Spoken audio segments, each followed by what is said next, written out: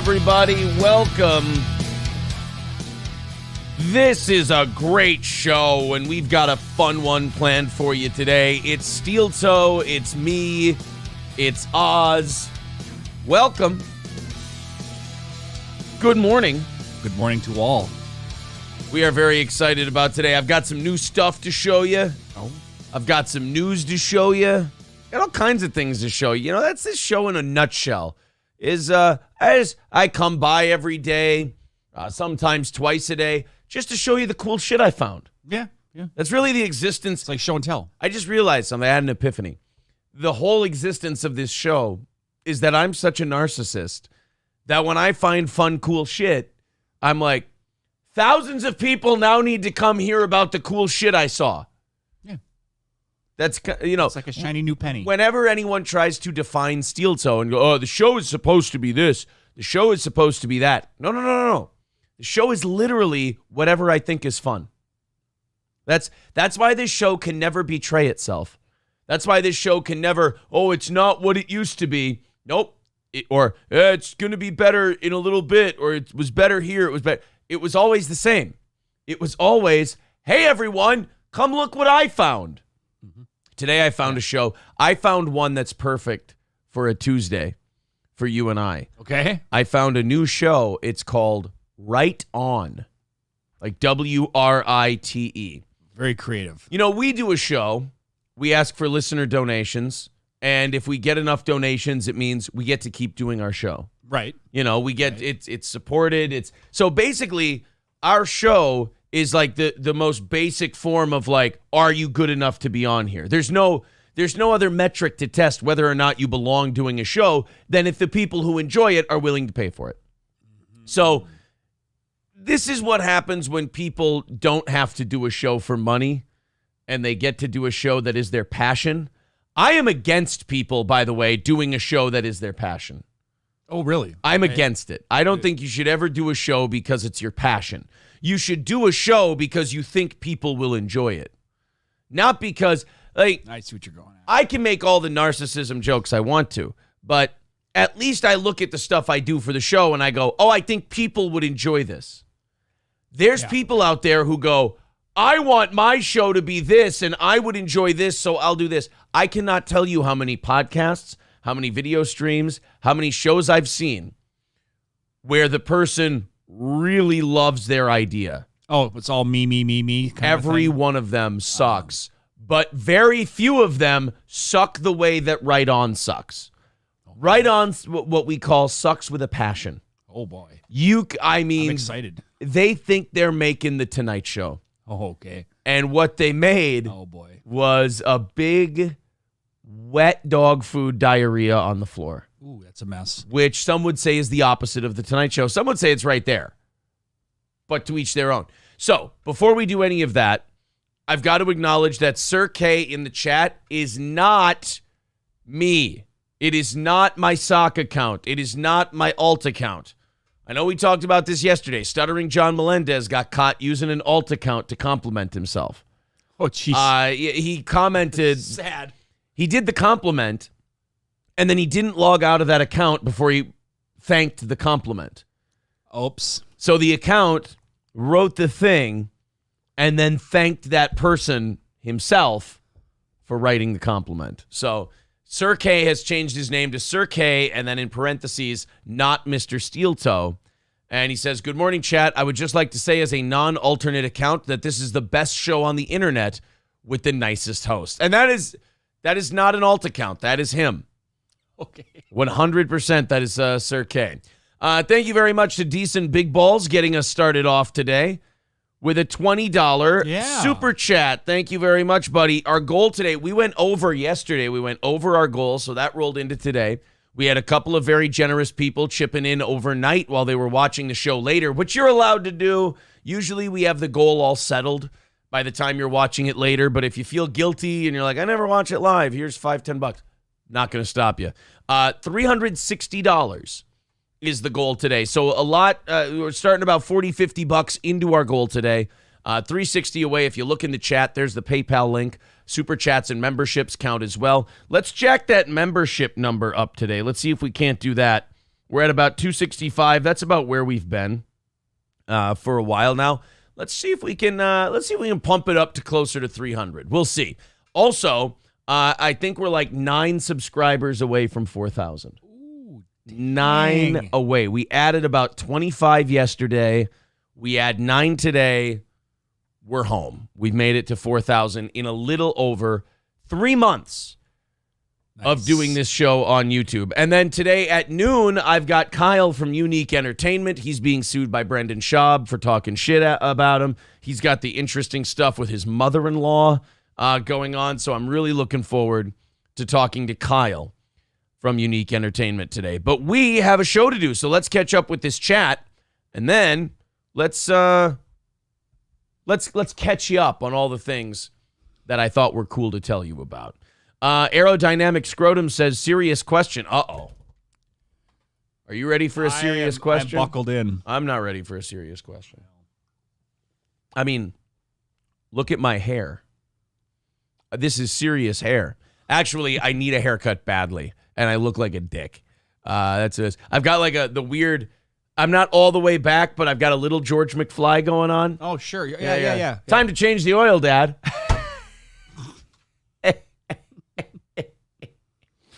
So, I'll get a haircut.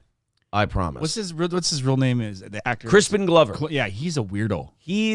I've seen him on talk shows. Fucking insane. Yeah. He did 2 episodes of Letterman back in the 80s or early 90s. That. I remember watching one of those. And he was insane. Mm-hmm. I mean, he was trying to kick David Letterman. He brought like a coin collection and wanted to show Dave his coin collection. I'm strong. I can kick. I can do things. You got to wonder if it's an act. It is. I mean, Crispin Glover is legit fucked up. Like, I think.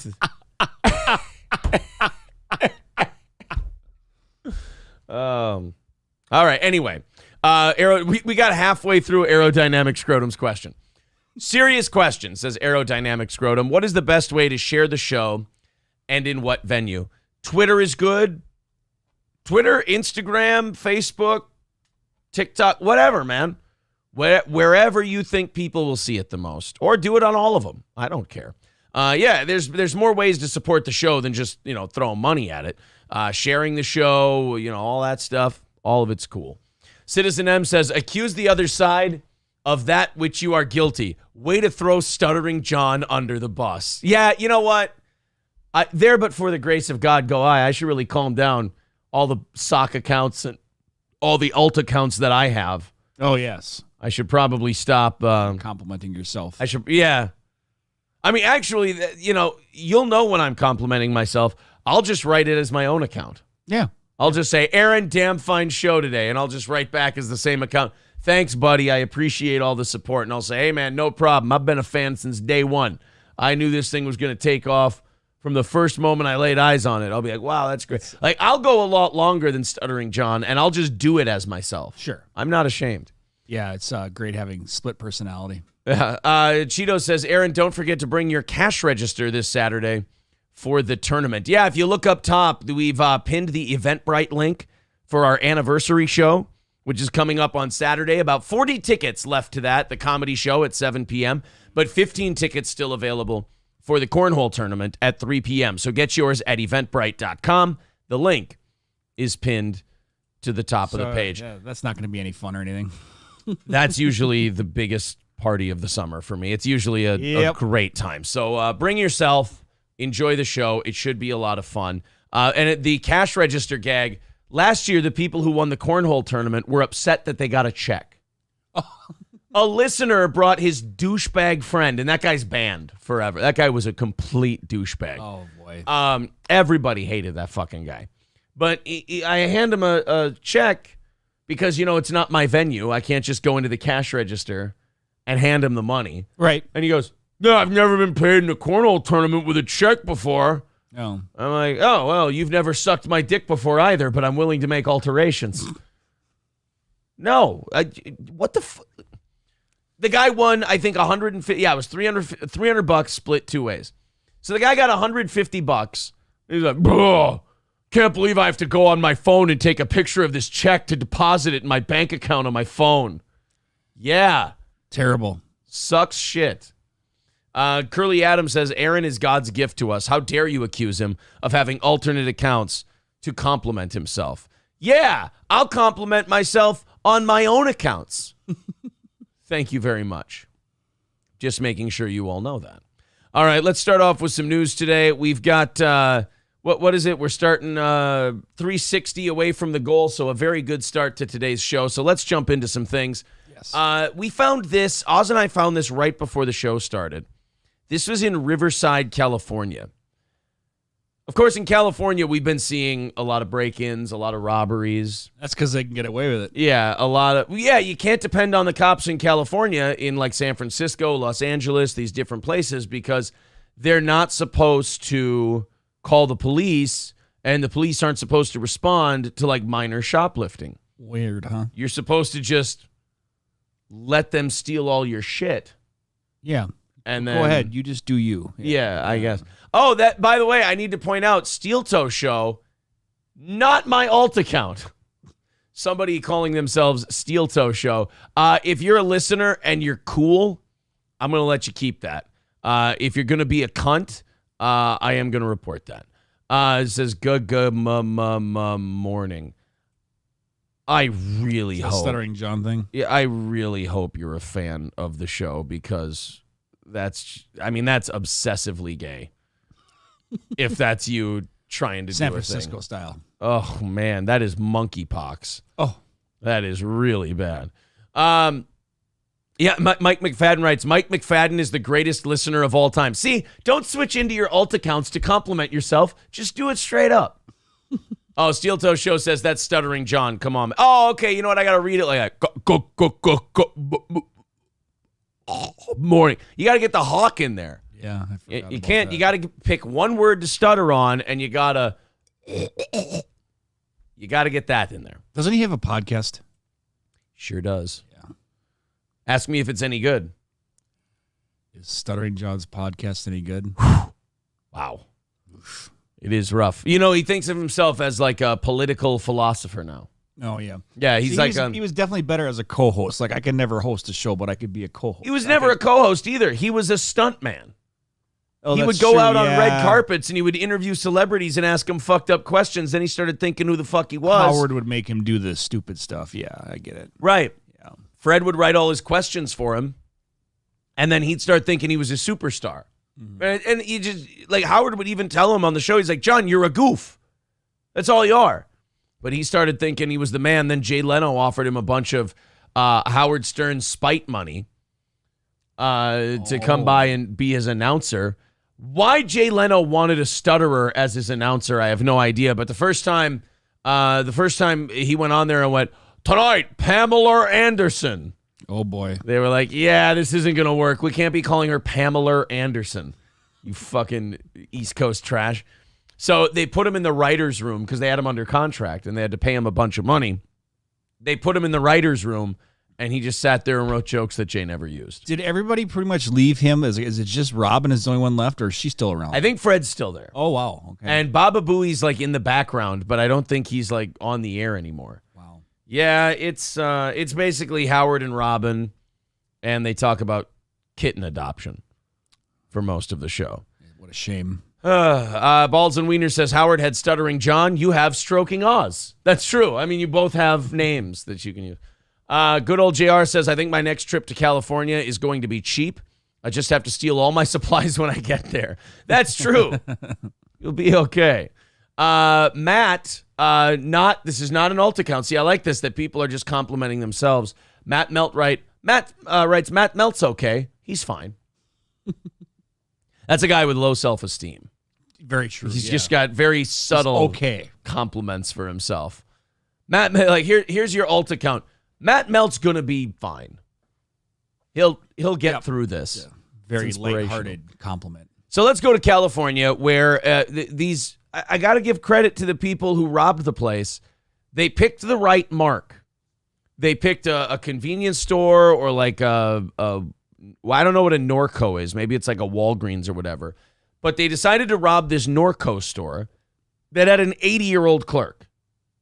I mean, come on. How hard can that be, right? Should be like cake, right? Pretty tough when the 80-year-old's got a fucking shotgun.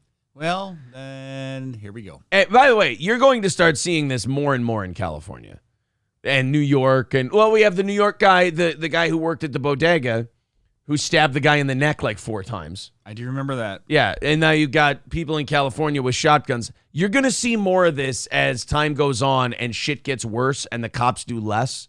You're just going to see more of this Mad Max shit going on in California. And by the way, I'm here to enjoy it. Let's watch this. You loot, we shoot. Yeah, this is from a Norco store in California. Michael Dipnick. Oh, fucking of course. We got. You know what's funny is these news stories will play commercials of movie trailers before their stories. But if you play certain movie trailers on YouTube, you'll get popped for copyrights. It's wonderful. Yeah, because you're helping basically spread their trailer. Yeah. That makes zero sense. Which is the idea of a trailer. The whole idea of a trailer is, hey, talk about our movie. Go see our movie. But if you show it on your channel, you get popped. That guy kind of ran out like a bitch, didn't he? I heard a little. I'd like to hear that screaming again. That was quite entertaining, actually.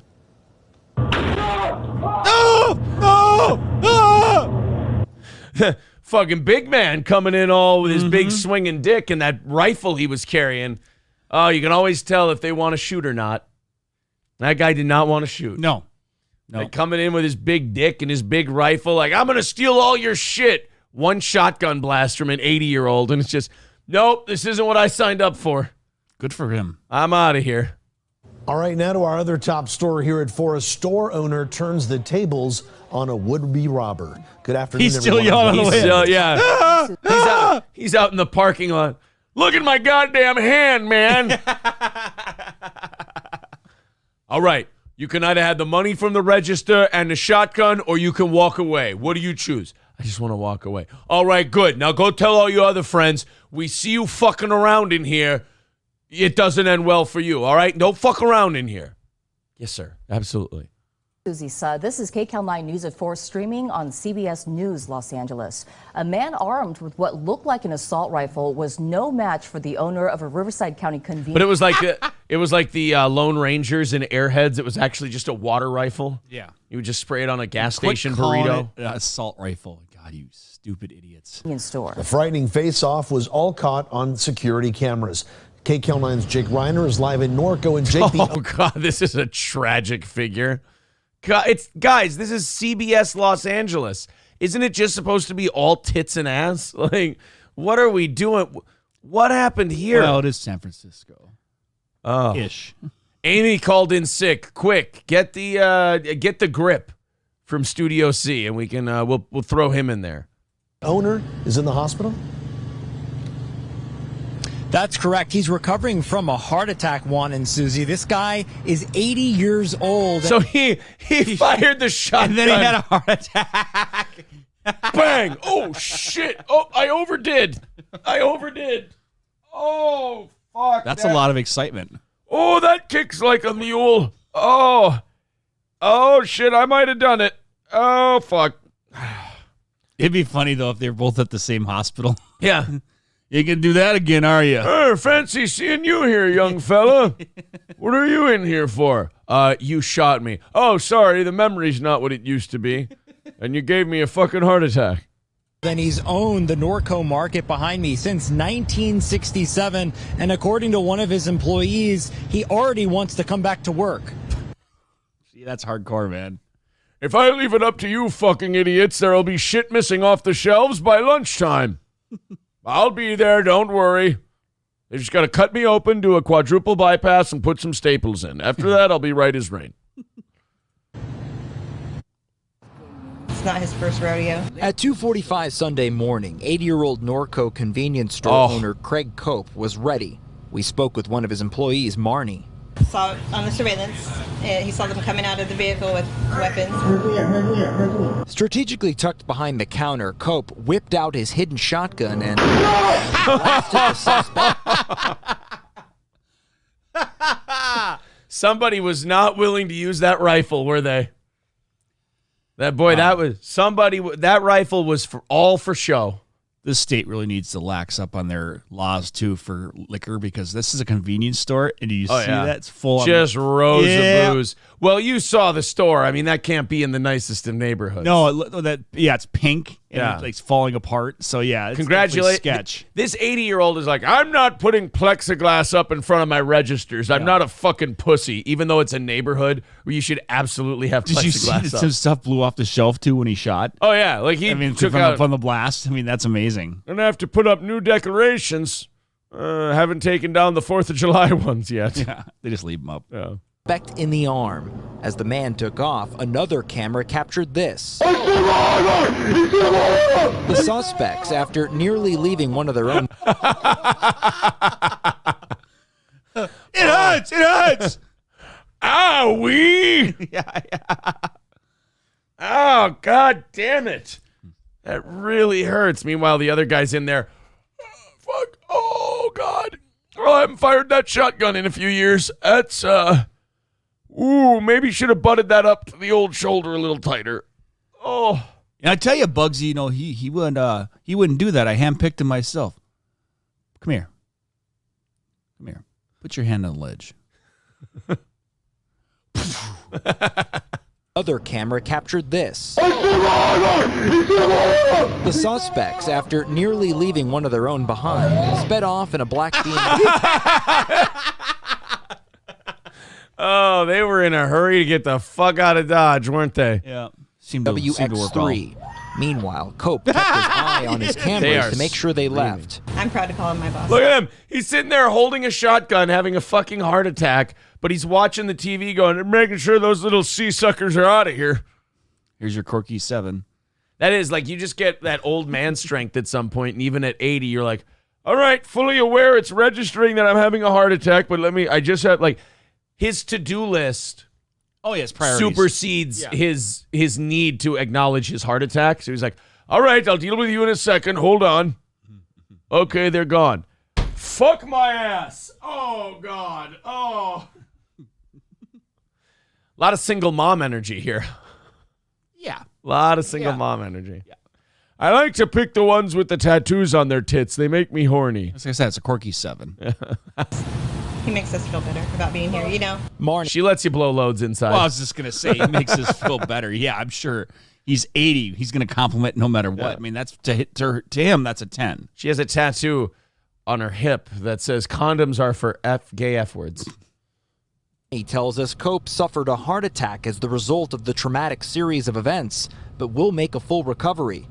As for the suspects, the Riverside County Sheriff's Department says all 4 of them showed up at a hospital. 3 of them were arrested while the guy who was shot is still recovering. I think it did. Marnie is referring to her boss and the newly installed high-def security cameras, something the owner put in place because a recent uptick in convenience store robberies. You know what's going to go way down at that store? Convenience store robberies. Yeah, what a concept, huh? Nobody's going in there. They're like, the word is out. That's not the place to go after. Yeah. You tell your friends you don't fuck around in here. Yeah, it's not worth it over a few bottles of Jägermeister, I don't think. The sheriff came in and warned me about, 8 months ago or so that this was going on and to keep an eye out and pay attention and be on your toes. Says the woman clearly stealing bottles of Captain Morgan. Yeah. So the Riverside County Sheriff's Department says that black BMW that you saw in the video was stolen. Then they also recovered. No. Wow. You're telling me those 4 geniuses didn't own a BMW? That they stole it? Knock me over with a feather. Holy shit. A number of stolen firearms within the vehicle. Oh. Now, 3 of those 4 suspects have been booked on charges of robbery and conspiracy, and they're being held on $500,000 bond in a then what's Riverside happening with the jail. 5th one, Reporting then? live in No, the 4th one. He's in the hospital. Oh, he had his arm almost blown off. He hasn't been charged yet. Oh, no, he got hit. They can't book him yet. Okay. He's too busy. They're holding his arm on right now. By a thread. Yeah, he's look, he's a little busy at the moment. He's a little tied up. Can I just say that the news said that a would-be criminal with an assault rifle got overtaken by a shotgun. I thought assault weapons were much more dangerous. Yeah, that's a good point. I love how they try to make the rifle the guy was holding while he got shot in the arm by a shotgun. There's such thing as an assault rifle. That's the funniest thing I still don't understand. Well, that's California so far. But they're like, oh, this rifle is the most dangerous there is. It's like, no, an 80-year-old man with a shotgun took care of that threat pretty quick. It looks scary. Oh, okay, all right. Can we send them more ammo, says Lab Glass. Yeah, how about instead of Ukraine, we start giving this country's convenience store owners weapons? They should all be armed. Yeah, some landmines, some Predator drones, shotguns, clearly. See, that that robber, he got disarmed. Yes, literally. Somebody writes, wait, stolen guns, you mean they didn't get them legally? Weird, right? Remarkable. Shocking. That it would end up that way. Brian M. says, I guess that robbery cost him an arm and a leg. Dave Dowling says, I am shocked the 80-year-old was not charged with making a criminal cry. If there's ever been a criminal... Especially in California. If there's ever been a criminal sob and scream, it would be that one. Yeah. That was brutal. How loud those guys... I mean, those guys were definitely thinking easy score that entire time. It was That's not, when the day goes completely wrong. Yeah. Yeah. Speaking of criminals, there's one that hasn't been charged yet on the other side of the country. New Jersey councilwoman Amy DeGeis has not been charged yet after taking her SUV through an intersection and drilling a cyclist. And we've got the video here for you. Oh, she fucked him up. According to that picture, it doesn't look like it was a good time. Yeah, Amy DeGeis apparently is accused of failing to slow or stop her car after striking the cyclist at the intersection of Forest Street. Oh, I can tell you why she didn't stop. Oh. She was at the intersection of Forest Street and Martin Luther King Drive last week. I'm stopping in this neighborhood? Are you out of your fucking mind? No. Oh, no. Actually, one person came to check on the cyclist to see if they were okay. Yeah. The other three came to pick through her pockets. I remember seeing that video. Yeah. Traffic camera video released by city officials on Tuesday afternoon shows the black SUV driven by DeGeis striking a man on a bicycle in the middle of the intersection on July 19th. I sure hope they have the video. Without ever slowing down before leaving the scene. So again, I don't believe, hasn't been charged with a crime yet. Here you go. This is NBC News' TikTok. This is their account of the situation. No, this is just the traffic camera. Oh, boy. No. Oh, no. Oh, boy. Oh, no. You stopped it just at the right time. Whee! Oh! Got the full ass over tea kettle flip. Twice. Yeah. Yeah, you got the whole flip there. Chubby just trying to use the bicycle to lose a few That's what saved her, though, a pounds. lot of cushion. You know? It is funny to watch a chubby person go airborne. It's kind of bounce. It's against nature's intention for them. If you're a fat person and you don't jump very high, you get past like 10 inches off the ground and you're like, fuck, what do I do? I've never been this high before. See, I wonder, but look at the light. Look at the light. Green. They had a green light. That's a red light going that way. So that means there's a green light going this way. Right, but that means the cyclist fucked up.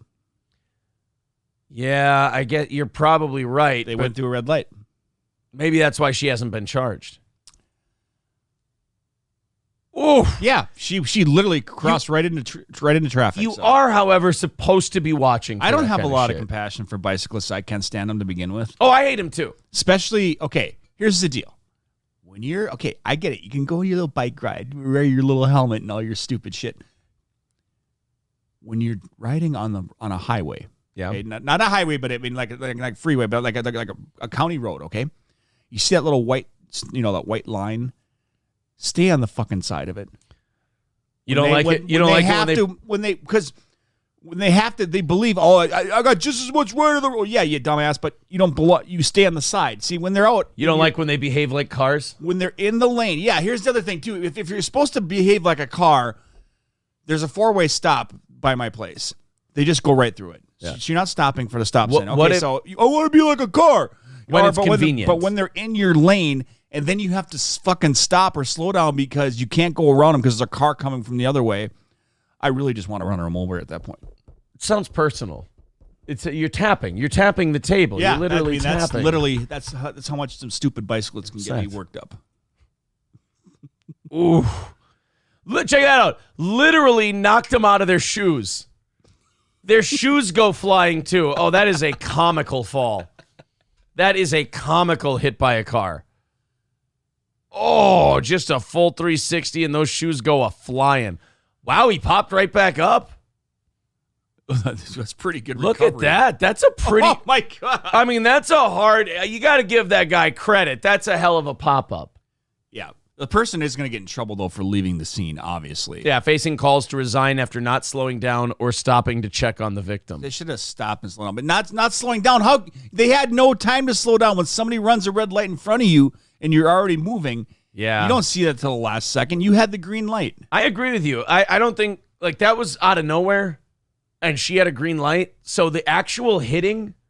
That part... I don't have a problem with that. But it's the evading or whatever, leaving the scene. That's going to the not stopping on Martin Luther King Boulevard to check on the person you just hit with a bicycle or hit on their bicycle with your vehicle. So she's no word on if she's going to be charged or anything else. Here's her Twitter account. Amy DeGeist, Jersey born and bred, councilwoman at large elect. At Hudson Dems, chairwoman too, educator, advocate, feminist. Oh, jeez. And I don't know what G cancel sign G means. I don't know what that means. Well, at any rate, looks like somebody might be in a wee bit of trouble. Yep. After that one. You're going to have to turn from a feminist into a cyclist. This is a hell of a pop-up, though. I'm really impressed by that guy's recovery speed. Yeah, I got lucky where he didn't actually get physically hit by the car. Right, she hit the back wheel, and then he went flipping. Yes. And then... Look at all the people agreeing with me. See, they understand. Yeah. Stay the fuck off the road. She sure educated that bike rider. She had to make sure she didn't blow numbers before turning herself in. Yeah, that's true. Yeah. If you're running through and you're hammered, it's like, oh, I can't stop. Are you out of your mind? The guy on the bicycle probably just stole the bike if he was in that area. Damn you, bike thieves! Ugh. Well, we start with some East Coast, West Coast crime for today's show. $360 away from our goal. Oh, let's do that fun thing. Let's see if we can knock out $100 each hour. Let's see if we can get this thing down to 300 in the next half hour. By the time we hit the top of the hour, we'll be under 300 and on our way to knocking out that goal today. Remember, anyone who throws in $10, is it $10 or more, I think, gets a dad joke on Oz. Also, a listener wrote in this week and said that they're sending a new dad joke book for you. Well, isn't that just like the coolest thing ever? Yeah, that you're going to get a new one. So because we are about... there's not much left. There's not much left in that That's one. all that's left. So it's either everything more than 5 or everything more than 10. I think it might have been 5. We're at 330 out of 400, so we are getting skimpy. Okay, so 70 more. That means if we knock out our goal today, we should be about done. So Super Chats, PayPal, and memberships all count. If you feel like chipping into the show, that is how we pay our bills and keep the business afloat. 360 away from our goal today. We started a little bit ahead. So if you feel like chipping in, please do. All right, this is my favorite thing I want to show you guys today. Boy, here we go. I found this on one of my favorite sites for prepping, r/cringe. Now, r/cringe found this show called Right On. Right on. This is a woman who I think has had a lot of boyfriends who pretend to really like her music because they want to fuck her. Oh, okay. I want to show you guys what that does to people. I know that guys think they're doing a good thing when they're like, oh, I don't want to hurt her feelings. Look, guys, you have to hurt their feelings because they're not going to hurt their own feelings. They're not going to tell themselves they suck. They're going to push their tits out a little bit, play their guitar, and ask you how they're doing. Oh, and you're going to go, oh, it's so good and awesome. And you think that it's harmless. I'm here to tell you it's not harmless. It leads to shit. Yeah. Like bad green screens and what looks like a cable access show. This is Kel Marie. I had to check the date on this. This came out yesterday. Oh, boy. This is a woman named Kel Marie, and she's got a show called Right On. WRITE on. Right On. And from the first 2 minutes that I saw yesterday, wow, really that quickly? Huh? It's really good. Let's check out the show that's going to put us completely out of business here on this internet space. Welcome to Right On at righton.com. This is a show introducing songs that have been written by Kel Marie. So the whole show is just about songs she wrote. Again, this is all the boyfriends and all the exes and everyone else telling her how talented and amazing she is, and nobody ever telling her, Kel, you've got to go get a job. You can't keep doing this. Who's been on quite a journey with her passion to get her songs heard. These were produced by myself, Bobby Bradshaw, here at our home studio. Do you like their set? Oh, yeah. It's a lovely marketplace couch and a nice IKEA desk. You don't think that this green screen is good? Well, I like the fact that she was cleaning the fake window with Windex. You don't like that either? God, you're tough. You are a tough sell, man. I must just be out of my mind. Oh. And with no further ado, here is the star of the show, Kel Marie. Right on! You know how often 30 seconds in, what do you think? Don't hold back. 20 plus years of working with bands and running the show. Hey. And everybody in the band's like, hey. Guy would come up, I can't hear my girlfriend. I was like, that's because she sucks. I'm trying to make your band sound good. Not her. It was just because they were hot. It's. Well, where's the hot girl in this? Show me the hot girl here. Show me the hot girl. Show me the hot girl in this one. I have yet to see. This is a woman who's in her 40s or 50s, and she's got, I'm going to guess Maybe that she was something in her 20s. Yeah, I'm guessing that Bobby Bradshaw is probably 15 to 20 years older than her, and he's got some money, so he funds her shit. Yep. And she's going to keep doing the music thing. Well, look, she's got a 13-minute show called Right On. This is the pilot. This is what's going to make it big. Yeah. Hello, I'm Kel Marie, singer-songwriter. With the and stripper now shoes. Our stage is finally clean. I am so excited for our show Right On. So we go, wait a minute, hold on. This is a trip. We go from the green screen studio to now we're just out in a pool. I don't know why. This must be Florida. They got it all screened in and everything. Maybe, yeah, so the geckos don't get in. Okay, she can't play for shit. Change the chord, you fuck. Each episode will introduce an original song either written and performed by myself please sing a song. Please. Or a fellow singer-songwriter Play some with more. music videos in the mix. Ooh. Shake. That fucking audio cut was so bad. They cut the audio out of the video before they cut the video, so you just get this hard, awkward. Now she's giving her dog treats as part of her show. Why did we start in the studio? She did a little quick 10-second thing in the studio. Then she went to the pool. Now we're feeding our dogs. This show is a fever dream. Shake. Let's see you play that wonderful D again. My songs are like my babies, and I can't wait to allow you into my life, my world, and our home. Oh, yeah, I can't wait either. I can't wait. It's like almost like not waiting for a vasectomy. Could you get into the mic when you talk, please? We can barely hear you. I have to say with this show, first of all, those are dogs, ma'am, not babies, but close. Second of all, no, they're fur babies. Get it? Very excited to hear your songs. Holy shit. Today, I am so honored to feature. Why the fuck did that just happen? So that's two instruments she can't play. What's next? The oboe? I'm waiting for another. Yeah. I'm sure it'll be something else. Yeah. I'm multi-talented. I play multiple instruments. I haven't heard one yet. I can't count one. It's like someone doing push-ups and like, I just did 10. I'm like, no, you did like 7 that were halfway. I can't count them. Feature my song called One of the Ones. One of the ones. Welcome to the show, folks. Let me guess. You're going to start with D. All right. Welcome to Right On at righton.com. Hey, in the house today. What? Okay, couple things wrong with this. One, who the fuck are you? He's a money man. Wait a minute. Are you the guest on the couch on your own show? Guarantee he's the guy who's putting the money in on this. All right, ladies and gentlemen, welcome to the Tonight Show. My name is Jay Leno. All right, coming to the desk now to interview me is Carrot Top. The only you know what I see here? Gary Zimmer. Oh, Gary Zimmerman? Yeah.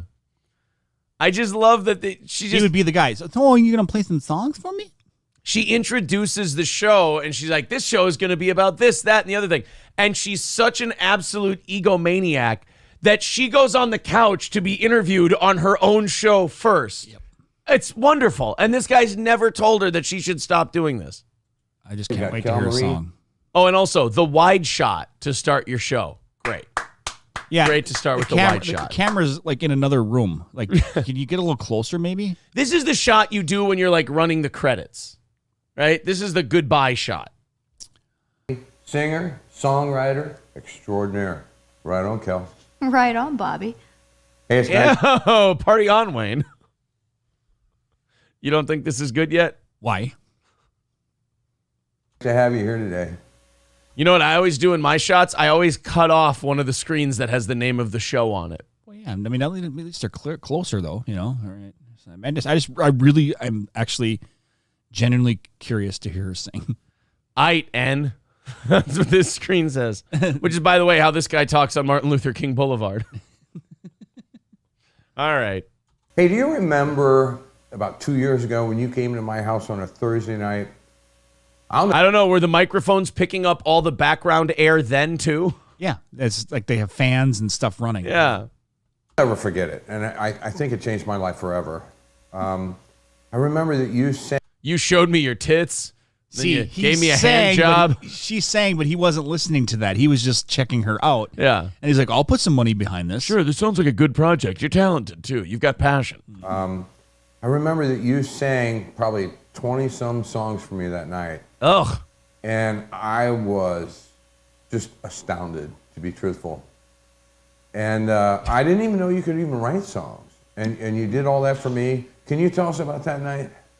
What a this is her show. Again, I started this by saying this is what happens when people do a show that's 100% based on what they want to do and doesn't consider the audience at all. Like, nobody ever asked her while she was making this public access disaster, who is this show for?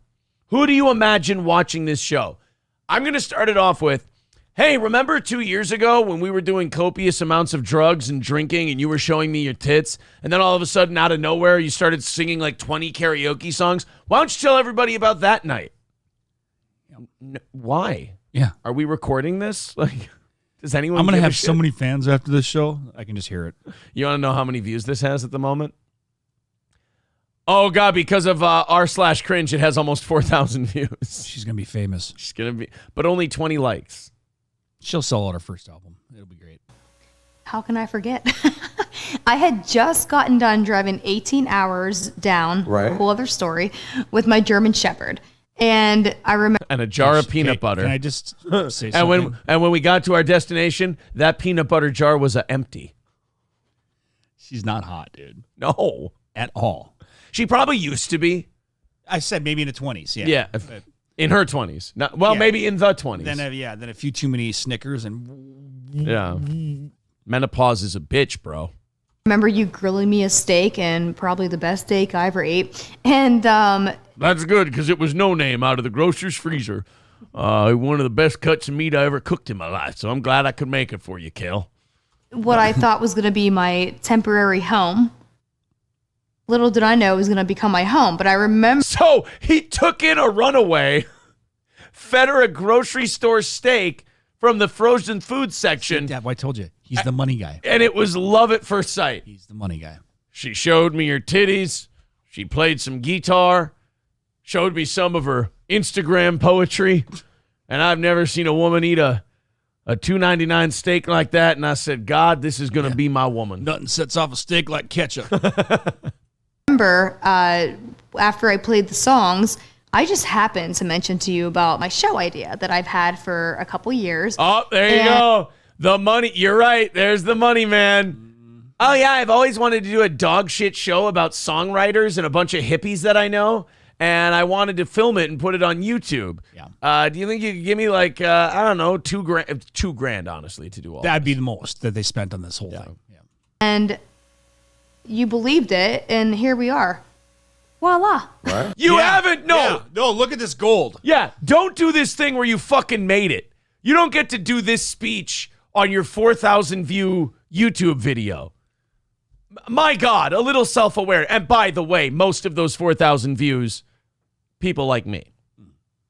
Right on. You don't get to tell the story about how you made it. First of all, Ralph from the Muppets as a human here, that's not a host. This is not a show. Stop it. You've cut off half your show name on the screen over here. He's wearing sunglasses, so he's cool. That is true. I did forget that he's wearing cool glasses. And she's wearing a sun hat inside. I'm sorry I'm pausing so much. There's a lot to notice. Hey, one thing I've always noticed about you, we've done a lot of venues together, played a lot of venues. Boobs. You always had this signature look. See? Yeah. If a signature means you look like shit. Yeah, we played a lot of venues together. All right, you got to name 3 that aren't strip clubs. Go. Yeah. Come on. Be honest. And busking outside of a Walmart doesn't count either. Nor your OnlyFans. Yeah. Right? Can you tell us about that, how that came to be? Lots of candy. Well, I showed you my tits. Calories. And I give you 2 blowjobs a month, and then you promised to book me at bars that you used to know. Feathers in the hat? Yeah. All right. Well, the feathers, I've always been obsessed with big earrings, big, cheap, fun earrings. Ankle holders. And the hat, I actually do have a story behind that. Well, let's hear it. Yeah, that'd be great for a show. I want to hear the story about your hat. Tell me about your hat. Hey, you bring your green hat. Come on. I got big earrings and a big hat, and I got stories for both of them. Cool. If you give me a hand job after the show, I'd love to hear them. Okay. 2016, I go to the mall to get my $5 haircut. Okay. I leave there with my hair soaking wet, no makeup, drenched rat, speed walk into a store to get accessories for my gigs. All of a sudden, slam. I legit did see stars. And it was a glass wall. I thought it was the entrance. I've got a Cool great story, bro. Yeah, I've got a great idea for a show. Oh wow, let's hear it. I'm here, the head of talent development at NBC. What's your show idea? I've got a show where I hold on to a guitar and tell stories about how I got my hat and walked into a wall. Yeah, good job. Well, how does a $50,000 startup bonus sound? Oh boy. Yeah. So I get the courage to maneuver on into the actual store, and that was the day that I discovered hats. And this has been my hat ever since. Okay, interesting. Right? Hey, That was the most awkward transition I've ever seen in the history of a show. Wow. I walked into a wall, then I went into the store and I bought a hat. It's almost as fascinating as Doc Brown falling and slipping, hitting his head, and then coming up with the idea for the flux capacitor. Only when she walked into a wall, she got enough brain damage to think of this show. Yes. Doc Brown hits his head. He creates time travel. Yes. She hits her head. She buys a shitty hat and gets a green screen. Wonderful. Marty, we've got to go back to the future to kill Kel Marie and stop her from making this abortion of a show. We've got to go back to 2016 and tear down that plexiglass wall, Marty. Yeah, that's where it all started. We've got to pretend to be mall construction and tear it down. Good Doc Brown goes to 2016. He already sees 18 people tearing down that wall. They must have watched it too.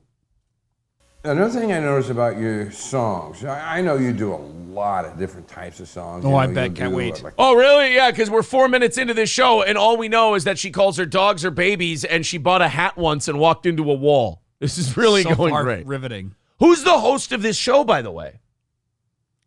Well, technically she is, But she's bouncing it off of him. he's sitting behind the power desk. Yep. By power desk, I mean the compressed sawdust IKEA desk. You know how quickly Alex Jones could break that like a karate master. Mm-hmm. Goddamn sons of bitches in the media and the CIA. Oh, this is not a dependable table. I need to be able to beat the shit out of these things. Something Took 3 hours to me put it kinda together. like country, and you'll do a pop song, a religious song, all these different things. Oh, This- I want to hear her do a pop song. This show actually almost didn't get made because they lost the Allen wrench. Wait, Kelly, we got some bad news. You might not be able to shoot your dream show, honey. Why is that? Because you lost that fucking Allen wrench again. I told you not to touch goddamn toolbox. Actually, it was the 10 millimeter. Oh, okay. But one thing I do notice about your songs is you don't adhere to like the norm, right? You know, You fucking Really? suck. No, you know what that means? What do you mean by don't know- norm? you don't know how to write a song. Like if you're famous and you don't adhere to norms, you're like groundbreaking. That's pretty cool. But if you haven't done shit and you don't obey the norms, that just means you don't know how to do some shit. Of course, I haven't heard her sing yet. I mean, if she might actually be good, then I'll have to eat all my words. Yeah, watch us have to walk all of this Yeah. back because she sounds like an angel. Yeah. where you do, everybody says you got to do 2 verses, you got to do a chorus, you know, you got to do this, you got to do that. And I notice you don't do that. Do you, Oh, you okay. haven't- Okay. Now I'm excited. I just Okay, I if just you're read that my far off the norm. In other words, you're unique or really shitty. yeah. Depending on if your cock is in her mouth. If your cock is in her mouth, she's groundbreaking and interesting. If you have no investment in her whatsoever, she's fucking dog shit. Any influences that directed you that way, or how'd that come out? Yeah, I've learned to dance to the beat of my own drum. I don't Okay, play by that's any cool. rule book. But Right. you know what? I Yo. think my biggest influencer I've learned from one of the best, Alanis Morissette. Oh yeah. Oh yeah. God, what a basic You bitch. didn't personally learn from her. Okay. Yeah. What a basic chick. She marches to the beat of her own drum. She's a bad bitch. She doesn't follow the rules. Let's have a boxing match. Oh my God. I want to fight. Oh, this Bobby Bradshaw just catering to her every whim. Yeah, he knows where they get the pee. She's great. Absolutely. Just great. Hey, I'll tell you what. The editing in this is so bad. Yeah, she's great. Yeah, she's great. And then bzzz. I want to get like 3 industrial fans blowing so we can make our shit sound like theirs today. They go from her one shot, which is they turned off his mic, so it's just her lav mic. And then, so you don't hear any air. And then when she's done talking, they do the cut, and then all of a sudden, boom. bzzz. This is fantastic. Turn off the goddamn vacuum, Bing Kev. Turn the vacuum up. Thank you. Trying to shoot in here and keep it professional. We're going to take a commercial break. No. We'll be right back with you. No, you're after a word. Okay, I want to. Who are you pointing at? First of all, I want. Well, nobody. Let's big screen this. I want to see what the commercial is. I do too. I'm Who, dying. like, who actually gave them money? I'm dying to see the commercial. And why is this? First of all, why are you wearing sunglasses on your TV show and a hat? Second of all, who the fuck are you pointing at? Our sponsors. Our sponsor. No, there's no Right sponsor. on. Right on, Kel. Oh, purchase Their online. own stuff. They don't have those Oh. sponsors. They're selling. They're pimping their own website. The Right On store. Purchase online at rightonkel.com. All items are homemade in our home studio. Oh, they make their own t-shirts, mugs, hats, Now, let me tell you how sad that is. We're a very small show. We still have a place that makes our merchandise so it doesn't look like dog shit. Oh, if we can do it, you can do it. Wow, man. Check. Oh, no. No. The bad art was bad enough, but now we're adding Or green screen. fucking Jimmy Buffett in here, and the 1990s Penn Jillette decided to show up. Who the fuck are these people? Check out that beautiful scenery, Bobby. Oh, How would you like to live on that island? It's just beautiful. You know, every day I get to come to work and see that. I'll tell you, most people don't have no clue what they're missing. Are they just for no reason doing an English accent character now? There's so much going on here. The fucking gall to put this out. The arrogance of putting something like this out. They do have a nice view, I guess. Watch, we change it. We're like, you know what? They do a good job. They do a really good job. All right, we got a few thank yous to throw out in a little bit. Let's wrap this. Let's get this wrapped up. That is awesome, man. It is awesome. Hey, Kevin, I noticed one thing about you. When you're on the show, you're an artist, right? I am. I try to be. So you do all this artwork and everything. What brings you? By the way, this is the same guy who was just at the desk. He's doing a British Australian thing now. Cheerio. And this guy is just some fucking lump that we haven't met yet, but he's just in the show now. To the store. You know what? I could use a coffee cup. I bought a condo a while back. I don't have my kitchen stuff down yet. And I'm tired of drinking coffee out of a styrofoam cup. I'd like a cool mug. Then go to the fucking dollar store and buy one. You know, I reckon that they're faking their accents. A little bit. I'm tired of eating me fish and chips off this newspaper. I really wish I could use me plates. Well, then go grab a plate, you dumb English cunt. Like, what are you... Okay, I got you. Hey, I pour me soup into me bare hands and then I slurp it up like this. But I'm always burning me fingers. It's proper to me. I thought that maybe if I sipped the chicken noodle soup out me hands and me did it fast enough, that I wouldn't burn me hands. But wouldn't you know, me hands is burned. Cheerio. I tried to drink tomato soup out of the toilet. It just tasted very watery. So I really need to go to your shop and buy me some soup bowls. All kinds of stuff. I mean, we got your pouring paints, right? We got your sand art. We got your candles. We also have T-shirts and hats. We got coffee cups my also. God. Matter of fact, I got some of this stuff right here, and you take that coffee cup with you. Wow, that's awesome. I think we need right-on coffee cups. I want right-on coffee cups. I think we should have Guys, should we just go buy this shit right now? I want a right-on Kel coffee cup for the show. The only problem is you're going to have to drink left-handed so I can show the logo. Unless it's on both sides. It fucking better be. Now, yes. Sorry, guys. The stream deck is fucking up. I'm sorry. Oh, it's being weird. Sorry about that, guys. There we go. No, I'm just. How much do you want to guess? I bet you they're $10 plus shipping. We're gonna go find out after we're done. We're gonna find out. All right. Right on, Kevin. Right on, Bobby. Hey, you know what? Let's get back to the show. Hey, we got to get there. Right on, man. Oh my God! They disappeared. Where'd they go? I am inevitable.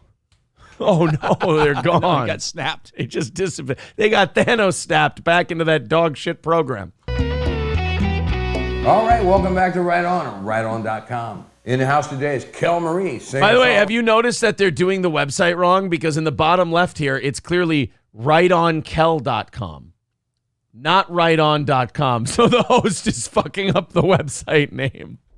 Hey, everybody, it's a Tonight Show with Jay Leno here on CBS. No, Jay, it's on NBC. Writer extraordinaire. You gonna play? She's got one of her songs today, one called One of the Ones. Kevin, I was thrilled to death that you asked me. I want to hear part this of that amazing song. strumming. Would you mind telling everybody how that song came to be? No. And then after that song, I'd like to go in the video and show the world what you've done. Aw. Well, thank you. I'm guessing she knows 3 chords, and all of her songs are based on those 3 chords. This fucking sound editing is driving me nuts. Oh, and by the way, for the fans of this show who go, oh, for your new set, why don't you use a green screen? This is why we won't be using a green screen. It looks like shit. Yeah. First off, thank you for producing it, for singing on it. And oh, weird. You mean this clearly... he's singing on it too. You mean the guy who's clearly bankrolling this whole thing is producing and processing and singing on the... I can't believe it. If you want to be money being thrown at you, you have to, pay homage. And for doing the music video for me. That was my pleasure. This song is very special to me, as you know. I believe it's God's song. It stemmed from... So we're ripping off God. Wow. That's nice. A few years back, I was on a rich man's boat. Right. And... She is a fucking stereotype. Holy shit. I was on a rich man's boat. I totally got there because he just thought I was so interesting. Yeah, he was there because of your music. Yeah. Especially in the mouth and asshole region. He really found me interesting. As he was boastfully yet kindly kind of showing off other mansions across the lake, I couldn't get what is the main part of the song like legit out of my head. Fast forward a couple years, and you know how I write. I usually like, if I don't do it right then and there, that 10 minutes or half an hour, it's like gone. Sure. This one lingered on. So you're in high school. You're a high school kid.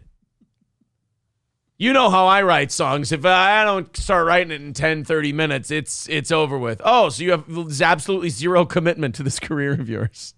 And I swear God gave me the course at 4 a.m. And here we are. So No. The pen that he put on that countertop was to stab yourself in the neck with. You misunderstood. You misunderstood what God was trying to tell you. It wasn't to write a song. It was...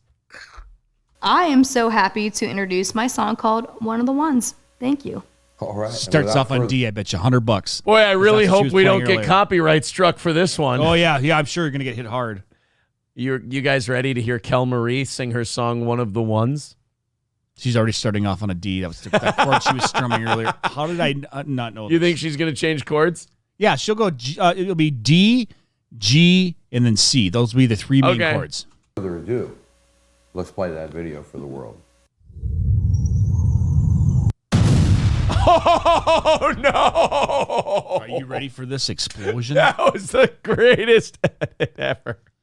So she wasn't even going to play. She was. I thought she was going to play it live. But now she's going to her video. Oh, I think I might like the music video better. I can't wait to see this production. Oh. I'm excited. One of the Ones, written by Kel Marie. Oh, yes. Yes.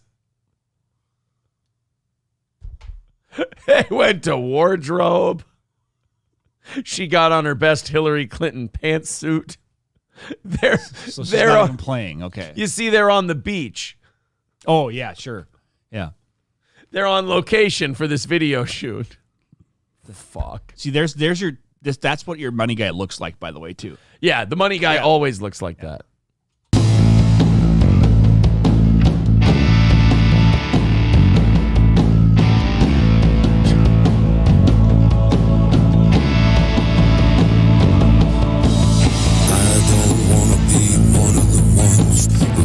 Like a king before the kingdom comes.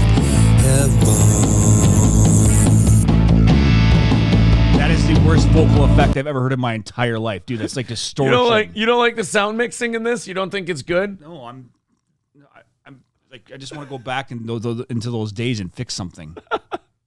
I mean, no. There's another hymn. No. Oh my God, Dr. Zayas, is that you? They're really taking this, this sci-fi effects to another level.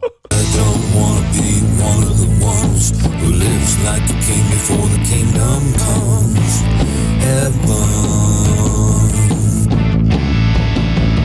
What the fuck? What's she doing, wiping her feet on? I don't want to be one of the... So she's doing tripling on his own vocals, basically.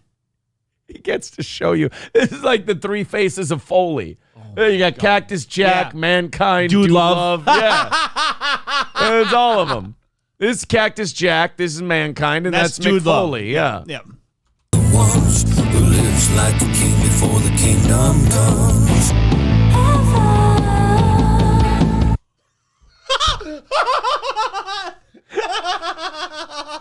Sing Tiptoe Through the Tulips, stupid. Okay, obviously that was way out. Did you hear how it's not? No, I can't hear anymore. What did you say? I can't hear. I mean, it's just the wholly off pitch. Okay, I mean, I'm sorry. I don't have words. I hear if you look into her eyes, you turn to stone. Oh no!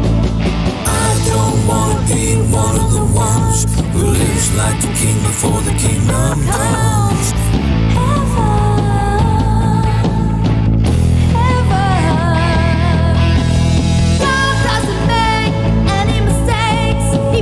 Why are we showing crucified men in our music video? This is horrific. Dude. Oh my God. This is what you make as a joke for your friends. Say, hey, check out this awesome. And then everybody just starts drinking and laughing. You're like, oh my God, that's funny. Dude. This is Marky Mark. You've got the touch. Yeah. Yes. Come on, we need that for our demo. Yeah, Boogie Nights. Yep. You're going to get paid when we get our record deal. By the way, the old guy who runs the studio in that movie? Yeah. Robert Downey Sr. I did not know that. Thought that was cool. Let's get to heaven because God doesn't make any mistakes. He made one. Yeah. I found one. We got one. I found a mistake. Oh my God, this woman is so powerful. She has proven the divinity of God false. Oof. With her mere existence.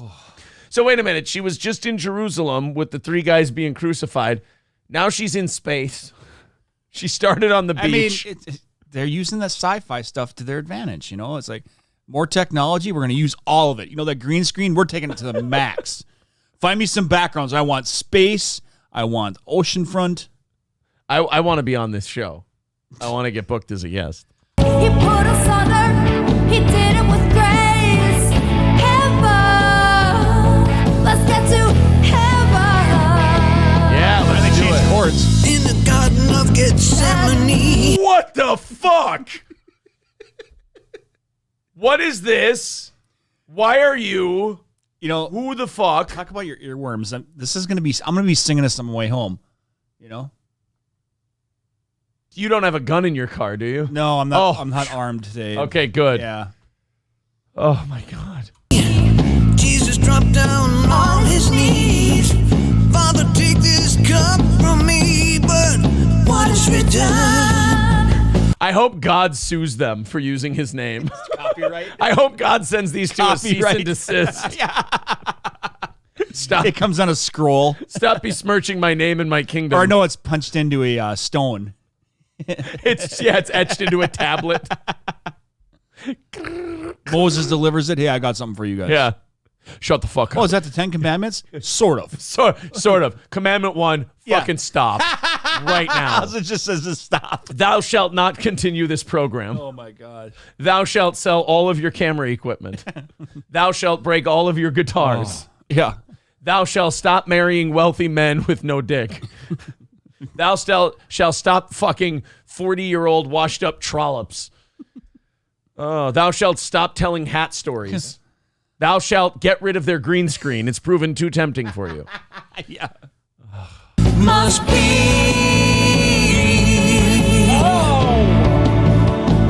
Oh no. I don't want to be one of the ones who lives like a king before the kingdom comes. Oh, she's not tripping on those stairs.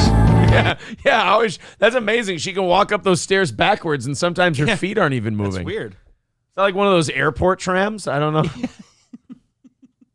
I don't know what that is. Because God doesn't make any mistakes. He put us under. He did it with grace. Heaven.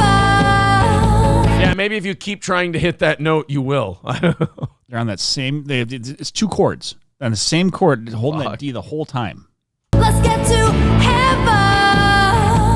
Because God doesn't make any mistakes. He put us under. He did it with grace. Heaven. Why was he there for a little bit? Because he had to still in his vocals, you know. Let's get to heaven. The Lord watched over Daniel in the lion's den. Jesus loved Mary Magdalene. In the blink of an eye, tribulation ends. Through faith we'll be together again. Let's get to heaven. Ooh.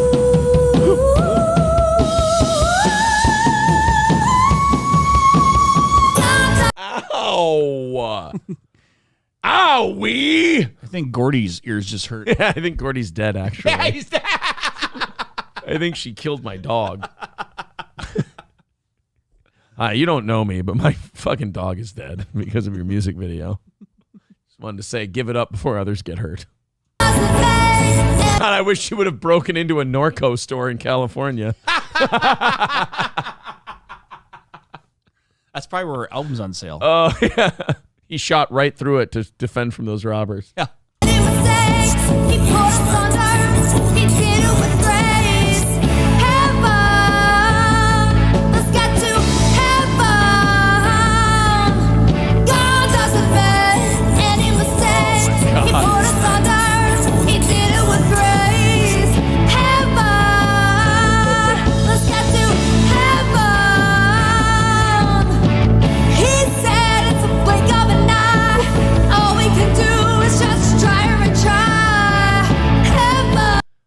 Can you believe she wrote this herself? These lyrics are fucking deep, I mean, bro.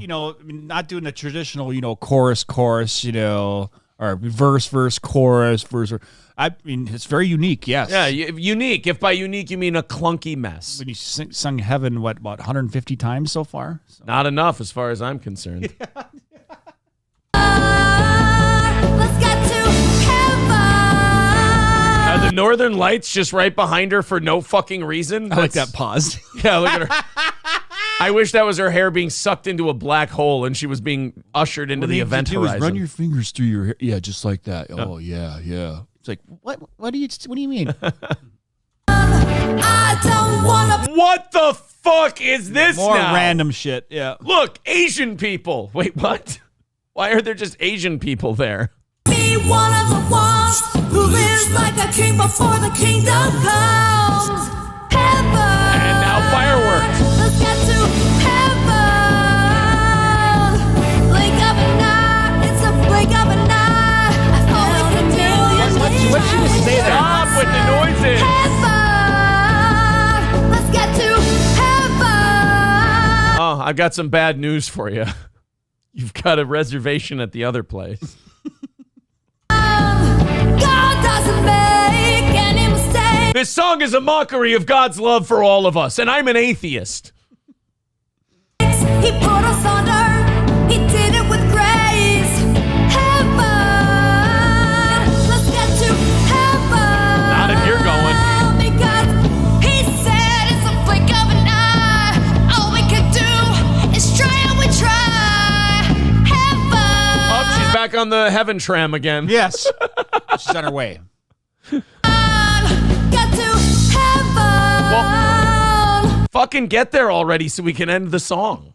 God doesn't make She disappeared any and came back. mistakes. Oh, there you go. Right on pilot. There it is. That's the end of the Right On Pilot. That You should guys- be the new intro song. You think so? Yes. Hey, you guys did it. You got through it. Woo! Easy Money says this is great. I loved it. I'm a big fan of her work. I have to be honest with you. Wow. We haven't really heard how God feels about this. Lightning just strikes the middle. I'll fucking tell you how I feel about it. Thank you to G Million with 99 cents in a super sticker. Mahalik says, have some shekels, goy, and gives us $5. Thank you. Gray Duckling with $4.99 says, why not? Thank you, pal. And Posterior Attention says, can I get an abortion dad joke? Can you throw Posterior Attention a dad joke for his $9.99? That was very generous of him. Thank you very much. I did a theatrical performance about puns. Oh, yeah? How'd it go? It was a play on words. Fuck you. It always ends the same way. All right, so that puts us $350 away from our goal today, but now I have to go to PayPal. And Oz, we're going to have some more dad jokes that you need to fire off from there. Good. We've got Christine with $10. PMS jokes are not funny. Oh, yeah? Period. Dylan with $10. What do you call a soldier who survived mustard gas and pepper spray? What? A Seasoned veteran. Then Jennifer writes, fuck those bikers, and throws in $10. Oh, no. The Energizer Bunny was arrested. Oh, yeah? He was charged with battery. Fucking A. All right, $315 away from our goal today. Thank you, Stephanie, for renewing your membership for another month. So an hour into the show, and we're about $100 into our goal. We're actually $15 away from that, but we're right in the neighborhood. Great job, guys. Awesome work. Thank you for your support. $315 away from the goal. There's the PayPal link in the chat. Also, super chats and memberships count. Oh, there's Fettuccine El Pupu renewing his membership for another month. That's 3 months. So we're at 310. Thank you, G Million, for the 4. That would be $5 from G Million total today. Thank you, buddy. 305 away from today's goal. So there you are, an hour into the show, $100 into the goal. Shit, let's keep her going, huh? By the end of this hour, let's get to 200, and we'll be right on pace to kick our goal right in the ass today. Thank you guys very much for your generosity. Apparently, you really enjoyed the Right On Kel show. Oh, yes. So, guys, the message has been received. We will continue to watch the Right On Kel show. I'm getting a coffee mug. As more episodes come out. Oh, here you go. There's the website. Right On YouTube Entertainment Production Show. Upcoming events. Songwriter Kel Marie introduces her brilliant Christian song called One of the Ones for the Right On pilot with video. Is this... Oh, this is the thing we already saw. Shoot. She has no live events coming up? What the fuck? Bookings?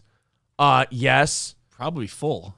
Yeah. Oh, why should I even send her an email? I mean, like, we're going to be able to hook a big star like that. No. Oh, boy. Here we go. August 15th. Right On episode 1 with Kel Marie and Rehab. Oh, we're getting an episode on the 15th of August. I'm excited. You guys want to watch Right On August 15th? I don't know why we wouldn't. Oh, Rehab's her song.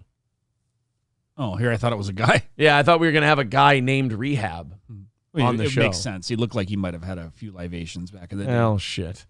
Aerodynamic Scrotum says, use my name. Oh, that's a good idea. We'll use somebody else's name when we book the show. I like that. You guys are smart. If we use our name, they're going to look up our show, and they're going to go, oh, yeah, fuck you guys.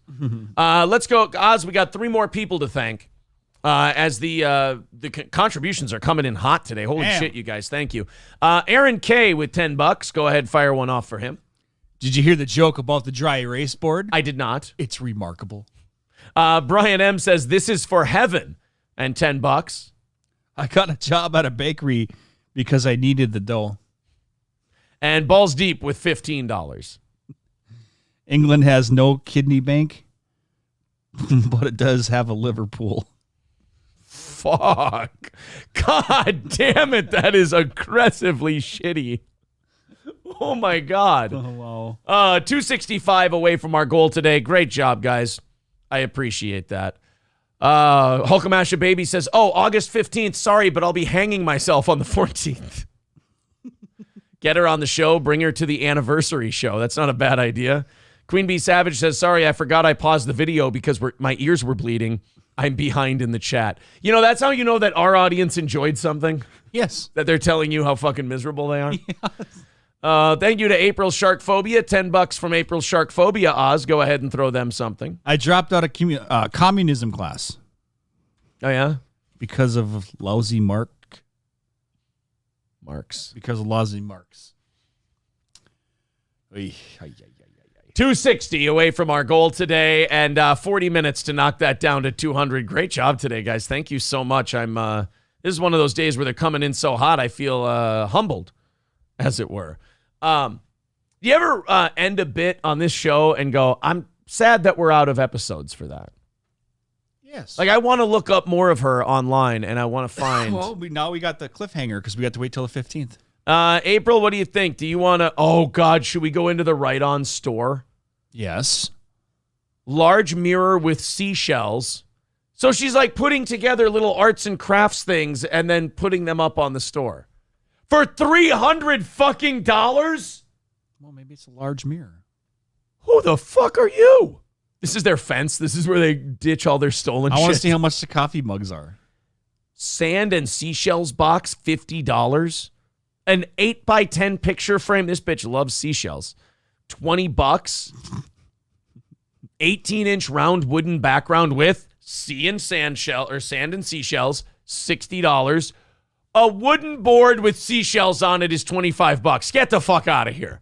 Oh, yeah, I didn't know all this gold was at the beach. And by the way, particle board with plastic shells is not wood with seashells, man. Starry night with, you guessed it, sand and seashells, $50. Holy shit. Oh, there's the coffee mug. Oh, the coffee mug, ready? $15 for your coffee 10 was mug. much. Yeah. Oh, man. And then you got shipping, so yeah. And then only $15 for the baseball cap. Ooh, a black logo t-shirt. Oh, you know what, dude? $20. I'm going to wear one of those shirts one of You those want days. one? All right, it's rightonkel.com/store. Okay. If you want some Right On merch. They got to keep that show going so my merch survives. Oh, man. You missed M.A. Mahalik's $10 super chat, Aaron. No, I didn't. I thanked him. Oh, wait. Is this a new one? Oh, he sent another one? No, I thanked M.A. Mahalik. Oh, I didn't read his chat. I'm sorry. I thought he called me a goy in his super chat. Am I going insane? What the I thought M.A. Mahalik sent us a super chat and called me a goy. Oh, he sent a second one. Fuck, am I dumb? Thank you, Lemmy. M.A. Mahalik says, here's to your new hearing aids after listening to that awful mess. You have violated my civil rights by playing that torturous audio. What the fuck is wrong with you, Aaron? I don't know. Call Benjamin Crump. Don't call me. All right, Oz, go ahead. Give M.A. Mahalik all the toilets in New York City's police station have been stolen. Police have nothing to go on. Yikes. April says, do I want to what? Do you want... Did you not hear the show the last hour? Do you want some Right On Kel merch? God. I mean, I got to be honest with you guys. I'm insulted. I'm absolutely... Especially that song. Well, no, I'm not talking about the beautiful parts of today's show. God, she's fucking tragic. But I need her. Yeah. I need that show to continue. Heaven! Have you heard this new band, Crucial Taunt? Yeah. I heard they wail. They wail. She was the lead singer of the Shitty Beatles, though. So it's not just a clever name. All right. Now we got to move into someone way less interesting than Right On Kel. Got to talk about Gordon Ramsay. Thank you, Trapper, for the $3 super sticker. Appreciate that. We got to move on to Gordon Ramsay. I'm sorry, guys. There are like sometimes in this show where we end something that I understand was 1,000% for me, but I hope it entertains you. But at the same time, I get sad that I have to move on. Like I don't want to. I want there to be more of that show existing. I don't like to leave gold laying around. I know. I don't like looking at the street that I just walked on and see it full of nuggets. Yeah, it's pay dirt, basically. Oh, wait, I checked again. Turns out they're shit nuggets. We can move on. Okay. We're okay. Gordon Ramsay has upset vegans. Boy, that's hard. Yeah. What do you do, cook a steak? Yeah. What do you eat one? Wait, look at a cow and have like a dismissive glance? Fucking vegans are upset. Jesus. If I don't put my fork twice through the dishwasher after having meatloaf, a vegan gets upset. It's not... Way to go for low-lying fruit.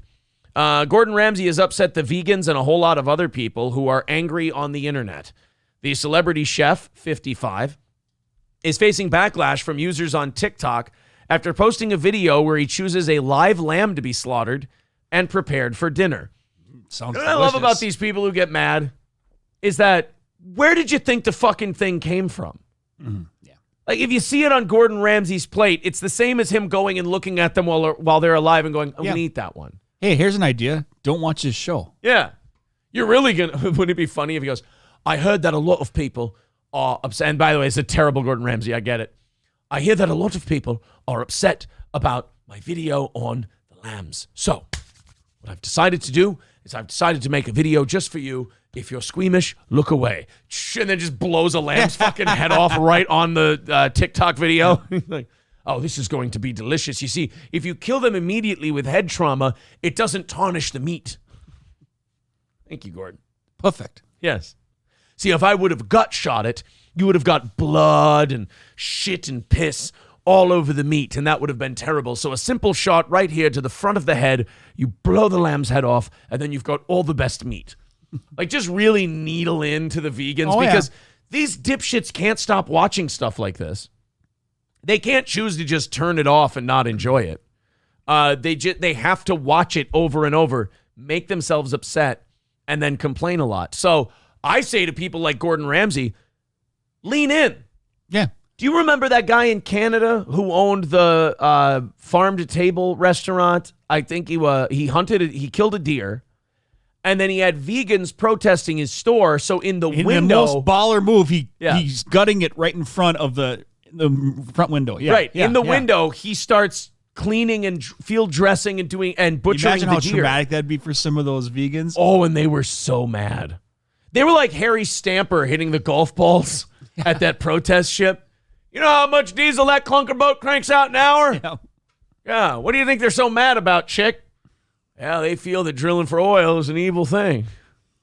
Gordon Ramsay has upset the vegans. In the video, which was posted Thursday, Ramsay climbs into a pen containing about 10 spotless lambs. Grinning furiously and rubbing his hands together, he says, I'm going to eat you. I love it. I love him. There's nothing better than that. God bless Gordon Ramsay. You want to watch it? I don't want to read any more of this to you guys. I want to just show you. Yes. Let's watch Gordon Ramsay taunt his food. I actually really like this. Oh, that's not going to work. I'm going to eat you. Yummy, yum, yum, yum, yum, yum. I've always liked him, though. Oh, yeah. Him and John Taffer. I'm a big fan of, like, millionaires yelling at poor people to fix their stores. I just like that kind of gimmick. Yummy, yum, yum, yum, yum, yum, yum. Which one's going in the oven first? You.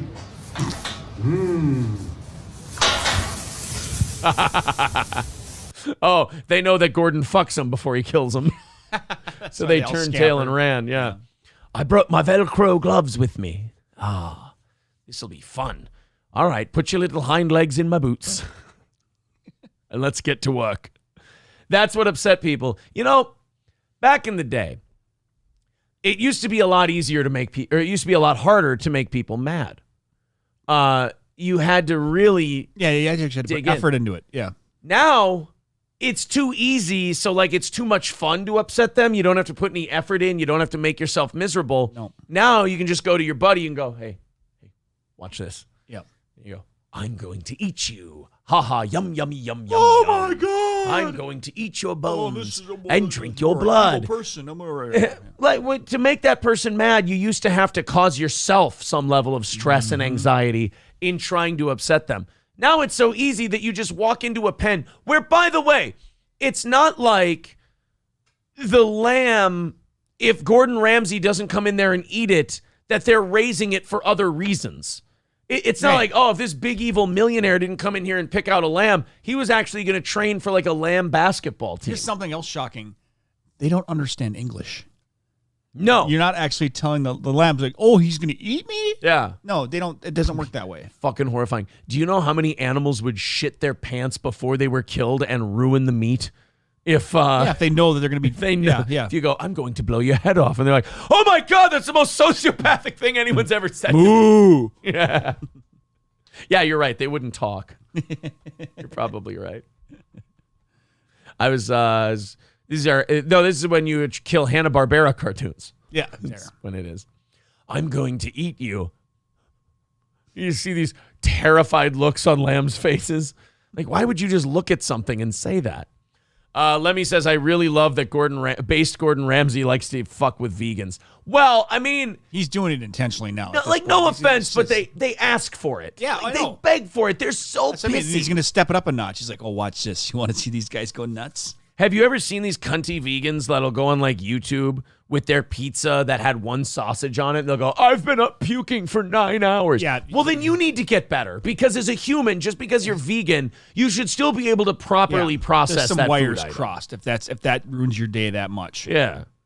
Gordon was required to eat it. God doesn't make any mistakes, says Ryobi. Yeah, we learned that. I mean, you know why he was eating that lamb? He was just trying to get to heaven. You know, oh, jeez. Remember that old joke? It's still relevant today, but you know how to tell if somebody's vegan?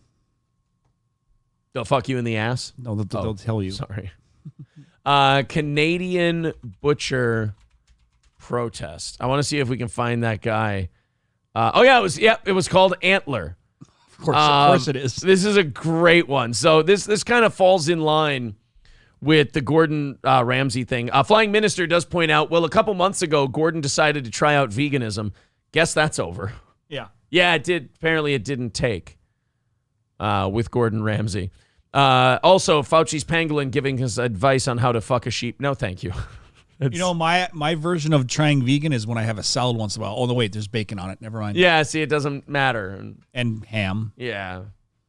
Actually, you never put lettuce on it, I notice, either. So you're just... I've been meaning to tell you, you're just eating bacon and ham. Yes. Sorry. I know you call it a salad, but... What's a meat salad? Your EKG shows that that's not a salad. Letting you know. Let's watch this. This is from a couple years ago. Speaking of fucking with vegans. The animal activists went to this Canadian restaurant called Antler and decided to protest the owner. This guy was the best. So he decided that he would respond in kind. Standing up for animals. I'm Natish Basono in the city's West End, where animal rights activists braved the cold and the rain to protest this restaurant. They're not happy with the menu here, which features game meat, and they're back again. Gay meat? Oh my God, you're going to get monkeypox. Not gay meat. Don't say game meat on the news. It's never going to sound good. No. It's never going to come out. Yeah, it's never going to come out the way it was written. Don't say the word hunt and then there's a K or a C word behind it. It's never going to work out. It's funny too. Well, the owner of the restaurant just got back from an elk hunt, and he brought back some game meat. What? He brought back some what? Oh, I'm sorry, game meat. Oh, I was about to go to that restaurant. Yeah. Sorry, I thought this was... It's all over. They just serve deer dicks. It's delicious. It's funny how this backfired, though, because afterwards, there was like, you had to get reservations because he was so busy for like months afterwards, because people were like, F him, we're going. Yeah, Antler's great. And after their protests made headlines all around the world. What do we want it? No! What do we want? Animal liberation! What do we want it? No! They always seem like such happy people. I always want to follow them because they seem like they're having such a good time. Yep. God. Celebration of life. It's always Fairuza Balk from American History X shouting at people for eating meat. There's what? It's another weekend, another protest for these animal rights activists outside Antler. Only 1 week after this happened. And this is what he's doing. So there he is, butchering a deer right in front of them at the front table. God bless this guy. This is the hero we deserve. They were gathered at the same spot last week when they say Antler's owner, Michael Hunter, taunted them by bringing out a deer leg to the front window and cutting it up in front of them. Pretty shocked, actually, when he brought out the deer leg, started to carve it up there in front of. I think that was the point, Matt. Yeah. I think that was the reason he brought it out. Oh, thanks, Mr. Obvious. Eminem looks like shit, by the way. Yeah. Everyone like that. He's very much antagonizing the people, so very shocked at that point. But you know what? It helps galvanize the community and look at the people that it's brought out at this point. It sure does. They all go to eat there now. Yes. Activists say they're concerned with the restaurant's menu that includes foie gras, the fattened liver of a goose or duck, and game meat like boar, venison, and bison. Sounds fucking delicious. Yeah. I want to try some boar. Yeah. If I want to try some boar, I'll go talk to these protesters. Some of all places, why do you keep coming back here? So the reason I keep coming back is I don't have a home and I sleep in this laundromat. If anybody ever looks like a vegan, I'm sorry, but that's my dictionary definition right there. Ma'am, you're snotting right here. Ma'am, you've got goobers. Because she doesn't have enough protein in her diet. Right. You have a runny nose. You're always sick because you're just eating plants all the time. Oh, sorry. My dryer's done. I do neighborhood grassroots activism. Antlers in my neighborhood. And so you just fuck with people and annoy them for fun. Cool. And the point of You know, if I saw more vegans who were like joyful people, it might make me think there's something to it, but they're always pissed off about something. Yeah. They're always mad. They're always angry. And they're mad at their own nature. It's fucked up. repeated times is to eventually have dialogue. It's getting the owner of the restaurant out of his comfort zone, and it's been successful with other restaurants who actually have made menu changes. We reached out. I don't think that guy's feeling like going out of his comfort zone. He's cutting up a deer carcass in front of you. Yeah, and he's not even looking at it. He's just do. Yeah. You should cook it up and bring it out to him. Like, have you guys ever tried it, though? Samples? Like, yeah, come on. Give it a shot. So you should start all puking on the side. Ugh. We reached out to Michael Hunter, the owner of the restaurant.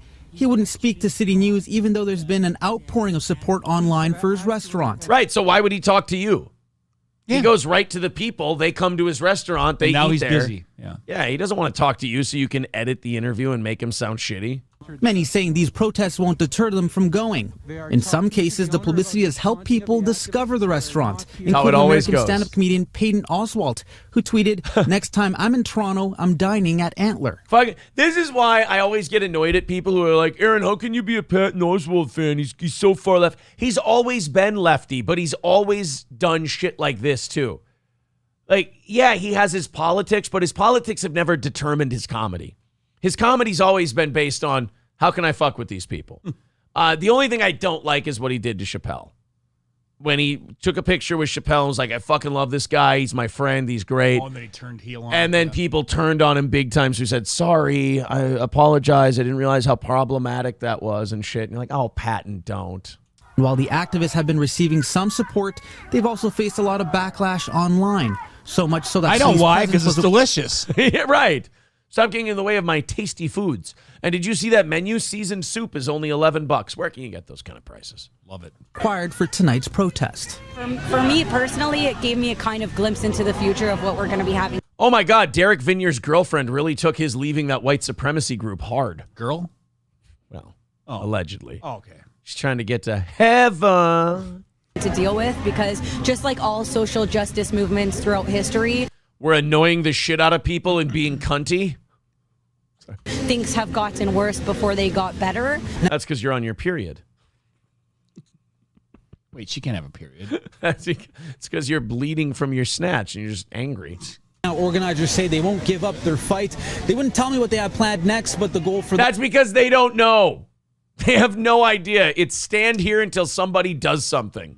And then that guy starts carving up meat, and then eventually they'll just go, I don't think he's coming out. I feel bad for those two cops, too. They drew the short straw on that Yeah. one. Like, oh, you got to go down to the protest. Oh, Can you please send me to the inner city to check on the projects yeah. door Can to I get door? shot at instead? Yeah. Can I just go to the crack stacks and knock on every apartment door Yes, instead? and then pray. I won't even charge you guys overtime for it. And I won't end up in heaven. Heaven. I love that their whole thing, they're like, we just want to create a dialogue with the owner. Oh, that's a great tactic. Block his entryway, call him a murderer, yell shit at him until he comes to have a calm discussion with Yeah, you. it's a really weird description of dialogue. Oh, I'm sorry, guys. I'm butchering another deer. That's a poodle. That's my poodle. Oh, sorry about that. That's, well, you got a hell of a shank here for a poodle. Tastes like chicken. Oh. them is to have a healthy dialogue and to see some sort of change in the city's West End. Some kind of change. Well, here's a change. I have an idea for change. Go somewhere else, and then you won't have to see this restaurant. Just an idea. Not telling you what you have to do. It just seems like you guys are getting really angry, and I just don't want to see you so mad. There's a memory I posted from a few years ago where I saw this online, and it's basically somebody commenting on a picture, but it's a picture of a cow, and it says, how could you eat this beautiful animal? And then the guy writes down and goes, is this rhetorical, or are you looking for recipes? I mean, yeah. I mean, rhetorical question, my friend. How can you eat this? I mean, have you tasted it? I mean, have you had it like a T-bone steak? I'm sorry, but a ribeye. I mean, I'll flank. I'll tell you if you want me to, but it seems like it's going to hurt your feelings, if I may. Ribs. Oh, you guys are doing awesome today, man. Thank you guys so much for all the support that's been cruising in. $255 away from our goal today, so technically just $55 away from staying on pace. in the next 20 minutes. So if you feel like chipping in, a lot of people already have today. Dad jokes, of course, over, I think, $5. We're doing dad jokes. Thank you so much. Becoming a member is awesome, too. Those of you who have become members, thanks for pumping up those numbers. We do a free 7 o'clock Sunday evening show for members only and Patreon subscribers only. We're going to start doing those at 7 o'clock because a lot of people, when we try to shoehorn them in whenever we can, we did it at 5 something last week, and people were like, oh, I have a hard time finding it after it goes live. So we're just going to do it at 7 and just stick with that. Sorry about that. Flying Minister says, protesting in front of the restaurant is not the way to induce a healthy dialogue. Shh, don't tell them that. Then they'll stop doing it and we won't be able to make fun of them for being stupid. Yeah, don't take our material. Yeah, so don't ruin it for Don't ruin our everybody content. else. Yeah. I'm trying to make a fucking living here. I got 3 kids, all right? I got to pay for this shit. Don't tell these vegans to start being reasonable. There aren't that many episodes of Right On for me to watch, all right? Fire Ginger says, how hungover will you be this Sunday? Oh, I forgot about that. We got the anniversary show. That Sunday show might be a bit rough for me to do. Fuck, the Monday show might be rough for me to do. Good Lord. Let's go ahead and check this out. People are asking how close to 4,000 are we? Let's find out. Ooh, 4 away. Oz, it looks like we could be going over. Damn. The 4K mark during today's show. Wow. We're also near 700 subs in the last 25 days. Over 130,000 views in the last 25 days. Thank you guys very much. 4 subs away. So if you're liking the show, do a couple of things for me quick. Oh, poop. I have to reset it. Every once in a while, this thing resets on me. And I have to redo it. What is this? Right on, Kel? Hit the subscribe button, smash that like button, and click the bell to get notifications. If you want to go to heaven. Heaven. By the way, if you like the video, it helps the algorithm for later. So if you're watching, hit like. We get that into the high 100s, low 200s a lot of the time, and it really helps cycle through to other channels after we go live. You know what? Easy Money says the owner misunderstood. He was trying to work with the vegans. He didn't know they said backlash. He thought they said backstraps. Oh. It's an easy mistake to make. I get it. Coltrane says, everyone buy Aaron purposely shitty old fashions. I'll be there Saturday. Sounds like rain most of the day, so hopefully the bags tournament goes off fine. First of all, it's Stoney's. You're not going to get a bad old fashioned. We'll do the bags tournament in the garage if we have to. Yeah. We'll do it. We'll get that fucking bags tournament in. Is that true? Saturday. Oh, Saturday, 48% chance of rain and 79. Oh, I wanted to sit outside. We can still do, they got the garage now. Well, that's Stoney's true, garage. so we can still sort of So you're still outside. You open the garage door, you let it rain outside, you hang out outside. They got a full bar there. It's pretty cool. So eventbrite.com, 40 tickets left to the comedy show, 15 tickets for the cornhole tournament. Guys, here's what I'll promise you. If the cornhole tournament gets rained out, we will refund everyone's money that day who's in it. So sign up for the tournament as if it's going to happen. If the tournament doesn't happen, we'll still pay out. If it rains and you guys don't want your money back and you want to find a way to set up some boards wherever we can and actually play, we'll do it. We don't have a comedy show till 8, so if we got to move shit around in the garage, I'm doing this I'm planning this for Cheetos. If we have to move shit around in the fucking bar, man, who gives a shit? Let's throw the boards in there. We'll have a tournament. Like if we have 32 people signed up for the tournament, 16 want their money back, we'll do an 8-person tournament inside. I think he would have enough room on that one side when you walk into the right. He's got that extra room in the back there. Yeah. That's a lot. That's big enough. We're all big guys. We can move tables around and shit. It's no problem. So even if it rains, we're still going to have that tournament. But pinned to the top of this chat is the Eventbrite link.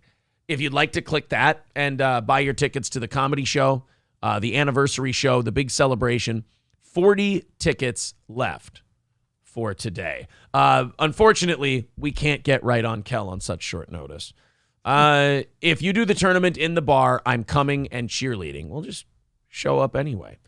Michael Boscovich says the Great Reset. I don't know where that came from. Aaron's Meaty Lobe says, Daddy, if it's going to rain, I don't want you to take me. Hey, Gordy, you got to switch your name back to Gordy and not Aaron's Meaty Lobes if you're going to write as Gordy. Just letting you know. Unless you're saying that my meaty earlobes talk to me, in which case, that's commitment. Queen Bee Savage says, hurry, everyone. Hit that. No, don't hit the unsubscribe button. That'd be a fucking dog shit move when we're this close to 4,000. Queen Bee Savage, I'll fucking ban you for that. 3,997. Oz, we're only 3 away. So close. From 4,000. 3 subs away from knocking out 4K in a little over 3 months. How many drinks until Aaron becomes shirtless? I mean, it depends on how strong they are. I mean, if they're really strong, half. If they're a little weaker, 2. We'll see. 255 away from our goal this morning. Thank you guys very much for the awesome support. Let's keep her going. Let's talk about the scourge of the whole world right now. Joe Biden. No, I'm kidding. MonkeyPox. 5,189 cases of monkeypox so far in the United States. We've hit the... Oh, no, this could be the world. Nope, it's okay. Just the United States. 5,189 cases of monkeypox. Shut it down. So, are we acknowledging yet? Because I know the World Health Organization acknowledged that this is like almost unanimously gay dudes getting this. And not just gay dudes. Like gay dudes with husbands, turns out they're doing okay. Gay dudes who just like mass fuck multiple other people are getting monkeypox. And like, I'm not a religious guy, but I feel like sometimes if it's not God, then it's nature telling you like, hey man, we got to put a roadblock here so you stop fucking 8 different dudes in a night. Like we got to do, I'm sorry, man. I got to make you sick. Like I really do have to make you sick or you won't stop. Wow. But we're also learning that even if you go ahead and make them sick, they're still going to fuck 8 people at a time and pass it on to others. There's this really, there's this funny meme going around where it's like how to prevent monkeypox. And it shows a man and a woman coming out of a church after getting married. It shows a man and a woman with their children. You could even add like to the how to prevent monkeypox. If you really want to go crazy with it, you could just have 2 gay guys getting married. Because like 2 gay guys getting married and just fucking each other, you're not going to get monkeypox from that. Yep. It's just really hypersexual gay dudes passing around monkeypox. And you know, can we just take a break off of Windsock Wednesdays? Yeah, if you guys could cancel Windsock Wednesdays, that would go a long way in fixing this whole thing. Yeah. And you know, it's amazing. Like you look at COVID and they're like, shut down your businesses. Don't go outside. Don't go to school. Don't do anything. And it's like, oh, who does this kill and affect? And like really old people, obese people, and sick people. Well, can't we just put them inside and then the rest of us carry the economy on our backs? No! What do you want, everyone to be dead? Everyone will fucking die if you don't do this. And put a mask on everywhere you go because if you breathe, you could die. Okay, we'll put a mask on. We'll shut down our businesses. We'll kill the economy, everything else. For a disease that we knew affected a very specific group of people. Now we have a disease where we know exactly how it spread, who it spread to, and now the same people who were like, let's overgeneralize and shut everything down are now going, look, don't even mention that it's gay dudes. Don't even mention that it's gangbangs. Don't even mention that this whole thing started swelling during Pride Month. Don't you dare tell gay people to stop butt fucking massive amounts of people. That's prejudice. There's not a whole lot of clubs we'd have to close down. You know, like the 90s, Gaping Gerards. Gaping Gerards, though, you would admit we'd miss it. True. You just get in there and that house music, it owns you. You know, it's like boom, boom, boom, boom, boom, boom, boom, boom. Do you find it hard to hide the fact that you're gay? I beg your pardon, Will. Yeah, I mean, I don't care. It's okay with me if you putt from the rough. What is this? Putting from the rough. By the way, you ready for some real autism? I'm going to look it up just to make sure. The psychiatrist in Good Will Hunting. Oh, wow. His name, that psychiatrist they go to and he accuses of putting from the rough. George Plimpton. That's George Plimpton. If I get that right, Psychiatrist in Goodwill Hunting. No, not Robin Williams' character. How fucking dare you? There you go, George Plimpton. Okay. I feel really good about that. I saw him in a boxing documentary once. I think he's like a sports writer. And he's not even an actor, I don't think. And he was talking, and I'm like, holy shit, that's the putting from the rough guy in Goodwill Hunting. I was really happy. Coltrane with $5 says promiscuous pride penis pox. No, that's not what it's called. Tucker told you what it's called now. Schlong COVID? Exactly. Schlong COVID. But thank you very much, Coltrane, for that $5. We are $250 away from our goal today. We are cruising. Let's see if we can knock out 50 more in the next 10 minutes before 8 o'clock. There's the PayPal link in the chat. Super chats and memberships count. Thank you very much for helping us hit that goal today.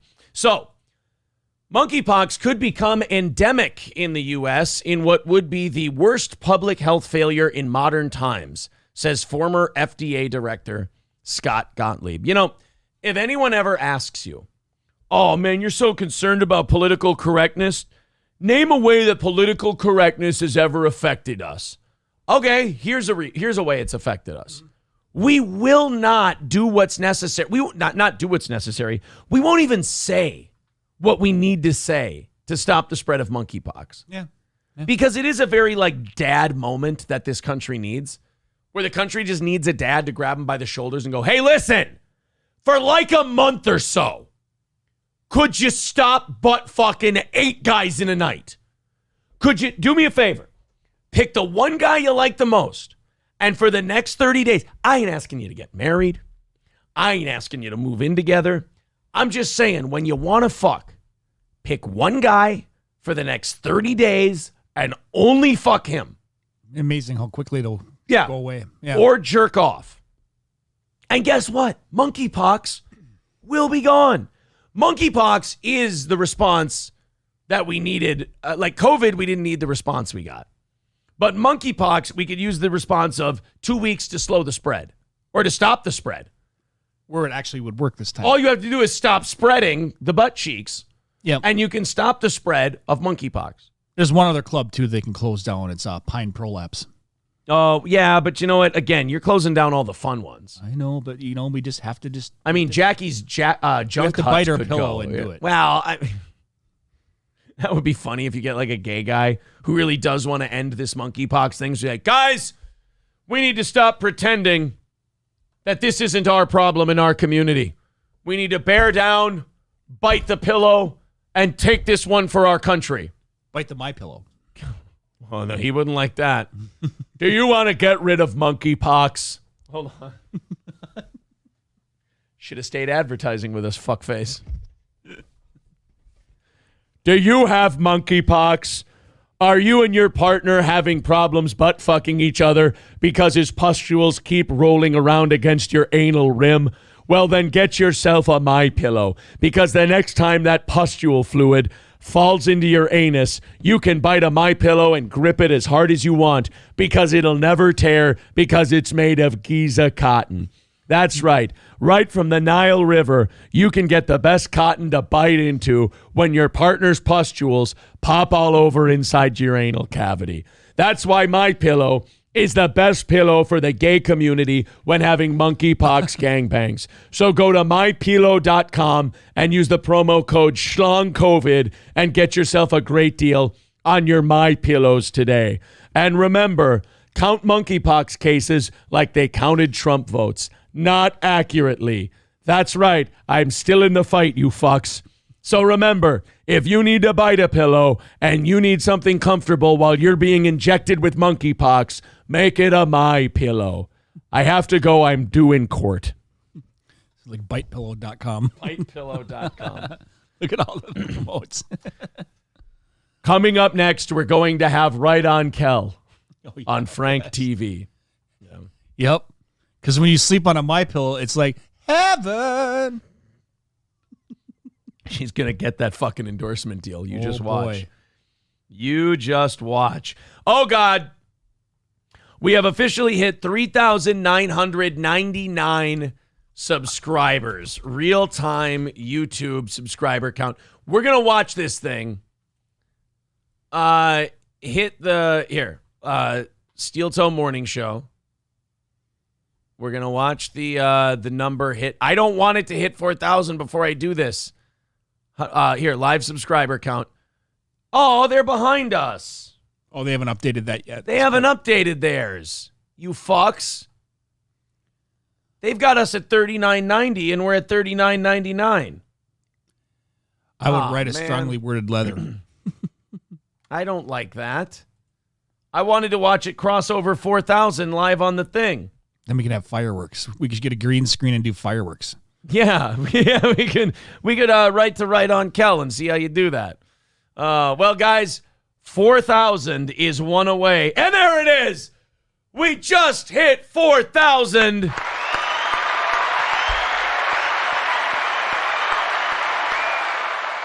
4,001. It's a rolling. In 3 months, when we came here to do our show on YouTube, we were at 1,000 subs 3 months ago. Wow. At the start of May, we were at 1,000. We are over 4,000 subs in just 3 months, meaning we're doing about 1,000 subs a month as this show grows. Big Zombo writes 3,900 bots. Woo. I fucking hope not, my friend. I fucking hope not. Now, assholes, stop fucking doing that. I mean it. Guys, if you're a fan of this show, don't do that shit. We crossed over 4,000. Sub your ass back up and get it back up over 4,000. It's not a bit I particularly enjoy. This is a fun moment. Don't fucking ruin it. Because now, $39.97. All right, time to go to war with these fuckers. We're going to beat them. Sub up. I just did Mike Lindell. I'm wrecking my voice for you assholes. Sub up and get it back up over 4,000. I hate this shit. I hate that fucking fans of our show, people who like us, unsubbing. Hate it. Yeah, see, $39.95. Fuck you guys. Honestly. Like the fans of this show, go fuck yourself. The new people who are awesome and have really started to dig this show, thank you so much. You're wonderful people. Wonderful. To the people who are doing the unsub bit, honestly, fuck your mother. Back up to $39.96. King Kong Dong says, hey, dumb cunt, stay unsub. The only one who should be allowed to unsub is Guy Sartell because he is a hopeless fucking asshole douchebag who just will always do shit like that. So whatever. $39.97. Dirty Major Woody says they're giving you a taste of your own medicine. I don't do that to people. I don't. I say terrible shit about them, but I always sub to their channel. I sub to Right On Kel. Yes. Thank you very much. So I'm, you know what? No, we're going to sit here until it gets back up over 4,000. $39.98. I will sabotage my own program just for this. Watch this. $39.98. Sub up, and we'll go to 4,000, and I'll move on with the show. Hit the subscribe button, smash that like button, and click the bell to get notifications. Nope. 2 more. Okay, well, just wait a minute. Telling you right now. 2 more. We're also 250 away from our goal, so now you're getting begging, too. How do you like that? I will sabotage my own program for this. Let's talk about our friends at All Care Towing, 320-253-5203 for All Care Towing of St. Cloud. If you go in the ditch, if you have a problem with the vehicle, it won't go. All Care Towing, nobody better. 320-253-5203 for All Care Towing of St. Cloud. Raleigh's Rednecks and Longnecks, Raleigh'sRednecksandLongnecks.com. Of course, Raleigh's just had Sawyer Brown this weekend. It was an awesome show. We're going to be at Raleigh's the Friday of Labor Day weekend. We're going to be doing a live show there from 9 o'clock to 11 o'clock in the morning. So be sure to check us out there. And BetUS.com. Go to BetUS.com. Use the promo code SteelToe and get a 150% sign-up bonus. That means if you go, you put in $100 to your BetUS account to do sports betting, play blackjack, whatever the case may be. That means that you are going to be able to get $150 in bonus points, which means free money, free dollars that you can put on games, and you can start building your bankroll completely on them. That's betus.com. Use the promo code SteelToe and start your sports betting or play some blackjack, whatever you want to do. betus.com. All right, $39.95. We're going back up over 4,000. This is bullshit. I've been waiting for this moment for the whole week.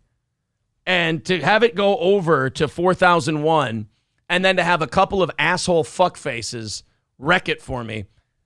Here's the thing. I never let trolls win on this program, ever. They've never won. Because I am willing to sabotage my own show and make it damn entertaining doing it just to fuck with you. Now we're at 39.96, 39.97. Remember, we cross over 4,000. We win, you lose. That's how this works. So the victory will be sweet. 39.98. Aha, fuck you. We're winning. 2 more away from 4,000. Dirty Major Woody says trolls are winning now. Nope, absolutely not. I win. We get to 4,000. I win. They lose. That's how this works.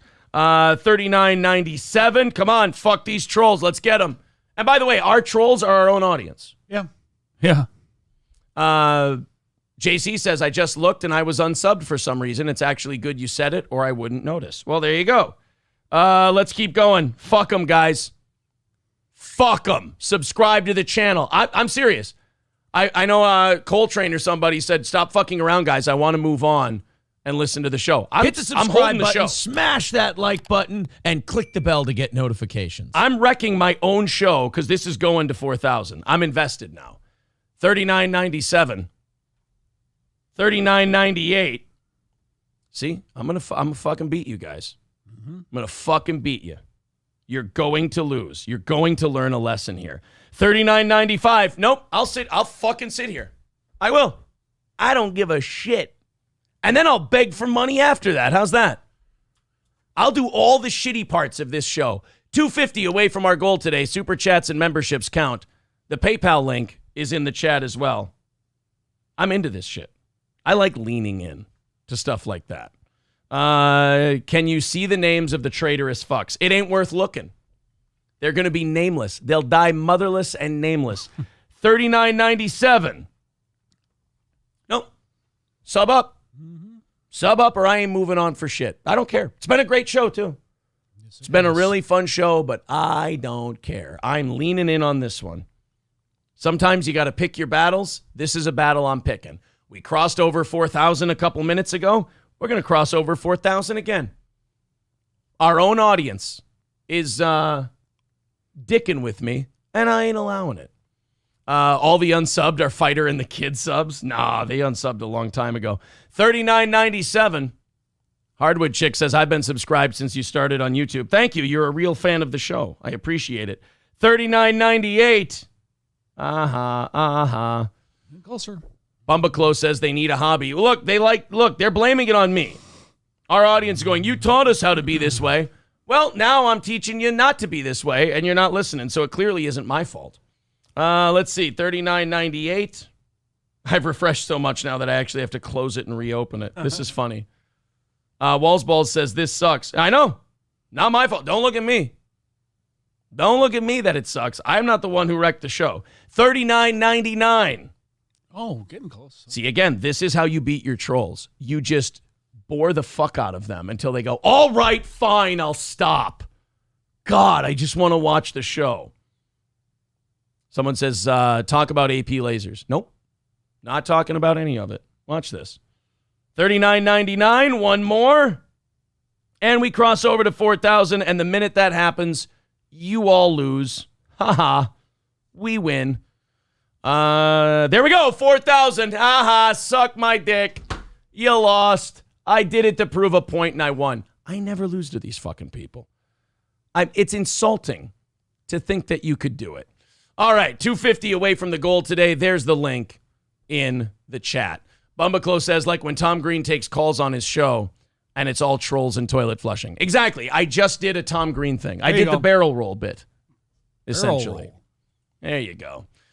Someone says in the chat, congrats, boss. Again, it never works with this show. I'll either ignore it or lean in too much.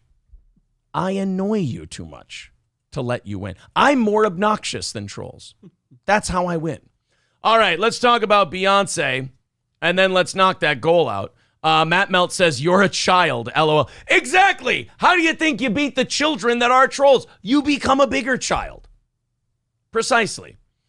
Somebody says, halt the show. We need 5,000. Ooh, there's an idea. Yeah. Let's not do anything until we get to 5,000.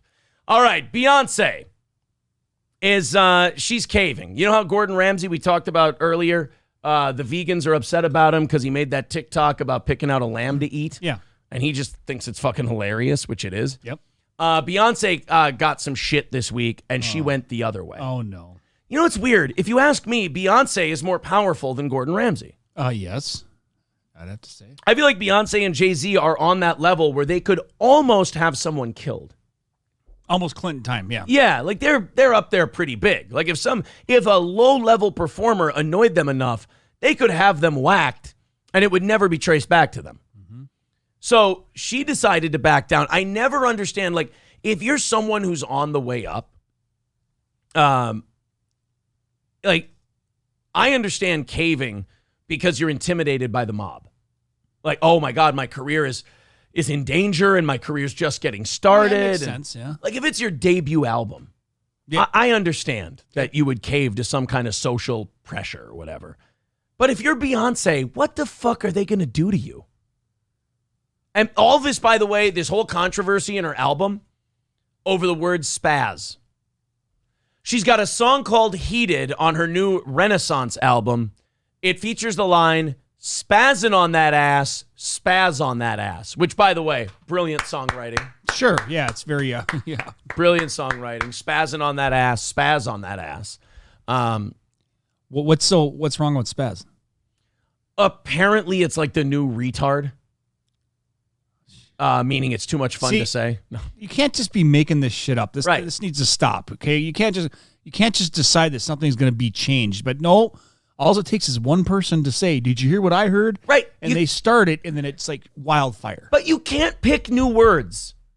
You can't today decide a word that didn't hurt tomorrow hurts today. That's not allowed. I mean, you can do it, but you don't get to ask other people to play by that rule. That's not fair. Right. Like, okay, the word retarded was always kind of iffy. It was always a word that some people would always say, "Ooh, that's offensive. I don't like it's not, it." It's not the best word out there. No. Yeah. But now the word spaz has always been fine. The word spaz has never been met with a look of, "Oh God, I can't believe you said that." I always thought it was somebody who just freaked out. Like if somebody's having a freak out session. Right. Like I just did with the subscriber thing. I spazzed that was a at spaz. everyone. Yeah. I said, fuck it. And I just said, I'm spazzing. Well, Beyonce, I guess, changed the whole song. Like she went in and she changed a whole song that had been released on an album because people got mad that she said spaz. Her team says the word was never intended to be used in a harmful way, but they're swapping it regardless. Hey, I want to show that the word spaz is offensive and it doesn't fit anyone in the modern day. Oh, really? How are you going to do that? I'm going to spaz at Beyonce until she changes it. I mean, you can change the word. It doesn't change what you did. Like, you still spazzed at her. Now, Aaron says spaz is short for spastic, pretty much seizure-y. Yes, but there's what the word, like, dictionary means, and then there's the way we've been using it, and we all understand it. You know? I mean, the word spaz has been harmless forever, and nobody has cared. Like the N-word. Wait, what? That went a different direction. I don't remember. I think I passed out for a second. Did I say anything? I feel like I lost time, if you will. See, now you're going to have to change it. Now you're going to have to go Raz of Chaz on that ass. Oh, see, you go Raz of Chaz on that ass. Hulkamasha Baby pointing out, Lizzo did the same thing. Yeah, like 2-3 months ago. Lizzo changed a word in a song because people got mad at her for saying the word spaz. That's right. I do remember that. And again, Lizzo, Beyonce, both of them, powerful enough where they don't have to do that shit. Like, they can just go, hey, guys, I hear you. I get it. You're allowed to be upset. You're allowed to be offended. I get it totally. However, I don't give a shit and I'm not changing it. I don't care. I'm just not. And by the way, her changing that word or not changing that word is not going to change anything for anybody. No. There's not going to be one person whose life is better because Beyonce changed that lyric. But in somebody's mind, it will be. You know, Monday I had a heroin needle in my arm. And then Beyonce changed the word spaz out of her song Heated. And that's the day I decided to take that heroin needle out, call my parents, call my children, and tell them I love them. Said no one ever. Yeah, it's never fucking happened, ever in the world. Nobody, and by the way, they never like go to the group of people who are supposed to be offended and ask them. In fairness, like if they go to people with Down syndrome and ask them about the word Hernan, they will go, that word hurts my feelings and I don't like it. You're like, oh, it's heartbreaking to see someone with Down syndrome feel bad. Mm-hmm. And so you just go, okay, you know what? I'll lighten up on that word. That's fine. But I've always held my whole life that if it's a group of people and they're talking to each other and that's how they talk to one another, then you shut the fuck up and mind your own business. All right? It's a private conversation. Fuck off. In music, what's ironic about this, I bet you that Beyonce has a rapper on her album that is going to drop the N-word multiple times. But that's fine.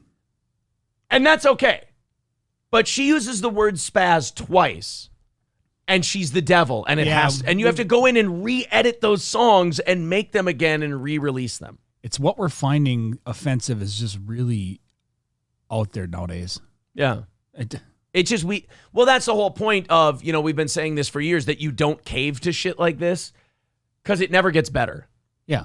It always gets gets worse. The more worse. they cave to it, the more people are going to complain about it. They'll find something new because so we move past the spaz thing. Now they're going to find something else. Yeah. Don't worry. It's a matter of time. It'll be a new thing. Yeah. MonkeyPox.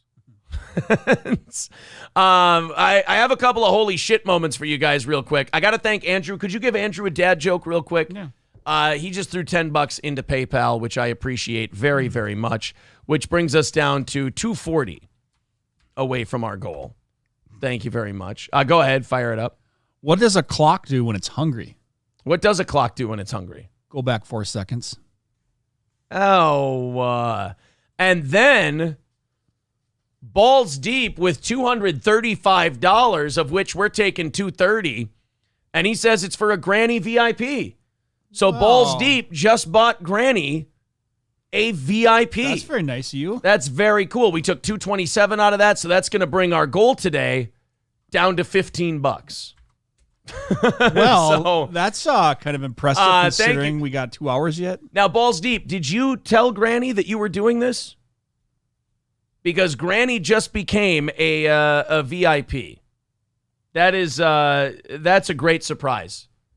Very nice of you, Balls Deep, to throw $235 at this program, and then to give that VIP package to Granny. Wow. So there you are, $15 away from the goal today, and Granny is now a VIP. Very cool. Wow. So great for him, great for us, shitty for Balls Deep, but great for everyone else. Throw him a fucking dad joke for that. Well, this one is definitely warranted for that. So haunted French fries haunted French pancakes. What? Oh, okay, hold on. Now, where's this fucking thing going? Haunted?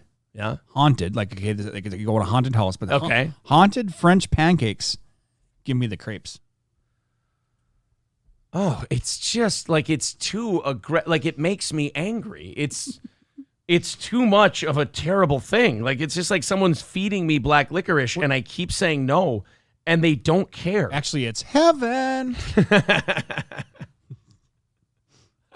I can't, dude. I can't wait for August 15th and that new episode to come out. Oh, by the way, that episode will come out on the 15th after our show's off the air on Monday. So guess who's watching that episode together on the 16th on the show? Mm-hmm. You and me. Together forever. Oz and Aaron. Getting all gay and shit. All right, I'm guys. going to get monkeypox? You're going to get moneypox, baby. Oh. Let's go ahead and open up the 7 o'clock hour stories. We still got a lot to do today. Apparently, Elon Musk's dad hates him. I did not know this. Apparently, one of his kids do, too. Well, which one? He's got about 9 of them. We'll delve into quite a bunch of different stuff, but like Elon Musk's dad, if you're Elon Musk, I don't know if you want your dad to like you because Elon Musk's dad has had like 2 kids with his stepdaughter. Like he's a really fucked up guy. That seems a little weird. And I don't know. I don't know if you really want him to be your buddy per se. So if Elon Musk, Elon's dad, says, "I'm ashamed of my son," like, yeah, well, I'm sure there's plenty of that to go around, daughter fucker. That's what I'd do if I was Elon. I'd be like, if that stepdaughter fucker wants to try and pull rank on me, you tell him to go put his dick back in his stepkid and leave me the fuck alone. It's like a bad porn thing. The stepson and mother and daughter. Yeah. Or mother and son thing. That's like a popular thing now. Now, I forget, did Elon Musk leave the wife and then marry the stepdaughter? I think he no did. idea. Elon Musk, what are you doing, stepdad? Elon Musk's dad says he isn't proud of Tesla founder and explains kids with his stepdaughter. Yeah, you better, before you shit on your son, you'd better explain the kids with the stepdaughter thing. Thank you very much to Fauci's Pangolin with $5. Why don't you throw him a dad joke? We're $10 away from our goal today. Why don't we do the Elon Musk thing now, since I've already kind of jumped the gun on it? Fire away. I wondered why the baseball was getting bigger. Oh, yeah? Then it hit me. Of course it did. Fuck, man. I'm glad someone's sending us a new one.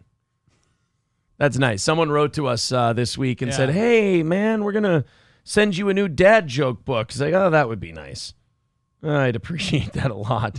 Also, I do want to point out, someone asked, when are we having Kyle from Unique Entertainment on the show today? Noon Central Time. It's going to be live streamed, and then it'll be saved afterwards. We're going to have Kyle on for about half hour, 45 minutes.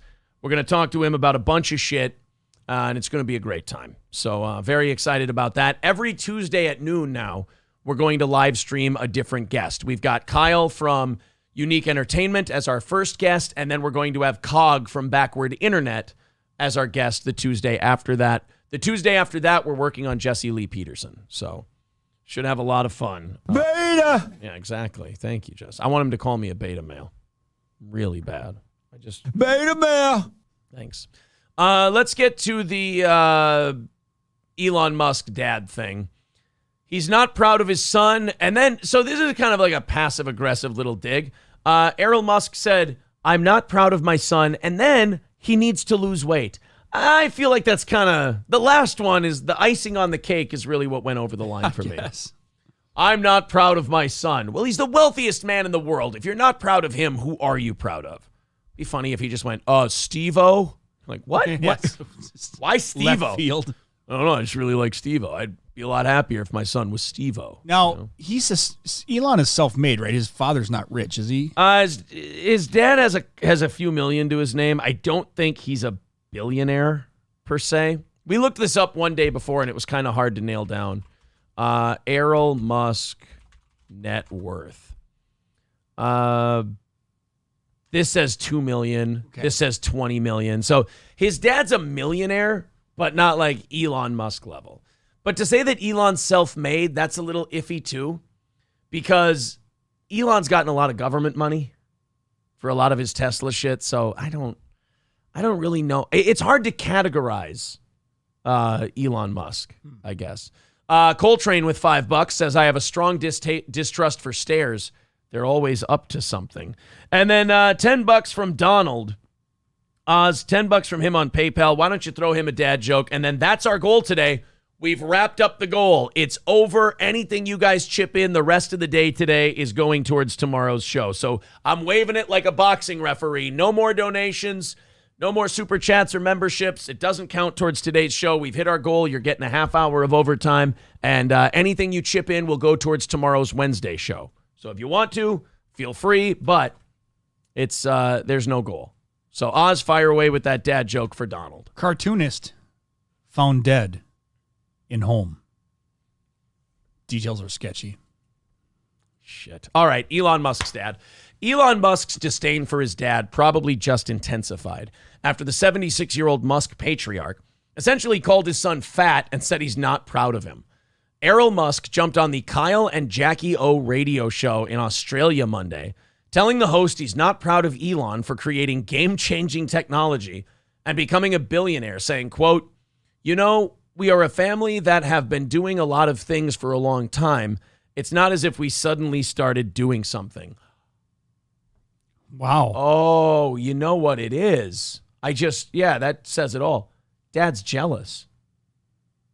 That's weird. Like, as a parent. I get it, but then, he's jealous because the kid's way more successful than he is. That's fucked up. Like, as a parent, your whole thing is you want your kid to do better than you. Like, you really have to be a massive narcissist in order to, like, be mad, be jealous that your kid made so much money. What is he at now, 500 billion? No, 230 billion, I think, is what he's at. But he's lost some money with the stock market going down and everything. But he's still in the hundreds of billions of dollars. Yeah. Yeah, daddy's jealous of his boy. You can't do that, You got to be happy. Like, I hope that my son goes on and does something incredible, something bigger than I've ever always done. want. They're supposed to be more successful than you. That's right. Isn't that the dream or whatever? I mean, I don't have any kids, but if I did, that's what I'd want. You would think so, yeah. I mean, there's parents out there that their kids do shit. Like, there's really controlling parents that want their kids to accomplish certain things a certain way, and they have this vision of what they want their kids to be. Yeah, and they end up being school shooters.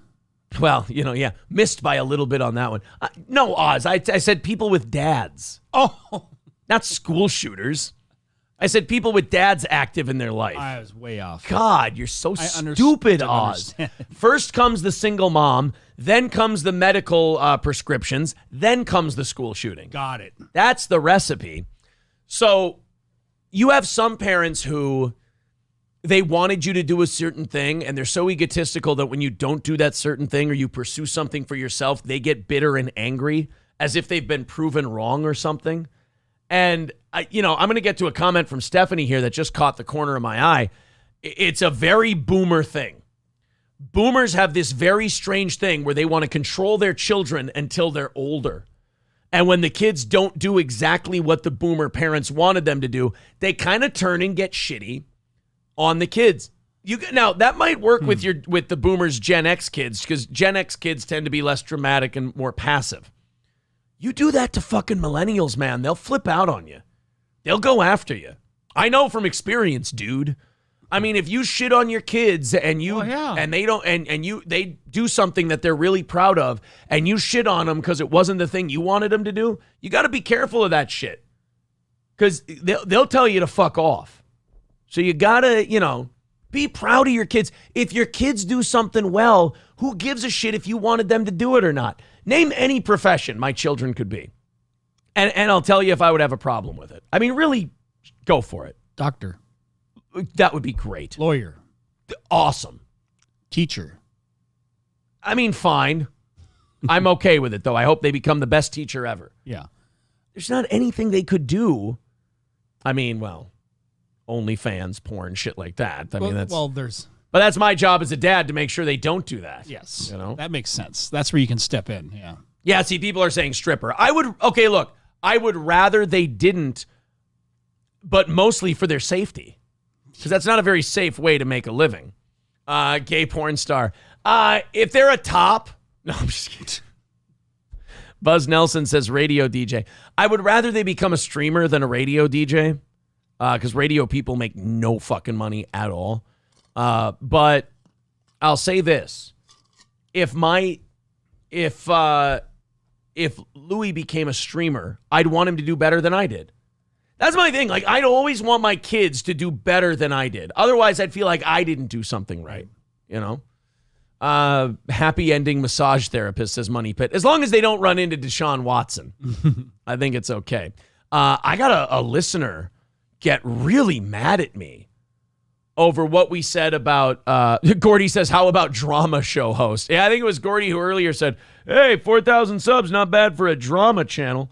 I had a listener write to me. I'll see if I can find it. I had somebody write to me today and say that your take on Deshaun Watson was so terrible that I don't think I can listen to this show anymore. Don't. I can't listen to someone who supports a woman abuser. I'm like, whoa. I never supported the allegations that Deshaun Watson sexually abused women. My whole thing about the Deshaun Watson 6-game suspension was That's the most the NFL could do. There were no legal charges. They haven't been able to prove anything. It's still very much a he said, she said thing.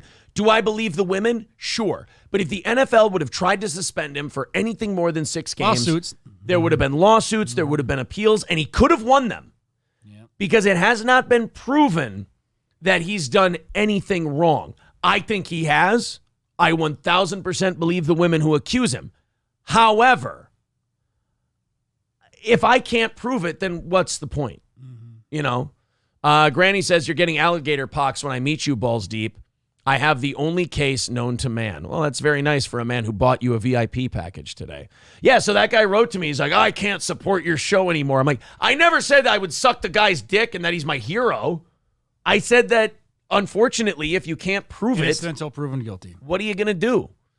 That listener would be really upset if he knew about Corey's past, says Gordy, and you having him on the show. Come on. Jelaine says, will Baker Mayfield start in Carolina? I believe so. I think Baker Mayfield's actually a solid quarterback. I don't think he gets enough credit. King Kong Dong says, I've been trolling on people on Facebook saying I can draft him now in fantasy football. Yeah, if you're the first person to draft Deshaun Watson in your fantasy football league, you're going out on a limb. You're kind of being the dick. First of all, you lose him for 6 weeks. And then second of all, you're the guy who drafted the guy who shoots cum on massage therapists. So not good. That's not good. All right, let's finally dive into this Elon Musk thing. This is from a Australian radio show. And I'll say this about Australian radio. They actually do a pretty good job. Like, they have shock jocks and they have like a pretty entertaining radio scene. It's not like America where they've just said fuck it and just put the same shit on every station. They actually have some shows out there. This is the Kyle and Jackie O show. Let's see if you can sense a little bit of jealousy from old Elon Musk. This episode is brought to you by Progressive, America's God, 20 number minutes. one. Richest man in the world. How does that feel? Welcome, Elon Musk. Ladies and gentlemen. Here he is. Good morning. Hey. Oh, that's going to set him off. They started introducing him as the father of the richest man in the world. That's not gonna help. No. Now, me personally, I would love that. I would think that's great if they introduced me as the father of the richest guy. I mean, what's the first thing dads do when their sons do well in baseball? That's my boy. Yep. I taught him that. You know, they're really proud of it. I made that. Yeah. That used to be my... That would be weird. You're at a Little League game. Your son hits a home run. That used to be my cum. Whoa. What did we say about drinking before the game, Dad? Sorry, son. I'm just proud of you. You started out as jism in my ball sack, and here you are belting homers. Yeah. Oh, not to drink at your games? Well, check this out, son. Does the one hand open? Yeah. Dad, you're embarrassing me. Why? By saying you used to be sperms? Let's hear. Do you think Elon Musk had a problem with the way he was introduced? I don't think it's going to help. I really don't. Hey, how does that feel? I mean, yeah, your offspring is a genius, right? Fuck my kid. I hope he dies of monkeypox. And he's fat. I caught him tugging on a kid's pecker when he was 8 once. It's like, Jesus, Errol. Be proud of your boy. Must be a real gloat, Errol. Yeah. Kyle and Jackie. Yeah, how are you? Yeah, good. He just responded with, yeah, Kyle and Jackie. All right. Yeah, all right. How are you? Mate, very Yeah, good. good. So what's it like? I know, you're probably sick and tired of hearing, you're probably a great guy too. Why does everyone keep talking about your son all the time? Yeah, They caught themselves. They sensed that he didn't want to talk about it, and they're just like, oh, yeah, it must be a bunch of gay F-words who want to talk about your boy all the time, right? Just a bunch of queers who want to ask you about that. We were just kidding when we did it, Errol. We're good. We're just mucking about. Errol. But how about those assholes who actually asked that question for realsies? Am I right? Where did he get it from? Is it you? Did he get the genius side from you, or was it Mum? I don't know. I think maybe it was that chap who used to visit us, when I wasn't at home. He really doesn't like his kid. Nope. It must have been the woman his whore mother fucked. Okay. So you're saying maybe it's not even your son? Oh, no, Does it look like I fucked a stepdaughter to make him? That quiet. Keep that quiet. You definitely want to be his father. He used to bring the milk. He used to bring the milk. Oh, the milkman. See, my mum had Jackie's dad used to be a milkman. He did, but he wasn't. Oh, no. He was only on the Gold Coast. You know, your missus wasn't on the Gold Coast by any chance. No, well, no, I don't think it's Nothing better than a milkman. I agree. So, Nothing better than no, a but milkman. seriously, Nothing better than... Boy, he really does not want to talk about Elon. Holy shit. Well, what else? What are you going to talk about to Errol? That's got to be... I feel bad for these radio hosts because now he's like, he clearly doesn't want to talk about Elon. And It's that's like, all they had in their pocket. yeah, what the fuck are you here for then? What's it like sticking your dick in someone whose mum you married? We could talk about that if you want to. What's it like watching her get pregnant with your baby? It's got to be a bit weird. So do you watch a lot of stepdaughter porn, or is this just the thing you like to play out in real life? I'm wondering what kind of... to talk about. Yeah. Errol, like, what does that feel like? He's your son, and you know he's worth so much. Ma'am, he's made it very clear in these first 2 minutes of these interview. On the Musk. He would rather not talk about Elon Musk. Money They and had a created. producer. You can imagine the earpiece just blowing up. Shut the fuck up. Take a hint. Yeah. Next caller. What did we say at our morning show boot camp? Learn how to take a hint, you dumb broad. You're here because you've got tits. Now earn it with your personality. So many things. Pretty impressive. You right? can't take that away from him. Are you proud? Did you ever see that coming? What? You're not proud? No, well, I mean, we are a family that have been doing a lot of things for a long time. It's not as though we suddenly started doing something. Oh, boy. So we've all been, Yeah, you made some circuit breakers. Your son takes people to space, you fuck. He builds rockets that go to space. I mean, stop with the jealousy for 5 seconds, Errol. Yes, your family's been doing things for a long time. You made some components. He went to the moon. I mean, there's levels to this game, Errol. as a family, all doing things, from the very beginning. And That's right. My son makes model airplanes, my other son, and they're very good, better than any of those Weasley rockets that my other son builds. Have you ever seen, he made a Sherman tank out of Legos once? That was a wonderful thing, so I don't understand why Elon gets all the credit. So, I mean, the kids were traveling with me around the world when they were tiny, and they've been doing pretty much very interesting things. We've been down the Amazon together, for example. We've been to China. I tried to feed Elon to an anaconda. The anaconda wouldn't eat him because he had too much of a midsection on him.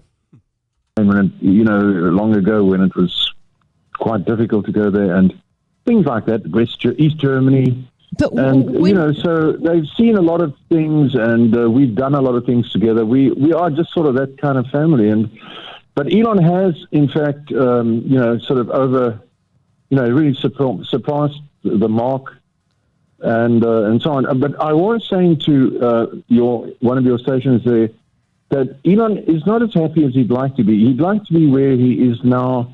He would have liked to have been there 5 years ago. Okay. Oh, really? So What a dick. I mean, Elon's doing fine, but really, he should have been here 5 years ago.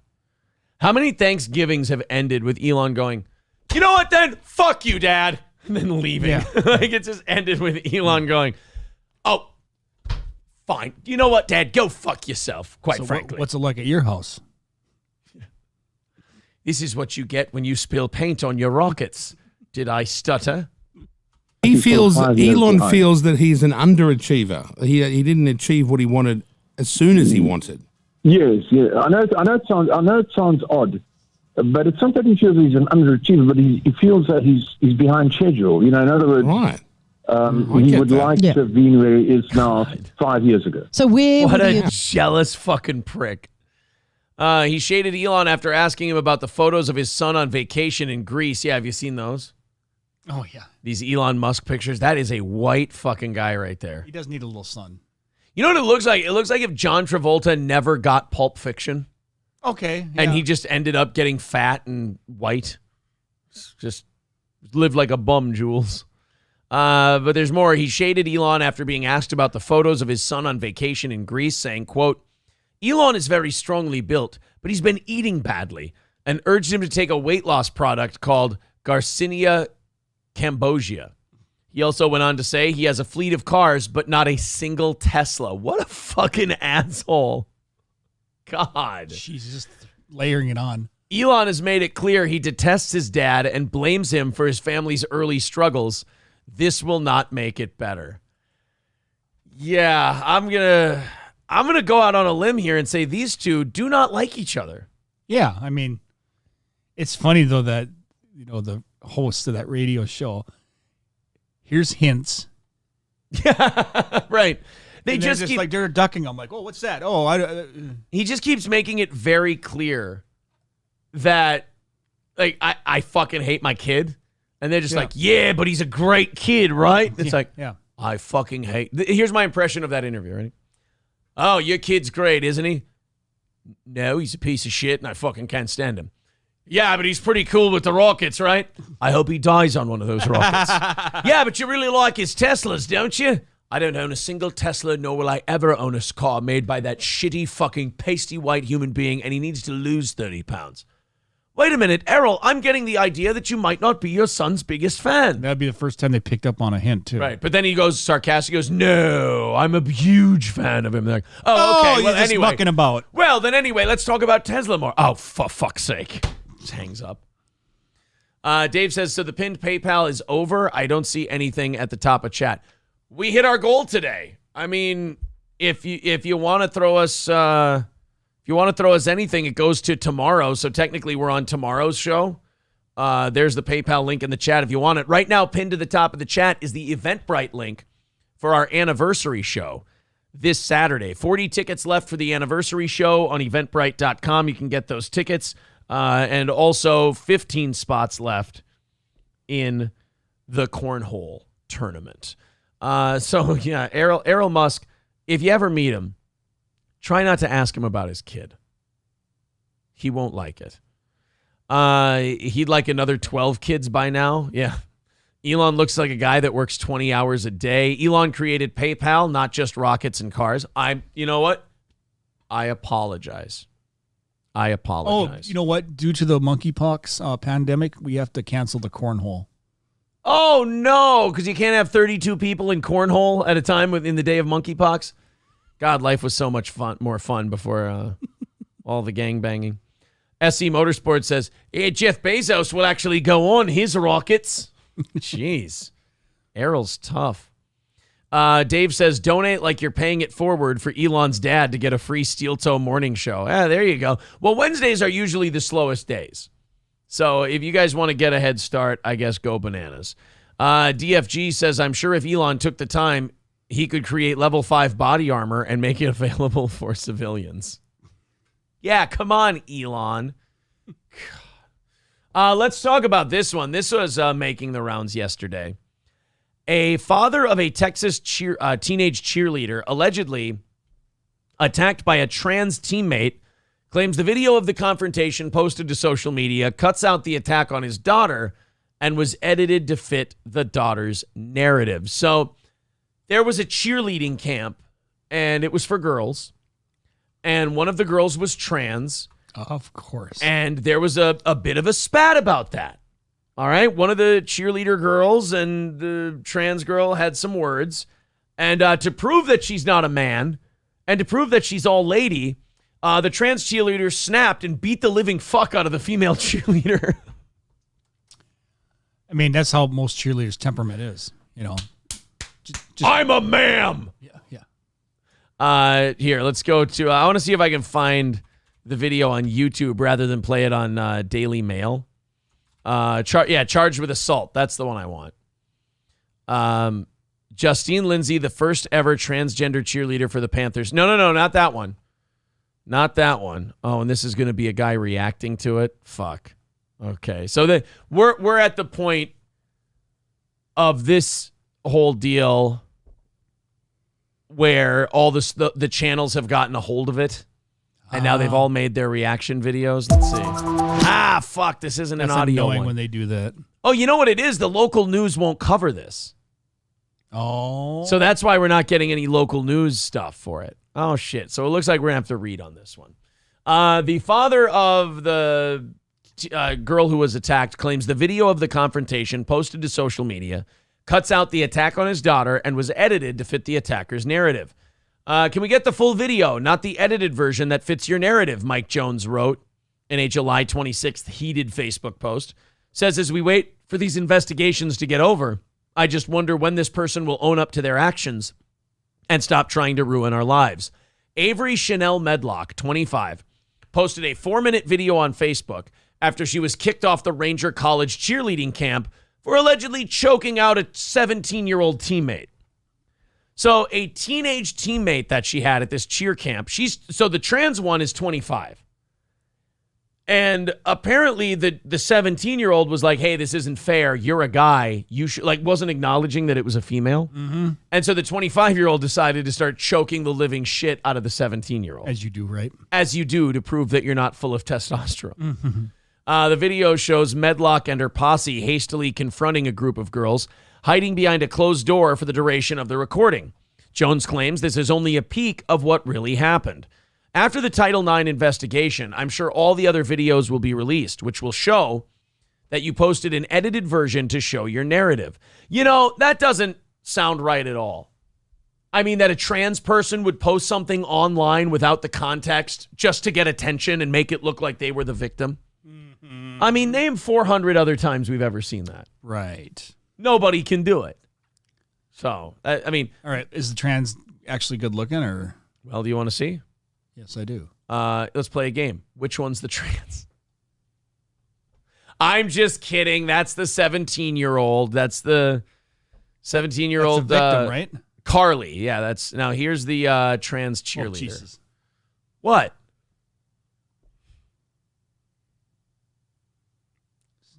Was his name originally Adam? What? Apple? Avery Chanel Medlock. That is a woman who's becoming a cheerleader. What part of the pyramid do you think she's on? Just wondering. When she lifts the other cheerleaders up, do you think she goes, ugh! I'm just kidding. I'm teasing. Oh, my. Would you? Throw up? Yes. What's her name? Baloo? No, I'm sorry. No, not Carly. What was it? Medlock. Chanel Medlock. I'm sorry. That was Medlock before the transition. You could still be a guy cheerleader, right? Yeah, you could still be a dude. But he felt Stick more with what the good Lord gave you. He felt more comfortable being a she. Is she being for real right now? She's the biggest bitch. Oh, no. Stop this. Fuck. What the fuck? And you're scaring me, stupid ass bitch. Yeah, usually when I'm scared of someone, I call them a stupid ass bitch. Put your hands on Carly. Bitch, I barely touched Carly. As a fucking joke. Okay. This is a subtitle grab from a screenshot. You guys want to watch the video of the confrontation? Yes. See what's going on here? Yes. Can I come in the door? Okay, Courtney, first of all, you need to calm down because...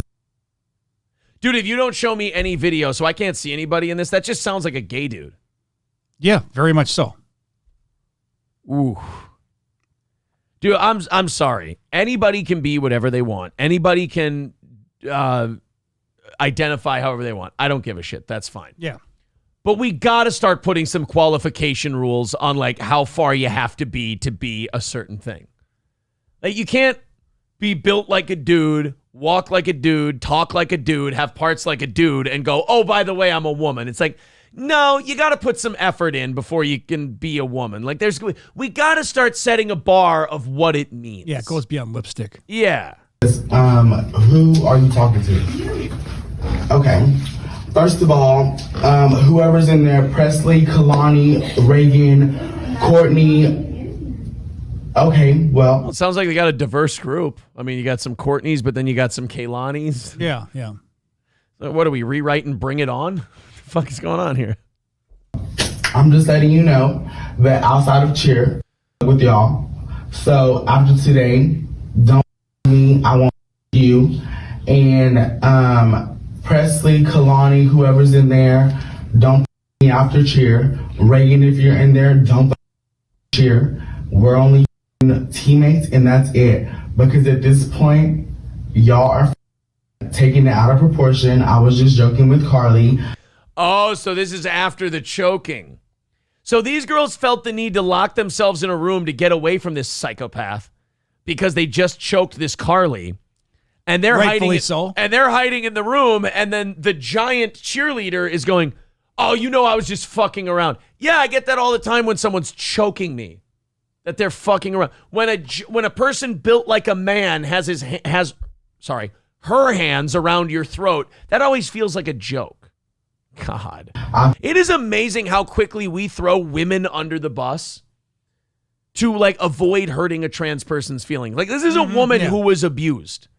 Physically abused. In any other realm, in any other situation, they get all the sympathy, they get all the support, they get the benefit of the doubt, everything. But because there's a trans person involved, people are panicking like fucking crazy. This is what happens when you create a victim hierarchy in society.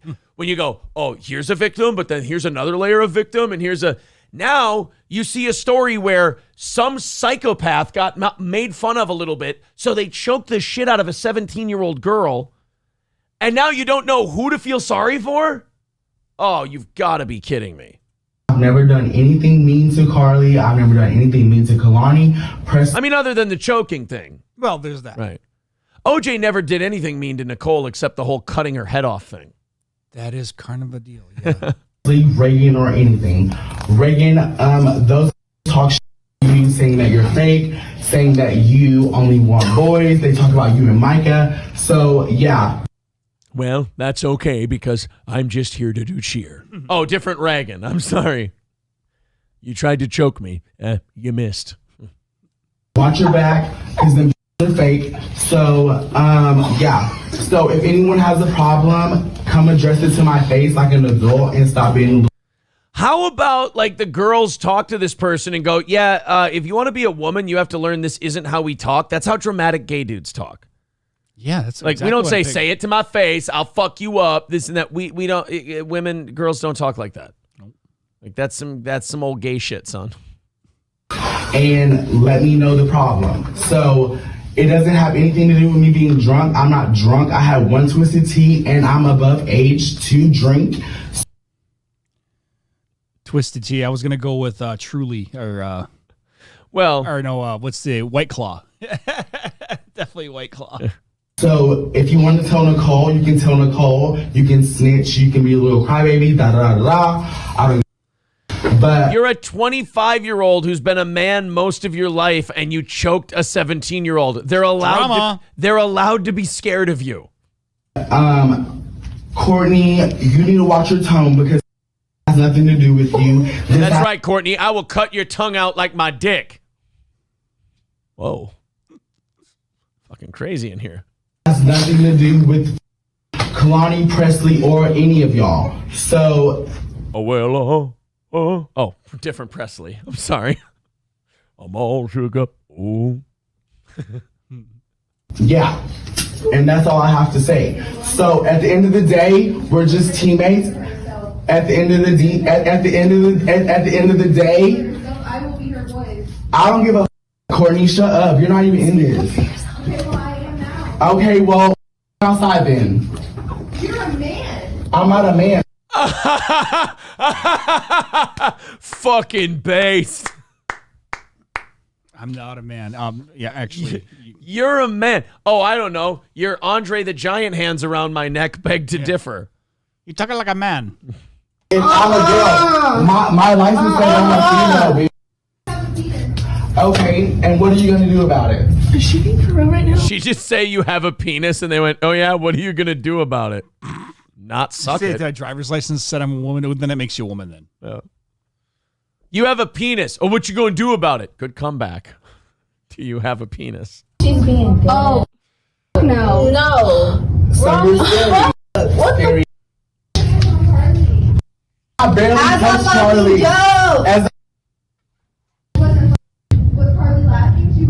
Well, get a sense of humor. Okay, yeah. Get a sense of humor about me choking the shit out of you. God, gay dudes are bitchy. I'm sorry. I mean, female cheerleader. I apologize for getting that as wrong as I did. That's my bad. $5 from Veldrain. Veldrain says, I just got a new phone from Mexico.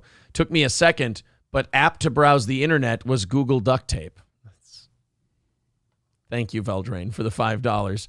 We appreciate that. $5 into tomorrow's goal. You guys are already into tomorrow. Yeah, Cheap Kitchen Jello mold. Remember how this story started? The dad saying, you didn't post the whole context of you choking my daughter. Dad, that video doesn't make her look, the 25-year-old look good. No. Like, I know that's what the 25-year-old released, but if that's what you edited and released to make yourself look really good, I got bad news for you. You look like a bully. Kind of, sort of. You're going to them when they're behind a closed door, scared because you choked one of them, and berating them and swearing at them. I mean, doesn't make you look great. Yeah, Cheap Kitchen Jello Mold says, how does this video make them look good? I'm confused.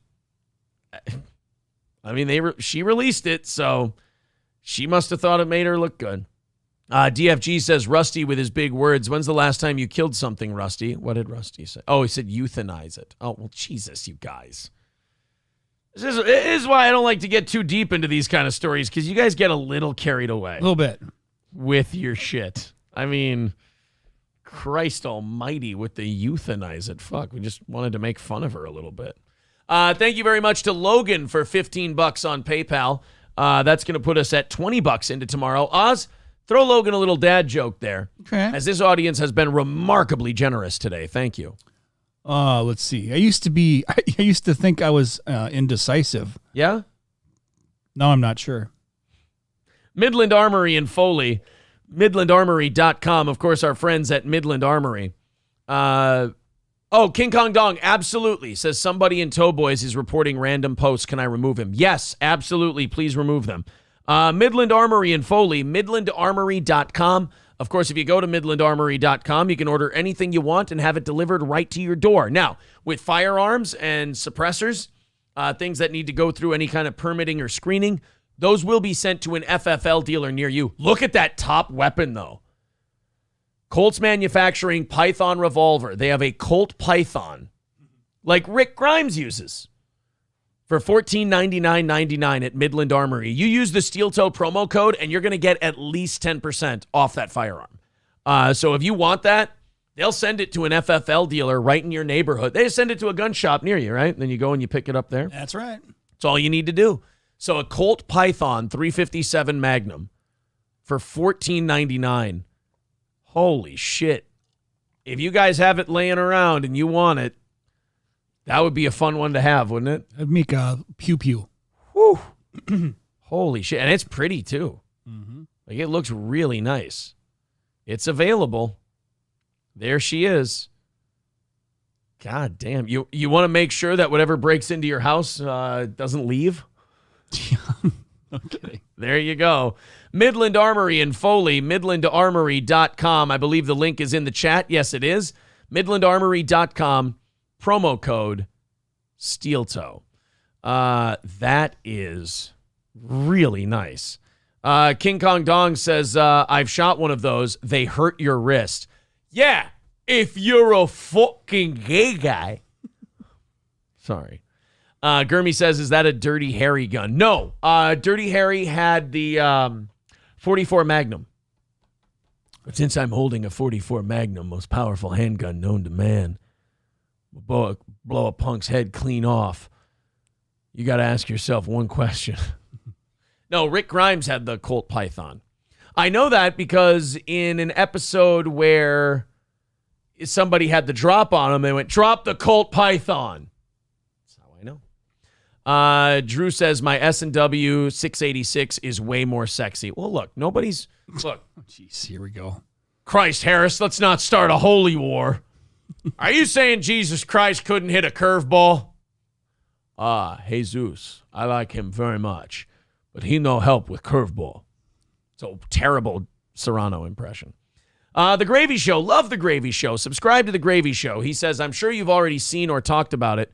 But did you see Ric Flair fake a heart attack in front of his daughter in the front row at his last match? Yeah, we played the Ric Flair stuff last night on the evening show. So it was a lot of fun. We went through all of it. Balls Deep saying to King Kong Dong, my 12-year-old niece shot that. No problem, Kong. So, yeah, never in front of this group, never admit that firing a certain gun hurts your wrist because they're just going to call you gay. Yep. It's all they're going to do. Just call you gay all day long and tell you that a 10-year-old did it. So, Kong, thank you for your honesty, as misguided as it was. MidlandArmory.com. The Catholic News Agency is reporting that Pope Francis, after his recent trip to Canada, says he's going to have to stop his extensive travels or hang up his Pope hat. Now, I don't get this. The last Pope quit. You're not supposed to be able to quit your job as Pope.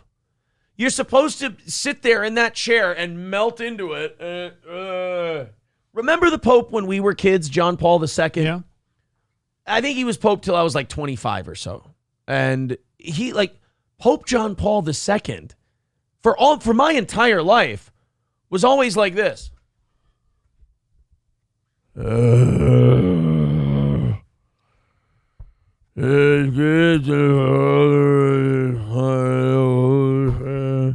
that's what you're supposed to do, because you're not right. You're just there. It's supposed to be a job given to you by God. You can't tell God, hey, I'm hanging up the old hat there, G-man. Yeah. He's like, what? What are you talking about? Like, no, I told you this is a holy charge for me. Yeah, but I'm kind of sleepy. I don't give a shit. You get back in there and you pope. I don't want to pope anymore. You pope. You pope right now, or I will wipe out a whole city. What if one of these tidal waves and hurricanes and earthquakes and tsunamis, what if one of them was God's punishment for Pope Benedict abandoning his post? They could say that, sure. Yeah. You're not supposed to just quit as the Pope. That's not a job you're supposed to be able to quit. In the Catholic Church, that's like God saying, you know what? There's some Me Too shit going on. There's some allegations that I humped some angels. I'm going to step down. St. Peter's going to take over. I had a great run as God, but I got to go back and, take some time for me and think about the things I've done and learn how to treat women better. I think it's because I never had a daughter and I only had a son and I never learned how to properly treat women. You can't do that. Like, you can't. That's my problem with religion, is that they'll do this thing where it'll be, oh, yeah, these are hard and fast rules set by God. And then when they decide that the times have changed and they start breaking those rules, they're like, yeah, God's weird like that. Weird shit happens. What are you going to do, right? And it's like, no. That's not how it's supposed to work. You're supposed to stay there forever. No staying there forever. I mean, that's like, this Pope's going to step down and they're like, I thought God wanted you to be there forever. Oh, no, that's gay now, bro. I thought gay was okay with the Catholics. It's no more questions. Yeah, you can't just. They still have a really primitive way too when they get a new pope, don't they? Like a certain color smoke comes out of a chimney. Yeah, white smoke comes out when they pick a new pope to tell you what color the pope is, because it's always the same. Toastmaster says, I thought you were supposed to die as pope. Yeah, I did too. That's the way it's always been until this last one resigned because he was the guy who was covering up all the butt fucking. And then they put this guy in there and he's like, I don't feel good. I think I'm going to stop being Pope. What? No, you have to die on the chair. You have to sit there and go, you have to die like Arthur Morgan in Red Dead Redemption 2. You got to hack up half your insides. And then you get to stop being Pope. Danger Bear Wolf Turtle says he didn't tell you what he was doing with that wrist before he shot that gun. Oh, you're behind in the chat a little bit.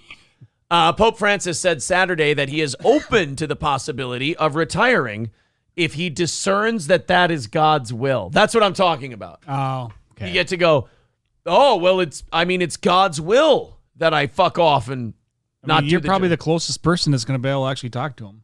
I guess, but like that's like that means you talk to God and he went, hey, you know how I wanted you to be Pope and I wanted you to be my voice on earth and I wanted you to do that until you died? Yes, I do. I was just fucking around. I changed my mind. I got a new guy. I think he should be the voice. We're going to try him. Like, God's like a woman shopping for pants. He's just like, I think I found the perfect pair. He's like, oh, but that pair's really nice. You know what? I think I want that one. Hey, you know what? We're having Pope by committee now. I can't pick just one. Mm-hmm. Now, I think that at my age and with this limitation, I have to cut back a little bit to be able to serve the church Or on the contrary, think about the possibility of stepping aside, said Pope Francis. Well, I guess why not break that rule? He's broken every other rule of the Catholic Church. And then how does the order go? Is it a bishop then next would be in line? No, they get the what do they call it? The College of Cardinals together. And then they decide? And the Cardinals pick one of them. Yeah, because it goes like this, right? I think it goes, check me if I'm wrong on this, guys. I'm going to see if I remember my Catholic shit from when I was a kid. Penis and asshole. Sorry, different. It goes priest, Monsignor, bishop, archbishop, cardinal, pope. Let me see if I got that right. Hierarchy of priests. I missed deacon. I fucked it up. Deacon, priests, and bishops. There are 3 orders of clergy. Here, clergy, hierarchy, Catholic. Deacon, priest, and bishop. What the fuck is a Monsignor? Tell me what a Monsignor is. So what? Monsignors just aren't a thing anymore? Here we go. I got a graph. I got a chart for you. The people, deacons, priests, bishops, archbishops, cardinals, pope. So I just missed deacons. Sorry about that. Sorry, guys. I'm deacons, sir. Yeah.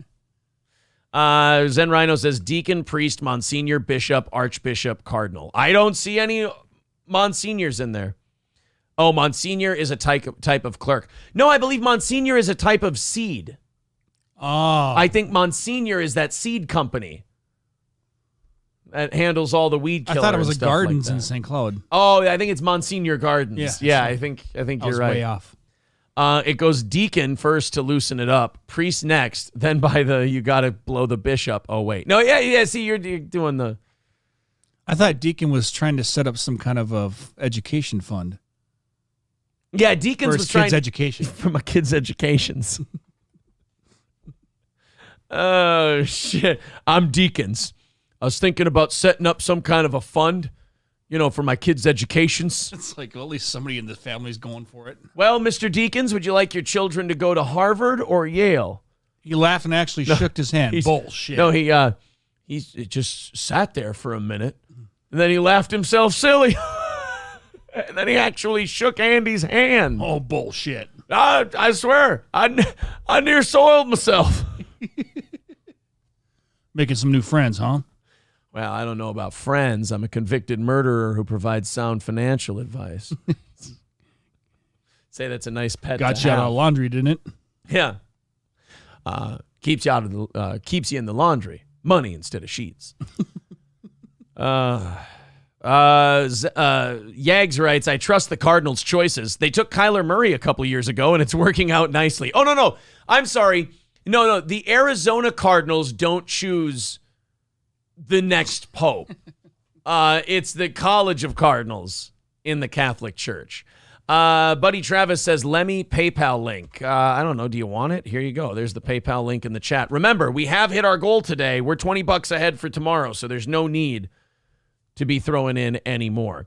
So during an in-flight press conference on his return flight to Rome from Iqaluit, Canada, Francis said that the Lord will say when it's time to resign.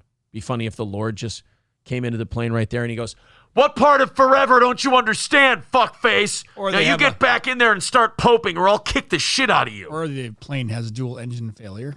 Yeah, he's like, I'm sorry, I'll do it till I die. Yeah, that goes back. We restarted the engine, sir. Yeah. Steppenwolf starts playing. I like to. It just, yeah, he's like, well, I think when the Lord tells me to hang it up and then I'll quit. And then all of a sudden he feels an invisible hand go. Pff.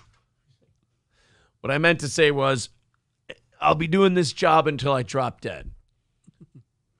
Hey, Jesus. Yeah, Dad? You talk to Pope Francis? Don't have to worry about him no more. Oh, what did he say? What did he say? Bada bip, bada boop, bada beep, bada bop. He wants to meet. Well, anyway, Pope Francis looks like he wants out of the Pope job. I wonder, though, like when these guys want out of the Pope job, I wonder if it's like that becoming the president thing. Where it's like they took him in a room and they showed him some shit, and now he's having a real hard time with it. He's like, look, I don't think I want to be Pope no more. Yep. Oh, that's too bad. Look, they basically took him to Area 51. They took him to Area 51, showed him the aliens. The aliens actually Jesus. Yeah. Like, look, we keep him here in a cryogenic chamber. Now you have G5 clearance. Yeah, exactly. You knew then, and you did nothing. You knew then with Area 51, the priests, they were fucking the children's butts, and you did nothing. Let's go to Florida. We got our first Florida story of the day. Holy shit, it's already 9 o'clock. We've got an hour and a half left in today's show. Old Capitol Tavern, 2 North Benton Drive in Sauk Rapids. OldCapitolTavern.com. Our pals at Old Cap with a great menu. I recommend the mahi tacos. I think they're great. I think the cowboy brisket sandwich is really good too. But they have brunch on Saturdays and Sundays. And their brunch, their Monte Cristo for brunch is the best sandwich that you're going to find in any brunch in any area. But if you're in central Minnesota, head to Old Capitol. They're the only place I've been to in the 2-state area, Minnesota and Wisconsin at least, that can make a really good old-fashioned. Holy shit, has it been a journey. But the menu is awesome. 50 beers on tap, 240 different bottles of whiskey. Old Capitol Tavern is your place to go have lunch today or dinner or whatever. Just have a couple of drinks at the bar. Old Capitol Tavern, 2 North Benton Drive in Sauk Rapids. Yag says College of Cardinals, so Louisville. No, not. Damn it, Yags. Now you're being truculent. No. The College of Cardinals. Buddy with $20 on PayPal. Thank you very much, sir. When Oz gets back, we'll give you a little bit of a dad joke there. $40 into tomorrow's goal. Thank you guys very much for all of the support. And guys, also, thank you for blowing past 4,000 subs today, twice, kicking the shit out of our own fan trolls. Our fans who were also trolling us, we kick the shit out of them as we always do. Aerodynamic Scrotum says, Louisville, they had a good quarterback too. No, we're not talking about Lamar Jackson. We're talking about the Pope on this one. Gurmy says the College of Cardinals might be Arizona State University. That's the Sun Devils, you ignorant fuck.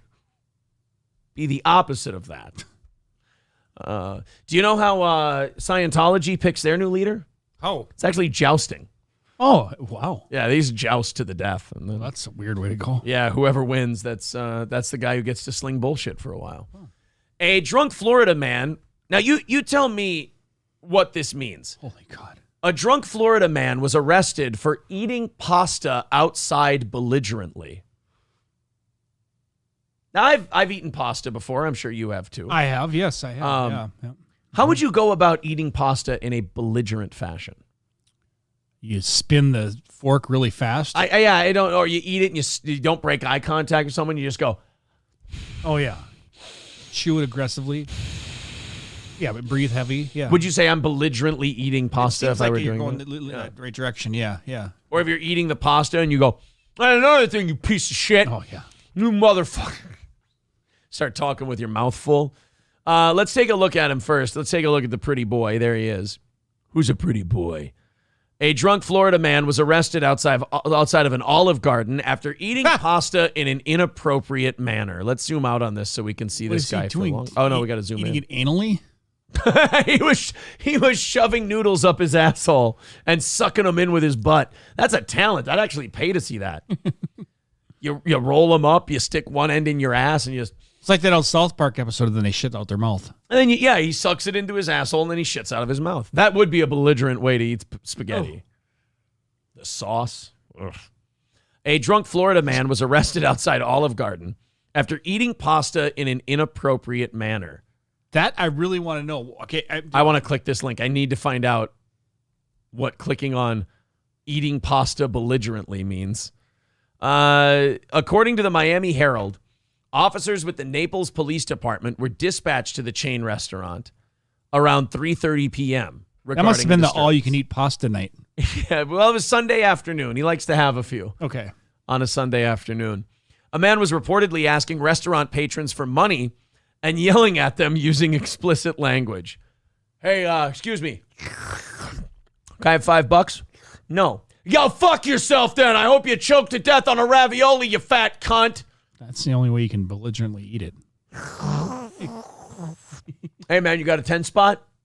No, I don't have a 10 spot. Oh, well, then you know what? Choke on your minestrone, you fat boomer asshole. You piece of shit. That would be a belligerent way to eat That's the only pasta. way I can think of. Yeah. A man was reportedly asking restaurant patrons for money and yelling at them using explicit language. When police arrived, they discovered a shirtless man sitting on a bench outside the establishment. As you do. I mean, how do you eat Olive Garden? No, definitely without a shirt. Yeah. I mean, what do you think? You're eating actual Italian food? Why don't you go have some Chef Boyardee, you fucking prick? By the way, if you eat Chef Boyardee with a shirt on, you're being a little bougie. Very true. I mean, technically, if you're eating Chef Boyardee, you shouldn't be wearing pants. No, absolutely not. You should or be clean socks. You should be either 7 years old or naked and sobbing. Those are the only two ways to eat Chef Boyardee. That's it. If I see you with beefaroni and you're in a polo, you're fucking dead. Yeah. You just put it that way. When police arrived, they discovered a shirtless man sitting on a bench outside the establishment. The man was allegedly shoveling spaghetti into his mouth with his hands. Okay. This guy rules. Fuck do you want? So you're eating that with your hands. How do you eat it, you fucking ponce? Belligerently eating. The man, identified as 32-year-old Ben Paget, was placed under arrest for disorderly intoxication. However, before being placed in handcuffs, officers gave Paget a paper towel so he could wipe the pasta off his face. Oh, geez, it's very nice of them. Oh, thank you, officer. Yeah, just pats it real lightly. I don't want to go to jail with a messy face. That's sorry about that. It's such a detail that had to really didn't need to be in there. Yeah. Well, he got to wipe his face. Well, for OCD people who read the newspaper. Oh, okay. And they're just like, did he clean his face off? Yeah, He's probably messy. Don't worry, they gave him a paper towel. Not one of the linen napkins from the Olive Garden. No. They won't give him anything nice. Inflation, that shit's expensive now. You have to raise the price of spaghetti 10 cents. The Herald also reports while in the back of the police car, Paget began violently twisting his body, kicking his legs, and smashing his head against the metal cage partition. Well, you're only hurting yourself, so whatever. That's the last time they play Ramstein in the police cruiser. Yeah. He was rocking out. Well, we learned our lesson, Chief, after fragments of this guy's skull ended up in a cage. I mean... hey, Du Hast, get over here. Yeah, we got to stop playing Du Hast in the police cruiser. My bad. Hey, Odorous Urungus, get out of the fucking car, huh? Get the fuck out of here. Come on. Hey, Sebastian Bach, get the fuck out of the car, huh? Paget was transported to the Naples jail center. He reportedly faced an additional charge of resisting an officer without violence and was arrested on a $2,000 bond. You might be wondering about that charge, resisting an officer without violence. The officer asked him if he could have some of his spaghetti. That's true. And he said no. So there became a thing. You owe Buddy Travis a dad joke because he chipped in, I think, $20 a little bit ago. Be kind to your dentist. Yeah? He has fillings too. Oz, he sure does. Dave Dowling says, beefaroni, large rubber hose, plunger that fits in hose, contorted position with rear and air, supper time. Beefaroni in your asshole. Open wide, MonkeyPox. Skeezy says, but what happened to the pasta? That's how Larry King would ask you. QG says they just didn't want any of his new roommates licking it off his face. Yeah, man, I haven't had Olive Garden in a fucking year, man. Yeah. Get over here. You my lady now. Danger Bear Wolf Turtle, it's like the guy on the train from Hostel. We do not use our hands enough to feel life. Yeah. So eat your Olive Garden with it. Toastmaster says the only way it could be worse if he was just shoving his face into the bowl. I don't know. I think it's more jarring to see a guy holding pasta with his hands and just... belligerently, Silverwolf says, pizza, pasta, put it in a box, bring it here and put it on my cock, tortellini on my weenie, pepperoni on the walls, cheesy on my pee-pee, and some salsa on my balls.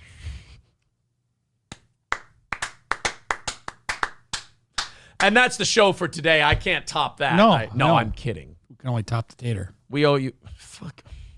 Now I'm in a bad mood again. Look at how quickly this show changes your mood. Huh? Isn't that something? No, I'm kidding. We got about an hour and 15 minutes left because you guys have already hit our goal today, and we're doing a half hour of overtime. Arrest warrant issued for a grandmother after a 10-month-old she was watching had to be revived with nalazone. I have a feeling grandma's not going to be babysitting again.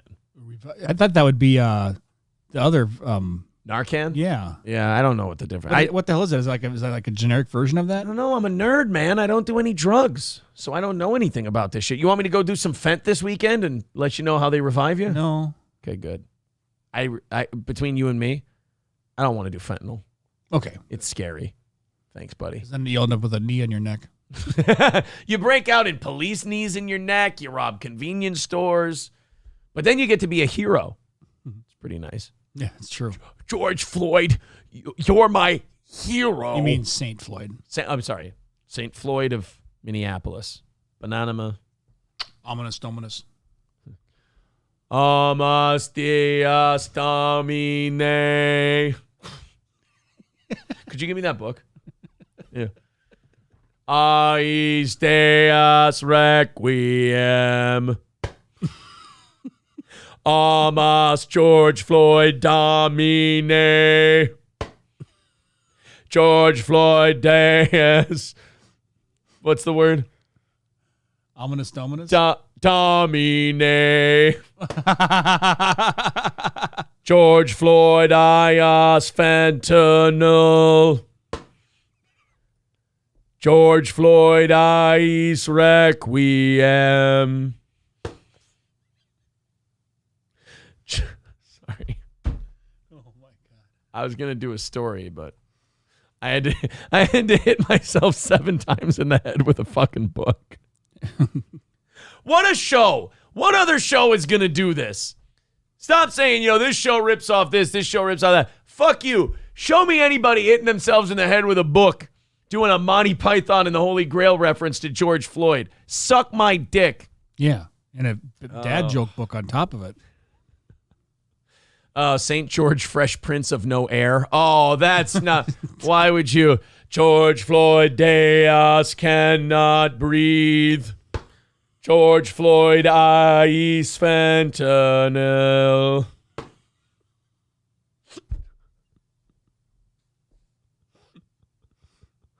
George Floyd robs convenience stores. George Floyd chokes pregnant bitches. Ow, that one fucking hurt. Oh my. I was really fucking giving her there for a minute. Owie. Anyways, George Floyd, American hero, civil rights icon, great guy, family $27 million richer. Everybody wins except, of course, Derek Chauvin, who is now going to do about the next 60 years in a prison surrounded by black people. So that should end up well. I mean, that should be just fine for him. Yeah. Balls Deep says there's exactly 843 syllables in the complete chant. Wow. Thank you, Balls Deep. Wow. That's incredibly helpful. And now, find that and more in the book, Shit I Didn't Ask. The Aaron Imholt story. Mr. Approachable pointing out, oh, dude, no, that's a ripoff of a Monty Python bit. Wow. Then you know what? You're right. Lemmy says, it was inaccurate as fuck. My autism is killing me. I just beat myself about the head with a book for you fucking people, and all you can tell me is that I didn't do the chant right. Second funniest thing we've done all goddamn day. And I'm an asshole. Thanks, guys. Appreciate all the help. You guys hit the goal in the first 2 hours of the show, and now you think you can just think who the fuck you are. I see how it is. Appreciate it. All right, guys. Let's go and... anyway, we were into a story about a grandma not watching the kid or something, and the 10-month-old OD'd on drugs. Let's... Naloxone. Let's... Nazalone? Got injected with Nazalone. Was feeling overdosed on Fent. I thought I could get real high and sleep out in a tent. Sorry. She took off during the commotion as paramedics and police were treating her 10-month-old grandson using a medicine to revive the baby boy typically given for drug overdoses. So she fucking dipped.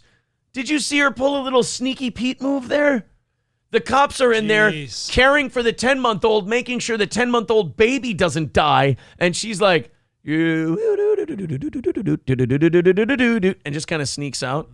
Kind of does the old tiptoe. Yep. Well, let's talk to Steve Lombardi, the Brooklyn brawler, and find out what he knows about this. Officers and medics were treating with the child. The grandmother slipped away. I would criticize him for talking through the nose, but it's kind of hard not to. Jeez. It's 90% of his face.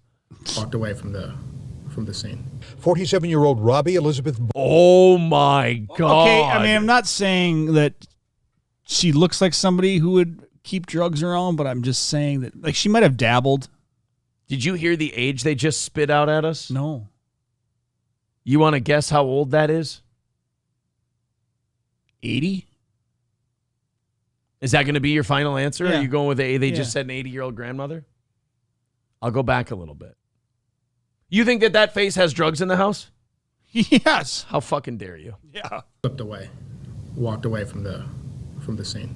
47-year-old Robbie Elizabeth That Boyers. is a hard... Dude, that's 1 year older than me. Would you fuck her? God, no. Ah, you queer. Oh. What do you think? Grandmother, so I'm guessing what? Her kid's probably... Black, yeah. No, wait. No, that was a joke. I'm kidding. No. Okay. The N-word. No. I was not. I did not. There was nothing to. Shame on you. No. I was not. That's not what I meant. Do you do your job? No. No. I'm sorry. What were you going to ask the kids? What? Probably a grandmother. I mean, she's a great grandmother. Like, I could see her having a child very young, and then her kid having a child. Well, very let's see. young. 40, Probably 15, 47. So if she has the kid when she's 20, and then the kid has their kid when they're 20, how old did they say she was? 47. Yeah. No, it's like 23 and 23. Oh, I guess, okay. If the kid's 10 months. Dude, my fucking head is killing me. I should not have whacked. This is a weird sentence to have to say out loud. I should not have whacked myself 15 times in the head with that book. Coincidentally, though, she says that all the time. Yeah, probably. It doesn't mean it's not weird to her.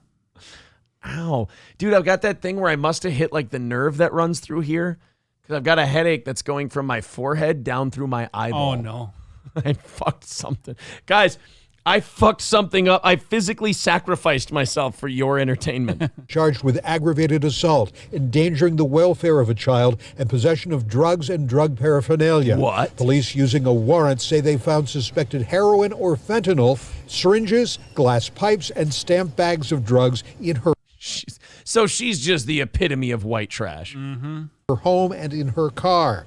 Police say they've had other cases of children coming into contact with drugs suspected of being used around them. And it goes back to it being stored or used in a home, and a child coming into contact with a surface that it was. I'm seeing a man right now who can honestly say he's never failed a drug test.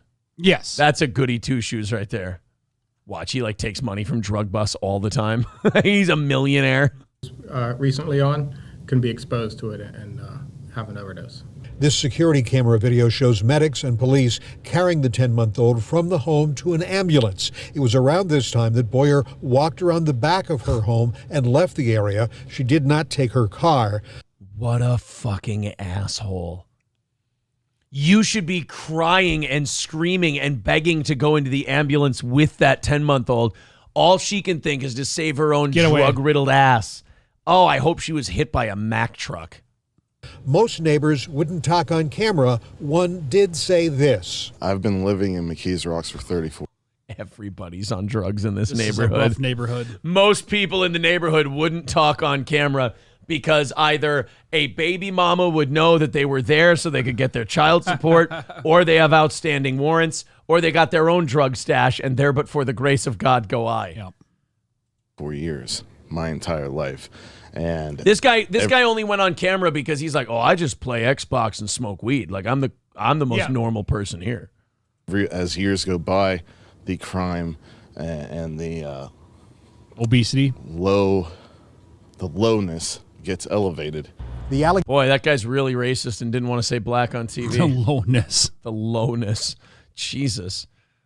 Allegheny County Police tip line is 1-833. I love this guy's name. Fucking Bob Mayo. You know, in the neighborhood growing up, that was a tough name. Hey, it's old Bobby Mayonnaise. What you doing? What you putting yourself on a fucking sandwich, you piece of shit? Come over here. Hey, guys, you seen Bobby Mayo? No, I think he's with Tommy Ketchup. Bobby, we're just busting your fucking balls, kid. Did you get the papers? Get the papers. Nice freeze shot I made there. Yeah. He reminds me of Woody Page. All tips. They ask that you give them a call if you have information about Boyer's whereabouts. Hi, this is DSP. I'm calling because I heard there were tips. No. We're asking for crime tips. Oh, is that something you just give me directly? Because it's my day off today, and I was looking for some tips. Sorry, sir. It's you need to stop calling us. This is the third time this week. Sorry, I've had 7 slow days in a row. Well, then you probably suck at what you do, sir. And I need a new computer. Yeah, I need a new computer, please. They're saying DSP looks better than she does. I'll take that's death for 600, Alex, someone says. Some soaper says, I'm 43 and she looks 30 years older than me. Well, you said 80. Yeah. So between that dude yesterday that was 20 and this lady, I don't know what age anyone is anymore. Oh, yeah, we had a 20-year-old on the show yesterday who looked like if you said he was 40, he'd look rough. Oh. Yeah. No Morio pointing out the good thing. At least it's not a trailer house, though. I mean, I don't know if it was a trailer house and it was still filled with fentanyl and an OD'd 10-month-old. I feel like that's pretty bad. Yeah. Pretty bad. Some soaper says, oh, so she didn't even try to flush the evidence. Oh, no. She got the fuck out of Dodge. There was no flushing. It was already too late. Plus, it sounds like she had way too many drugs in her house. Fentanyl and heroin, yeah. Some soaper says, no, that cop did fail a drug test once, but they overturned it after they found out it was from a poppy seed muffin. Oh, so that would be it. He's okay. Yeah. Hey, what is this, Bobby Miracle Whip over here? Hey, you know my name is Mayo. Hey, Bobby Hellmans is getting uppity with me. What the fuck's the deal? I'm not Bobby Hellmans. Don't call me that. Hey, old Bobby Worcestershire sauce. That's not even a sandwich spread, you dick. Sorry, pal. I apologize. You know, I get a little out of line. And calling you Worcestershire sauce, look, I understand I went too far. And I upset you. And I'm sorry about that. Thank you. Hey, take a look at Bobby Horseradish getting all pissy with me. Isn't that cute? All right, let's open up our 8 o'clock stories as we go deeper into the 9 o'clock hour here. Still got plenty of stuff to talk about on today's show. Thank you very much for all of you helping to hit our goal very early on today, thanks to a new VIP. Citizen M says, why do you only plug April's OnlyFans on the evening show? Stop it, Citizen M. April does not have an OnlyFans, and some of these people are going to start thinking they do. I've just now gotten to stop answering that question. Well, at any rate, I do want to say thank you guys very much for helping us hit the goal already today. You guys are already $40 into tomorrow's show, and we do appreciate it. Oh, we checked on California today, right? We checked on New Jersey. Yep. You want to check Florida? on Florida? You want to check on another liberal shithole? Yes. Seattle's doing great. Oh, I bet they are. Oh, yeah. You want to hear the latest? So downtown Seattle's been kind of rough, what with all the fucking bums building tents right in the middle of the sidewalks and building tent villages in downtown Seattle. But don't worry, Oz. There's a solution now that the business owners have come to. Okay. They're going to put concrete barriers on each side of the sidewalk so that the homeless can't pitch their tents there. Could you imagine?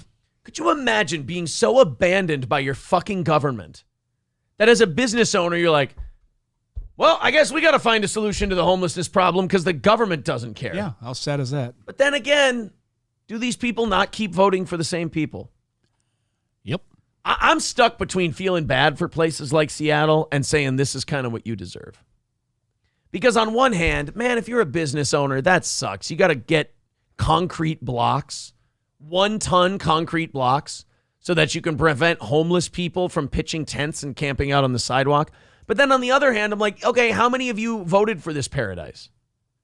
So how much do I need to feel bad for you? I remember watching, maybe it was us that did the story, but in front of businesses where they have like windowsills, they're putting spikes down so that the homeless wouldn't sleep on it. Jesus. Yeah, I have, you know what? You're right. I have seen that. I don't know if we did it on the show, but I have seen it. Need Trump says, I don't feel bad at all. You get what you voted for. Yeah, that's like Minneapolis too. It's like, oh, you got wonderful fry and walls. Good luck with all that. It's a great combo. Wonderful. Seattle business owners are installing 1-ton concrete blocks on the city's streets in a bid to prevent homeless people from camping out on the sidewalks. The Democrat-led city struggles with a homeless population of nearly 13,300 people. That's like the size of Sauk Rapids, Minnesota, of homeless people. It should be a season. Exacerbated by the pandemic, and they frequently set up tent camps. I want to see what these the concrete things look like. Oh, by the way, I'm sure all these junkies and everyone, they were doing great before the pandemic hit. Yeah, everybody was fine. It was the pandemic that turned them into drugs. Yeah, they were bankers and lawyers and now they're all broke. Day traders and business owners and all kinds of different things. Yeah. But then, that goddamn pandemic hits and they just shot heroin and they started living in a Coleman tent. I blame Fauci. Yeah.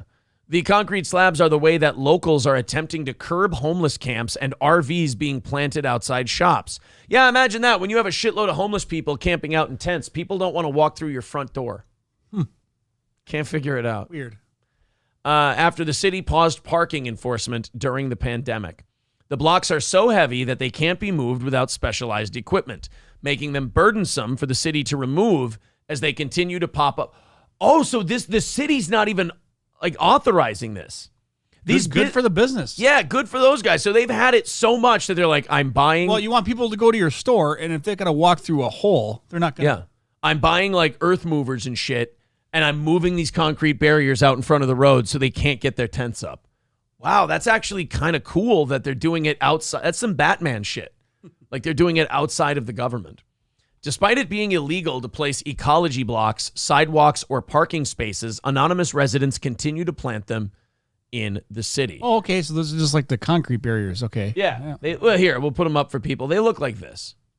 That's what they're putting up because obviously you can't get the tent down if those concrete barriers are up. Business owner J.W. Harvey told the Seattle Times, quote, individual businesses and residents are putting ecology blocks out as taking matters into their own hands because if they call the city and say there's an RV out front of their business or out in front of their home, they can't do anything about it. It's a wonderful way to manage a city. Look at this. Look at this one of the camps. Imagine you go to work every day to run your business and you see that shit. No, that's why I don't live there. I mean, and now imagine you're a shopper and you get to decide where you spend your dollars. Are you going to go here or the suburbs? Not there. Time to move. All kinds of monkeypox going on in there. Oh, boy. Jeez, the diseases. He said he has spent more time speaking to and helping homeless people than he has running his business, but he is now tired of trying to manage the ripple effects of Seattle's overwhelming homeless population. Well, the problem with trying to help a homeless person is that a homeless person can't really be helped until they want to get better. And how many times have we talked about the people who are like, no, I have to hold my sign. I have to stand here and hold my sign. Don't bring me to your house to work. Yeah. I have to hold my sign here. I won't make any money. Or, you give them money and it goes right into the arm or it goes right into the liver or whatever. It's the same kind of shop owners when they like the one guy who owns a butcher shop. Every day he has a dog that comes by, so he feeds it. Well, if you keep feeding it, guess what? The dog's going to keep coming back. Max Watercott says, watch the city come up and write a citation for the concrete barrier being an eyesore. I don't put it past them at all. You see all of a sudden 100 businesses, they're all going to have to get fined and you think any of them are going to pay? Right. I'll say this, like you people in Seattle, I get it. Like you don't want to leave your home and you've got your business and all of that shit. But at some point, you're going to have the discussion of whether or not it's just time to bail on this whole thing. I mean, instead of like, you're putting up 1-ton concrete barriers. You're bringing in heavy machinery to put this stuff in place. And I mean, at what point do you decide that it's a losing battle and you're leaving? He said he spent more time helping the homeless, but he can't deal with the problems anymore. In 2020, Seattle and King County ranked as the third area in the nation with the most homeless people. Wow, it's almost like allowing them to park RVs and tents on the sidewalk almost encourages them to do it more. Weird.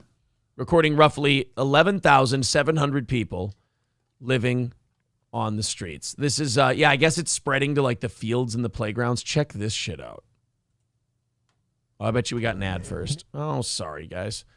We got to listen to this weirdo talk for a second. Here we go. This is from the Daily Mail. This is Seattle. It's on your screen right now. Oh, look, a bunch of tents. You see that, Oz? That is a kid's baseball diamond. Oh, it doesn't look like a normal campground. No, it doesn't. Look at that. They just camp out in the dugout and they just all along the fence. I mean, that's okay. It's just where kids play sports and try to hang out with their friends and get some leagues going. Good God, man.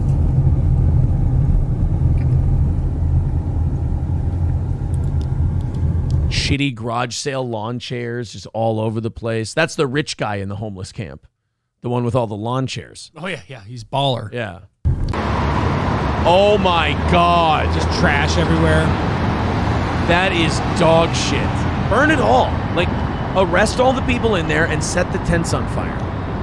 Just to sanitize. Trash. Yeah. Oh, look, the soccer field. Well, actually, that's not a bad use of a soccer field. Oh, no, now it's baseball. Never mind. You got to clear out, guys. That's a worthwhile sport. Take your dog. He comes back with a homeless guy's hand. No, Sparky. There's fentanyl in that. What are you doing? We're just going to play some basketball. We're going to play some catch. And while we do, oh, look, a junkie fucking another junkie over by the fence. That's some nice. Guy shitting, yeah. Yeah, some guy. Oh, look, that guy's taking a shit on third base. What a wonderful, vibrant community I live in.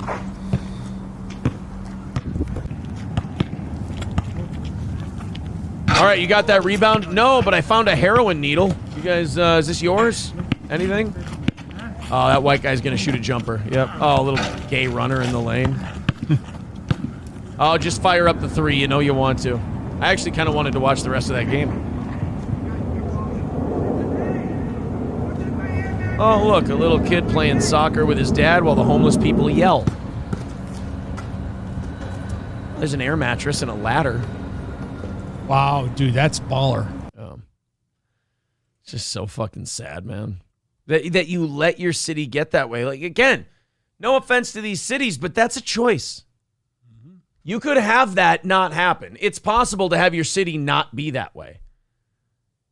But when you don't do anything about it, and then they're like, oh, it's just, we just need to be more understanding. It's like, they don't think like you. The homeless people, a lot of them are mentally ill and addicts. They don't think like you do. They don't go, oh, they're showing us a lot of understanding. We'll be really neat and clean with our homeless camps because they're being really generous by allowing us to stay here. No, it's a parasitic relationship. They find a host, they suck it dry. Yep. That's it. They will stay there until you make them leave. And then the problem is they become so entrenched there trying to get them to leave. Now you'll have like human rights organizations protesting, oh, you can't do that and this, that, and the other thing. It's like, yeah, motherfucker, you don't live here. You live 10 miles up north. So you can come down here and you can tell us to let the homeless people camp out in the playgrounds and the sidewalk because your kids don't play there. Well, so they can't be here. So you think you could take a couple of them and have them in your yard? Oh, no, we're full. Exactly. That not in my backyard shit. That should be like on the new flag of the Democratic Party. Just, oh, yeah, we want to do nice things for everyone. Yeah. It should just be a flag that says, yeah, NIMBY on it. We want to do nice things for everyone. Oh, can we do them in your front yard? No. They're animals. Oh, okay. Yeah, we don't want them in our town. Oh, okay. Yeah. Dave Dowling says all it takes is one property developer making political donations to city council to let the homeless from everywhere set up camp in the downtown to drive property prices down. Developer then buys. Wow, what a great... I mean, Dave Dowling has the capacity for great evil. Uh-huh. I found out. Get a real estate license. Let's go. Yeah. Aerodynamic Scrotum says the Chinese just lace drugs with cyanide. Those motherfuckers don't play. Oh, well, shit. There you go. Now you guys are armed with information. Oz, can you tell them about AP Lasers with an S, correct? Yes. APlasers.com. There's the link to Oz's laser engraving. You tell them about that. I'm going to go pee, and then we got about 45 minutes of show left. We're going to roll through the regulation time, roll through the overtime. Thank you guys very much for hitting our goal today. You're actually $40 into tomorrow's goal already, so thanks a million for that. Excellent. Oz, I'm going to leave the chat up here so you can talk to them. You can talk about AP Lasers. I'll be back in a minute. Wonderful. Well, if you jump on Facebook too, AMP Laser. Oh, can't. There we go. Whoa. AMP Laser Engraving on Facebook. Got lots of photo albums of their, different like everything from firearms to all over the place. You can just look and see all the really cool stuff I've made. I just got done doing a gun show this last weekend in Fridley, and I did well over 50 handguns, and so I was quite busy. Everything from, well, let's just say like the American flag is a pretty common thing to put on there, but then I also had a person put a camel on their lower, so I didn't really understand what that was all about, but teach their own, I guess, whatever you're into, other than that, but yeah, so that's pretty much it. I'm usually good for about 30, 45 seconds, and then everything is just like, it just kind of just goes. But, yeah, thank you. So I appreciate that when they say nice. But, yeah, check it out, A&P Laser Engraving, and then, I can engrave all sorts of cool stuff. Shotguns, pistols, ARs, you name it. All right. Do it. Balls Deep says, what's the nicest sidearm you've engraved? A harpoon. It was a 1911, I believe. Yeah, quite expensive one. So, got to tell you guys, noon today, we're going to have Kyle from Unique Entertainment on as a guest. Very excited to talk to him with all the shit he's been going through. Brendan Schaub suing him. The shit with his mother-in-law and, the interactions that we've had during each other's streams. Really excited to talk to Kyle from Unique Entertainment. Should be a great interview today at noon, and it will be available afterward on the channel. So make sure you subscribe so you get notifications for that. Again, Kyle from Unique Entertainment on the program a little bit later today at about noon. So we'll take about an hour and a half break. I'll get the show up on Patreon. I'll get the clip out of us talking about Right On and do all that stuff. And Right On, man. We'll have, and then we'll have the Kyle interview for you. And as far as today's clip that we're going to put up, we do have the Unique mother-in-law clip up right now. We also have the Howard Stern Machine Gun Kelly thing from last Friday. We'll probably, let's see, which one's the most time sensitive? I would say Jake Paul calling off his fight with Hasim Rahman Jr. We've got to get that up today or nobody's going to give. I don't think anybody gives a shit already. It's such an old story. Alex Jones with the court thing. We can keep that for the week. Joe Rogan taking a shot at Brendan Schaub. We might have to put that one up. Mystical getting arrested and Gilbert Gottfried commenting on it. We can keep that one for a couple of days. So I think we'll have to put we might have to put Rogan and Jake Paul up on the channel at some point, at different points today. So maybe you guys will get a twofer plus the interview with Unique coming up at noon today. Very cool. All right, let's get our last read out of the way here. Raka Handling in Sauk Rapids, a material handling dealer specializing in Taylor forklifts and shuttle wagon railcar movers. They're currently hiring for field service technicians. They found the parts and service coordinator. There's competitive pay and benefits. If you're interested, call Andy at 320-330-9212 or go to rakagrp.com/careers. That's rakagrp.com/careers. And that's the link in the chat there for Raka Handling. They are now hiring. Passenger fined $1,874 after 2 undeclared McMuffins were found in his luggage. Timeout. The first question being, why do we have McMuffins in our luggage? That just seems like a fat guy thing. Like you were in a hurry, you had to get through the checkpoints and the security and everything, so you just quick threw your McMuffins in your suitcase and you were going to grab them later, but you forgot they take them after you check them. And then also, why an $1,800 fine for the 2 McMuffins? Is there an ingredient in McDonald's breakfast sandwiches that I did not know was a terrorist tool? I'm not really fully understanding why that is. Phoenix says, at least get McGriddles for fuck's sake. You know, I hate to start a fast food war because those go up like a house fire on this show. But you guys are not going to like me for this. If you're McGriddle people, I don't like the McGriddle, like the calories and sugar and fat to what it tastes like. I'm not willing to make that jump. I like the sausage McMuffin with cheese and egg more than the McGriddle, and I like the breakfast burritos. Those are good too. The little tiny burritos. I love those. I always get the 2 burrito meal if I'm out in time for McDonald's breakfast. I like the regular McMuffin too. We want the Canadian bacon in it. Yeah, I'm sorry, guys. I don't know if my take on the McGriddle is going to upset anyone. I'm certainly not too trying much to. syrup and sugar. Yeah. Somebody writes McMuffins for the win. Carlos says, airports love to gyp you out of money whenever possible. This makes sense. Easy on that word gyp, sir. We're going to make you change your song. Guy simply says, you love the sausage. I do. I like to suck on them and eat them and love them, devour them. Phoenix says, I don't eat McDonald's if I'm worried about the calories.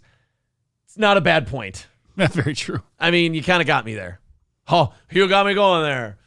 As far as McDonald's goes, like how much is a McGriddle? How many calories? I wonder if a McGriddle really is that many more calories than a sausage egg McMuffin. Oh, it absolutely is because of the sugar. McGriddle calories. 448? It doesn't seem like a whole ton. No. I love the first result on Google. Is McDonald's McGriddle healthy? Answer, fuck off. Yeah. McGriddle, 448 calories. Okay. No, McMuffin? Egg, McMuffin. It's got to be less because there's no sugar in it. Calories, sausage. 480, it's more. That is messed up. How the fuck does that work? Hold on a minute. What kind of McGriddles are there? Okay, there's sausage McGriddle, 430 calories. I've been living a lie. Sausage, egg, cheese. Okay, there's 550 in a sausage, egg, and cheese McGriddle. Is that the one that people typically get? I don't know. I don't eat them, so. Okay. I think I tried one time. It was just way too sugary. I think I've only done sausage and cheese on It's like McGriddle. you're putting syrup on your sausage. It just doesn't work. Yeah, see, this says they're 550. Okay, that makes a little more sense. That's still less than I thought it was. At 550. I thought they were like 800 calories. Highest calorie breakfast sandwiches. Let's take a look. I guarantee that Hardee's has at least one of them. Oh, there it is. Hardee's double sausage, egg, and cheese biscuit. Hardee's has like the highest calorie burgers, sandwiches, everything. They just don't give a fuck. I'm sorry, but you can't mess with a Frisco. When all the other fast food places decided to like lower their menu and lower their calories, Hardee's went, oh, how about go fuck yourself? We're still not getting rid of the Monster Burger. In fact, we're making a second one.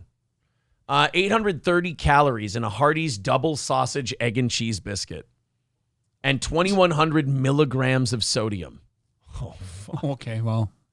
You ready to feel like a balloon? Let's go to the chat. See, you start talking about fast food, they start They going just light nuts. up. Yeah. The shitty scrambled egg. With those saggy tits, you clearly don't care about your calorie or sugar amounts. That's very hurtful, Curly Adam. I'm going to the gym today. Sir K says, how many times a week you eat McDonald's, boss? All right, look. Groceries are more expensive now, so we're trying to stick to a certain budget every week. We also like golfing, but we won't let ourselves go golfing unless we stay under the budget and have enough to go golfing. It's a financial discipline practice. So we've cut out the McDonald's. The problem is, yesterday we had a rough McDonald's day. I have to admit. Really? I was down here editing and doing a bunch of stuff, and then we had to go pick up the kids. The show ended at 10:30. We had to leave at like 11:10. There's no time for food in there, so we did stop at McDonald's. Then yesterday was gymnastics day for Charlotte. She can't like sit down and eat a meal because gymnastics is at 4. It ends at 5:30, and then we have to go meet in Becker afterwards. We have to drop them off. So we have to have something that's ready to eat. Sometimes it'll be pizza. We'll heat it up and bring it to her. Sometimes it'll be like it was rotisserie chicken one time. We always ask the kids, what would you like for gymnastics meal tonight? Yesterday, they wanted Happy Meals.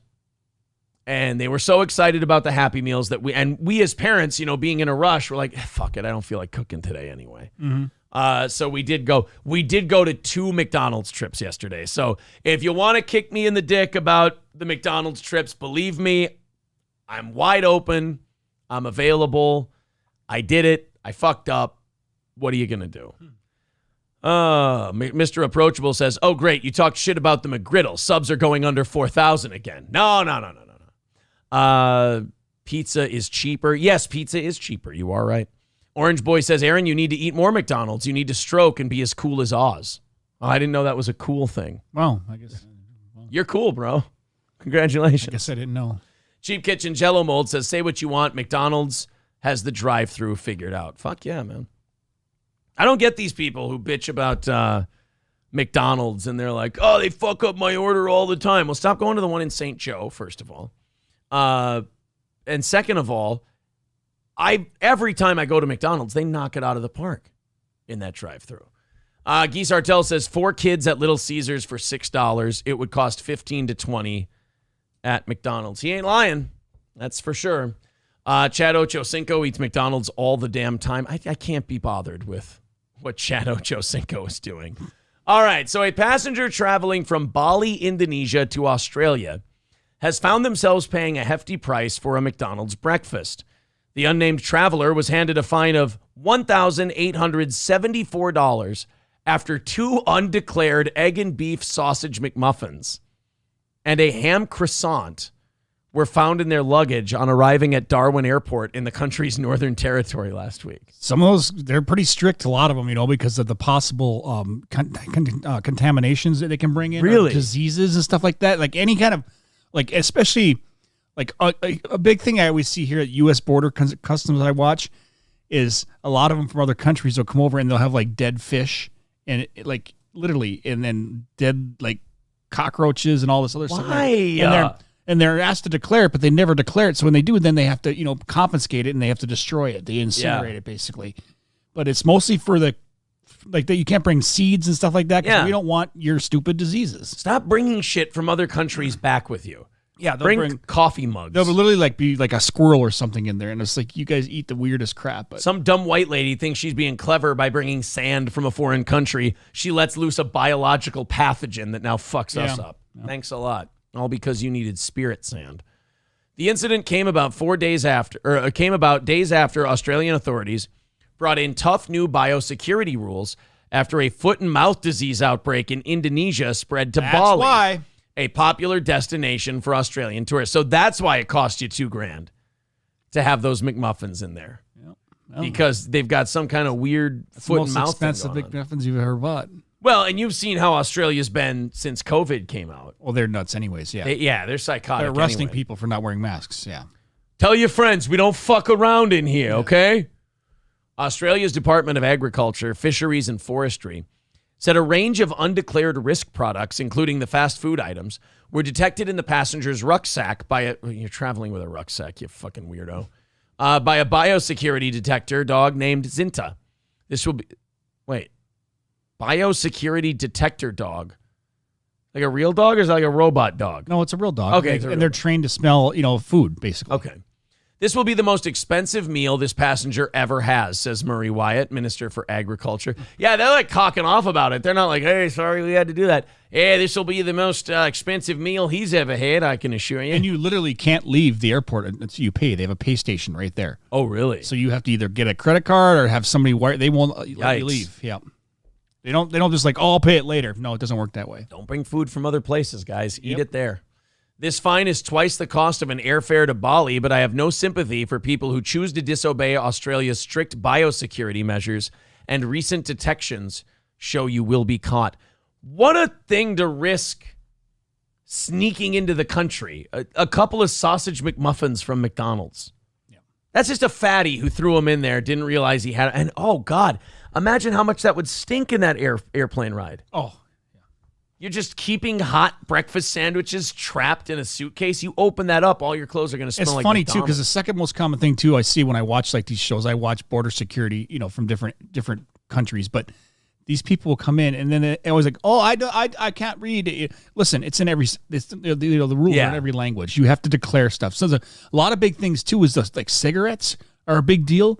Because they won't declare, and they'll have their bags just full of cigarettes, and they get fined massively. They take them, and then they get fined. Well, because they'll try to because they want to avoid paying the taxes on the cigarettes. Exactly. Wasn't that the thing in Minnesota? Like, don't people go to North Dakota and get cigarettes and then bring them back if they live near the border? I would imagine. I mean, I remember years ago, they used to be really cheap at the casino. So you go to the casino and get them, but that's all changed. Oh, everybody's paying taxes on them. Yep. Shit. Dave Dowling says, amount of excrement permitted varies from food to food. We're not reading your quote on excrement. I think I'm going to tap out of that one. Skeezy says, McDonald's reeks after 30 minutes. It does. Even if I've ate McDonald's and it's still in your hot car, even it's just a bag left over, the whole car smells like it. Yeah. Oh, yeah. You can just leave that empty bag if you leave it wide open. Yep. Yeah. So now I have a problem since we've been talking about all this. I've been pooping my pants. No, I've had a problem. I have to cut up today's show, put it on Patreon. I have to put the table of contents, the chapters in the videos now. I hope you guys appreciate that, by the way. I hope you're enjoying that. When you go back and watch the shows later now, I put the chapters in so you can see what we're talking about. But after I do all that, I've got about 45 minutes or so before the unique interview, and I've got to eat something. So here's what I have to decide. I got a text from April a little bit ago, and she says, let's see if I get this right here. First of all, she says, congratulations on 4,000.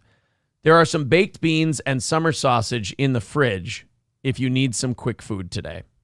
Okay. She's off in Litchfield today doing some cleaning. I have that option. I can make a nice summer sausage, venison summer sausage sandwich with some baked beans. Or, and balls deep read my mind, I could make a little run out to Casey's and grab a pizza. Oh, yeah. Yep. Now, again, remember, Thursday golf is on the line here. If there aren't, $60, $70 for the two of us to go golfing at Blackberry Ridge on Thursday, it's going to come down on me. I got the grocery budget and the weekly budget has to be at least $70 under by Thursday for us to be able to go golfing. So do I go? Because if I go and I get the pizza, I'm going to have to get like a Diet Mountain Dew. Oh, no, I wasn't going to drink pop today. April put Coke in my cup. Damn it. I drank too much pop yesterday. So what does this mean? Say all you want about Casey's, man. With that taco pizza. She says, I'm making a stop too, since I'm currently foodless out here. If you make a stop, that's the deal. Well, fuck. Now I'm at like a your terms are acceptable kind of a thing. Yep. Is it a pig move if I grab a thing of Gardettos or Chex Mix too while I'm out there? I love Gardettos. Queen Bee Savage says pizza, make the goal higher for tomorrow. You guys don't understand how this whole thing, corporation, personal. The goal doesn't go higher because my personal expenses went up. My personal expenses are covered through being paid by the business. I don't take a raise or anything like that out of the business. You do your taxes at the end of the year. You hope your business made a little profit. But there is no, I always talk about this, like April and I are going out to Las Vegas for our anniversary. Probably the last trip we're going to be taking for a while. And people go, oh, what, the goal's going to go up because you're going to Vegas? No. The goal comes out of the vacation comes out of personal finances.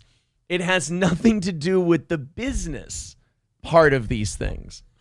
Every time someone says, like, oh man, you're going to make the goal higher. First of all, it's a scumbag move to make your goal higher because you're personal. So anytime you hear these YouTubers and they're like, oh, my car broke down or this happened or that happened. Need a computer. Or a computer, give me more money. Call those people out on their bullshit because they're fucking lying to you. They have a business account and they have a personal account. They're not fixing their vehicle with that business account money. So you can tell them, hey, no, fuckface. I give you this money. You give yourself a paycheck from your business. Your car breaking down has nothing to do with us paying you money. So I'm just arming YouTube fans of how they can avoid being scammed by their favorite channels. Yep. That's all I'm doing. Queen Bee Savage says, but can I suggest the frozen pizza at Quick Trip? It is the best frozen pizza ever. Really? Okay. So Oz doesn't get paid, so you can go to Vegas. Got it? No, Oz, don't tell him that. Oz just got paid. Yeah, I did. Oz just got paid, and somebody bought a wallet, so Oz got paid a little extra. Oz is on, if Oz isn't doing comedy at the anniversary show, then he's on my tab. Johnny and Corey can go fuck themselves. I'm paying those two to do comedy. They can pay their tab. Johnny's too nice, by the way. Yeah. We were talking yesterday about how we're down an advertiser. Like we have an issue with an advertiser where I won't let them advertise anymore at the moment. They haven't paid for a few months. Oh, sure. And I'm like, I'm not going to let you fall behind anymore. So I said, well, we're down an advertiser. So Johnny hears that and he goes, hey, man, listen. I'm talking to him yesterday. He's like, hey, man, he's like the worst negotiator on his behalf ever. I have to give him money to stop him from trying to take money from himself. He goes, hey, man, if you don't want to pay me for the comedy show, then don't pay me for the comedy show. I just do it because I love it. I go, would you stop? You're all getting paid for the fucking comedy show. Look, that's not how adjustments get made here. Jesus, man. Geese Artel says, Oz, quick, cash the check before Vegas. The money that Oz gets I get paid Venmo. It doesn't come from the account that the Vegas vacation comes out of. You know, I've been making money in broadcasting for 15 years. Here's the personal. Here's the. It's kind of wasted. I'm trying my best because this is going to help them with other YouTube channels who try to get sneaky with how much money they need. Okay. But now they're just telling me that, nope, Oz, he's going to try and fuck you. It is a funny bit, though. Thank you, guys. Vegas flooded, trip canceled. Oh, believe me, I've been watching. Have you seen the Las Vegas stuff that's been happening out there? I didn't know they even got rain out there. Oh, they're in it's their monsoon season. Oh, I didn't know that. Right now, where the skies can just break open. I know they have anytime. those huge canals that run under the city to catch water like that. You know, ones where the sewers and stuff. Yeah. The bums used to live in them. Like because there's those huge. They're not really sewers. They're like a water canal. There's a weird name for them, but they're huge. Oh yeah, I know. I don't know what the specific name is, but yeah, I didn't know they even got. I mean, that's probably good for them to get some rain, right? Not this much. Let's play this. Yeah, here you go. Oh, whoa. This is out of Las Vegas. They had that's so weird. Last week they had crazy storms and everything flooded. Let's play this. That's the parking area. I think it's Caesar's Palace. This is where you go to get your Ubers and stuff like that. So you can just get one of those boats from the Bellagio and just ride it out. From the Venetian. Oh, Venetian, yeah. Yeah, you go to the Venetian, you get one of the boats. Where they ride you underneath, yeah. Like that, pretty soon they're going to be taking that pirate ship out of Treasure Island. Yeah. Actually, it's floating down the main street taking it down there, yeah. Well, better late than never. Yeah. That's New York. Look at that.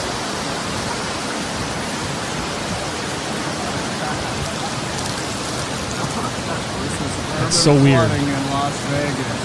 Coming out of the parking garage at the Link Hotel. So that's at the light fixtures are fucking leaking water. Imagine how expensive that is for a casino to. Now I wonder the roof's probably not designed to take that much water. Do you think that in 1 month they'll have this all cleaned up? Vegas, they don't screw around. I mean, they keep that. That's a money. That's tourism is money. Because I was thinking, like I was going to ask April. I was going to say, do you think? Like, we're going to be walking around and there's just going to be shitloads of construction? Or do you think that they wrap this up in a week or two? Yeah, they'll have that cleaned up so fast. God, you know how much the contractors are going to make on that? Like, the quickness they need that turned around, the amount they'll be willing to pay. Holy shit. That can't be good when light fixtures are pouring water. That's got to be a tad bit dangerous. Well, especially on the machines. Yeah. Drive through it, you pussies. Wow. Oh, yeah, it's coming up over the sidewalk. There's somebody who got stuck in a hole. Show me more of the casinos flooding, because I guess like Caesars got flooded. All kinds of shit. Yeah, here we got more of it. Yeah, the only one that can handle is Treasure Island. Yeah, Treasure Island and Venetian already. And then what's the one that had the Bellagio with the big fountains? Bellagio has the fountains, yeah. They were happy because they didn't have to pay for water to get shipped in. This is... they literally have to ship water in to keep those pools full. Yeah, there's the Strat, so this is what, near downtown? The Stratosphere is the only one that's safe. Yeah. You think about You're safe in the Strat. Just stay Yeah. in the high up rooms. Just stay in the air bar. You'll be fine. This is at Planet Hollywood. Oh, that is not good. Oh, it's leak. Oh my God, it's pouring in on the tables. So it looks like one of the skylights got destroyed or something. Holy shit. Wet t-shirt party! Yeah. There's always that one drunk. Jeez, man. Rare flash flood hits Las Vegas. There's the parking ramp we saw before. I think this is downtown at the D. Is what? Oh no, this is the a sports book somewhere. I don't think this is Circa's sports book. Actually, yeah, I think that's Circa's sports book. So this is downtown. Oh, look at all that water down there. Here, let's full screen. Yes. Those big expensive TVs. Oh yeah. Sweeping it off into the drains. Well, beats bathroom duty, I guess, right? Be a lot of carpet extractors being sold. Oh, look at this. Well, sleep in the car tonight. Wait till the water subsides. Who are you honking at? No, that's the alarm going off. You are too deep. Vegas drivers will drive through anything. We don't care. This is the only time to have like a jacked up truck of road dozer. Oh, wow. Look at that guy. Yeah. Well, Killdozer was just before his time. Wow. Yeah, so they're going through it right now, man. I don't know if they've got it cleaned up or what. Oh. I know through Sunday they still had flash flood warnings going on. Vegas will spin it as a new outdoor shower feature. Yeah, exactly. Yeah. Get clean anywhere. How much disease got washed away? See, I feel like that rain was necessary for Las Vegas. Just in general, just being so dry and hot all the time. I mean, just the dust and cleaning, just a good cleaning, a good wipe down. Yeah, wash away all the MonkeyPox. Yeah, it's kind of nice. I like it when it rains. Cleans everything away. You start fresh. Water in electrical outlets might be dangerous. Hot take, Aaron. Somebody says Aaron's trip is canceled. I sure hope not. I hope they've got it cleaned up.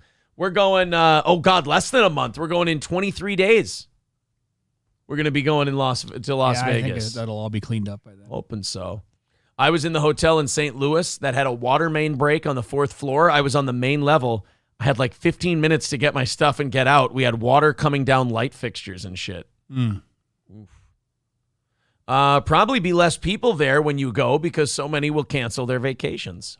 Ooh, I like it. Nice and quiet Vegas. I like that. We went the first year April and I were together. We went in 2020 in August. We go in August every year. It's nice and cheap when you go in August because people don't want to be in the heat. They don't want to be that You're hot. in a casino anyway, so it really doesn't matter. Well, not only that, when you're walking around, like I know it sounds like a cliche, but the heat is so dry. Like we're used to humid Minnesota heat. Yep. I don't mind the hot, like the 105-degree heat. Yeah. It's when it's like Minnesota. I'd rather walk around in 105 than 88 and humid like it is here. Yeah, I hear that. Terrible. But we went the first time and they'd been open for like two and a half months since COVID. Oh, so just open. I have a video on my phone that I should actually put on the YouTube channel. It's Las Vegas at like 4 a.m. on a Friday morning. Quiet. And the strip is fucking empty. Because nobody's there from COVID. We were there Thursday, and even during the day we're walking around, we're like, this is insane that there's this few people here. And then Friday morning, I'm walking to a Walgreens to get Band-Aids because we walked too much the first day. Yeah. And I'm just standing there. I'm like, I got to take video. I got to document this. It will never look like this ever again in Las Vegas history. Yeah. I'm in a It was weird. I was like, I'm in a moment in time right now that I have to document. Yeah, I've been there like 10 times, and it's always been a zoo. So, and now this time, so the first time we went, it was COVID. We just went for fun. The second time we went to get married, and now we're going for our anniversary, but we found out that 2 of our best friends and their wives and girlfriends are going at the same time. So we're all going to be in town at the same time together, so that's going to be a lot of fun. I'm going to really enjoy it. April says, cancel it, go back next year. I don't know. We made a big mistake, and we booked through like an Expedia. You're supposed to go right to the hotels and book it that way. It's usually a pretty good deal. When you have Expedia, though, you can't cancel anything. Unless you buy the canceling protection, you have to pay extra for that. And see, I didn't because I was like, oh, I'm fucking going. I know. It's same thing with me, too. Whenever like I rent a car, you're like, you extra insurance? No. You're supposed to take that. You're supposed to take a lot so you of can things. wreck the shit out of it. Yeah. Need Trump says, yeah, just take a look at Lake Mead finding bodies in barrels. Yeah, bodies are washing up now because the water level got so low. So now like old mob murders are washing up in Lake Mead. Oh, yeah, it's fucking crazy. Where's that flooding really bad here where a bunch of like 12 or 15 people died already? It's down south somewhere. In Minnesota? No, in the country. Oh. I forget. I think just it's remember Nevada. watching the video. No, it wasn't there. It was some other state. Anyways, the National Guard actually got deployed out. Oh, okay. Texas? I don't know. I have no idea. I don't know. Probably Louisiana. They're always flooding. Turd Ferguson says, hopefully the flooding washes away a bunch of the junkies passed out on Fremont. Oh, dude, last time we were there were junkies passing out on the Strip now. Oh, yeah. So they gotta crack down a little bit in Las Vegas. The trash is starting to come up from Fremont. If you go to Fremont, you can't be upset when you see trash. They used to be really strict on that years ago. I mean, you didn't see bums anywhere because the casinos paid so much money to keep them away. You know. Mikey 2 million. Well, no, they pass out on the Walgreens steps. Oh, that's where I saw one. He had like caked on dirt on his jeans. Oh, wonderful. People were trying to wake him up, and that guy wasn't. He was just moving. down on his luck. He might have been dead. Now that I think. of it. Okay. Yeah, he might have been dead. Mikey says now that they have all the stuff to repair in Las Vegas, the house will be winning a lot more. Yeah, maybe I won't play cards. I don't know. Gordy says, can someone donate money to Daddy via PayPal specifically for his pizza so maybe I can have a second meal today?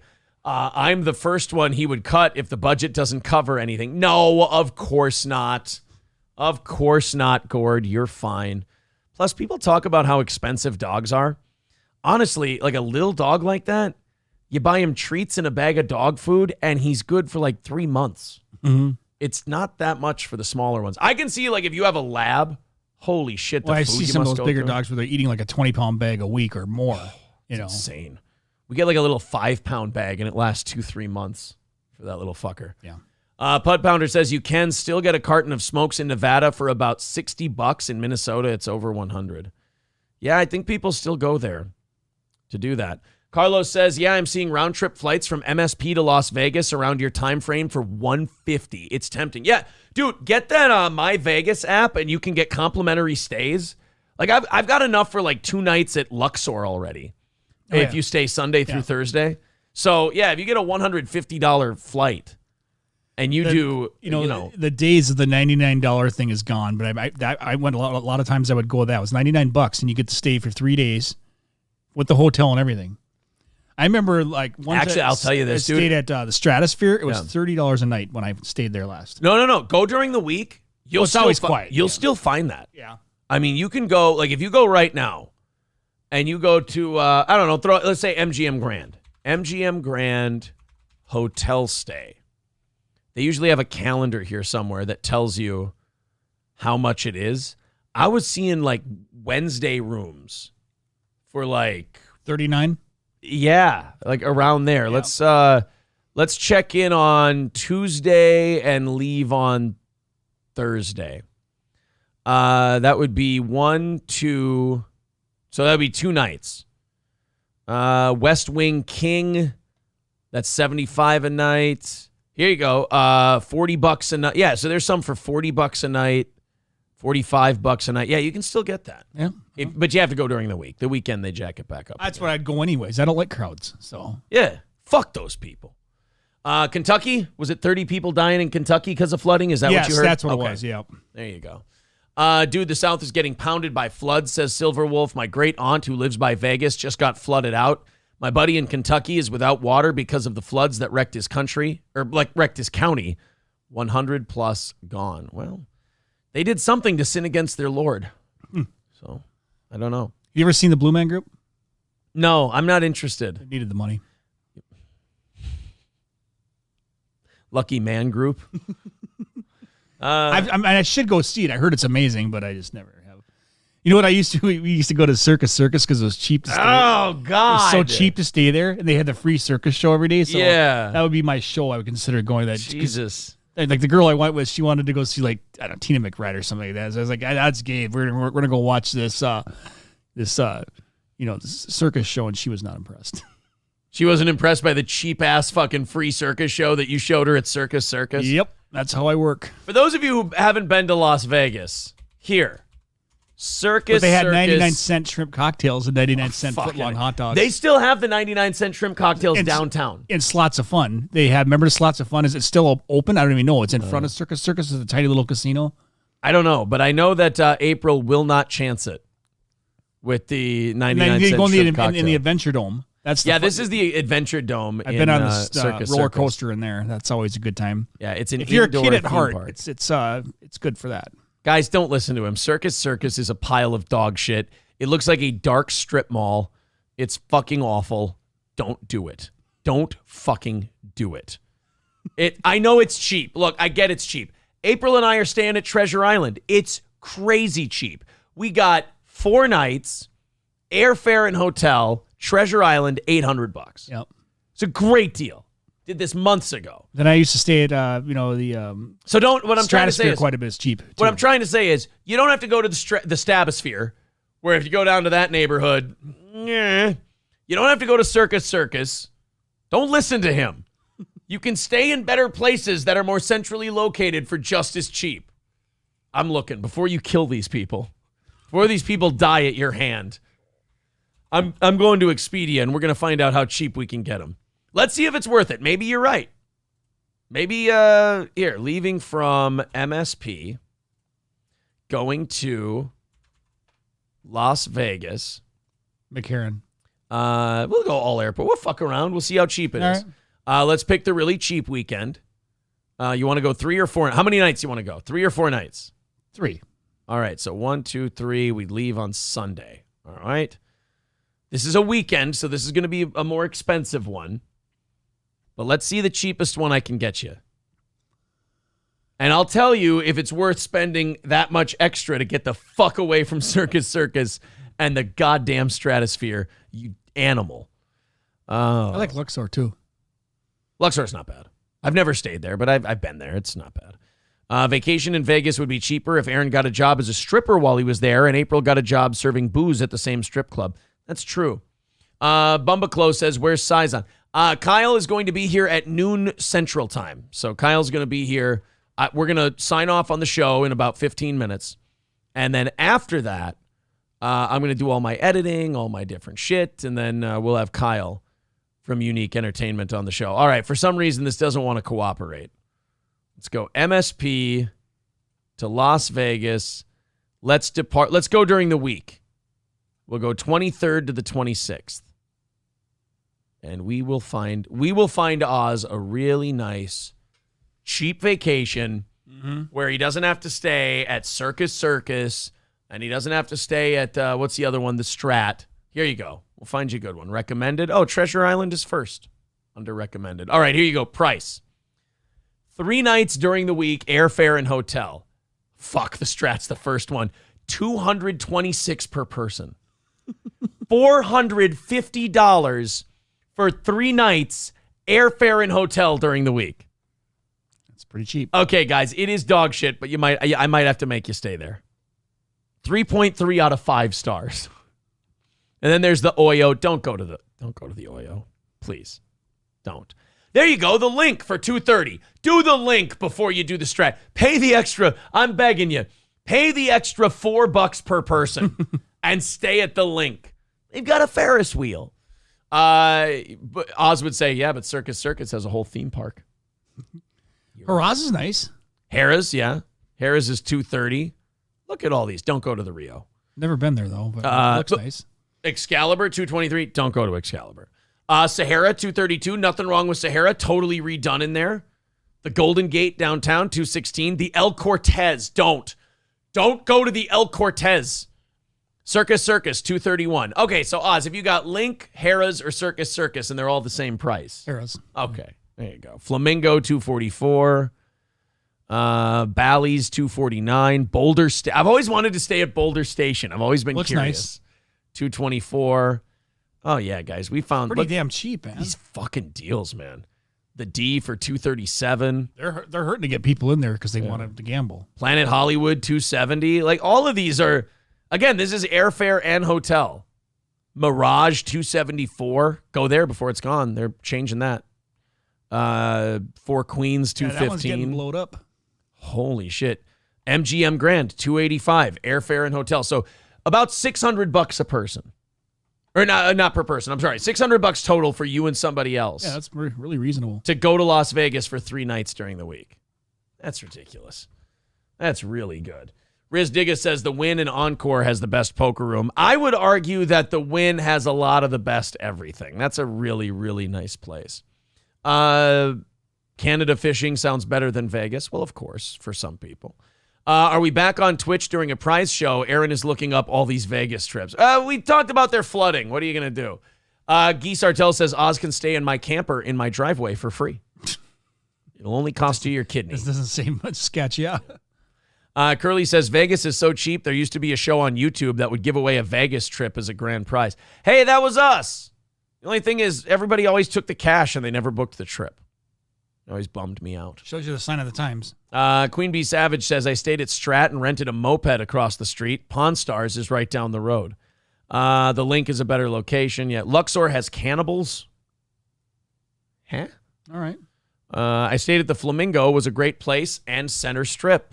Okie dokie. There you go. All right. So we got it all figured out. I stayed at the Sands years ago before they blew it up. Oh, yeah. God, that was a while ago they blew that up. The Sands, wasn't that the one where they 21. did the... 21 when I went. Yeah. What was the one where they did the MTV shows there?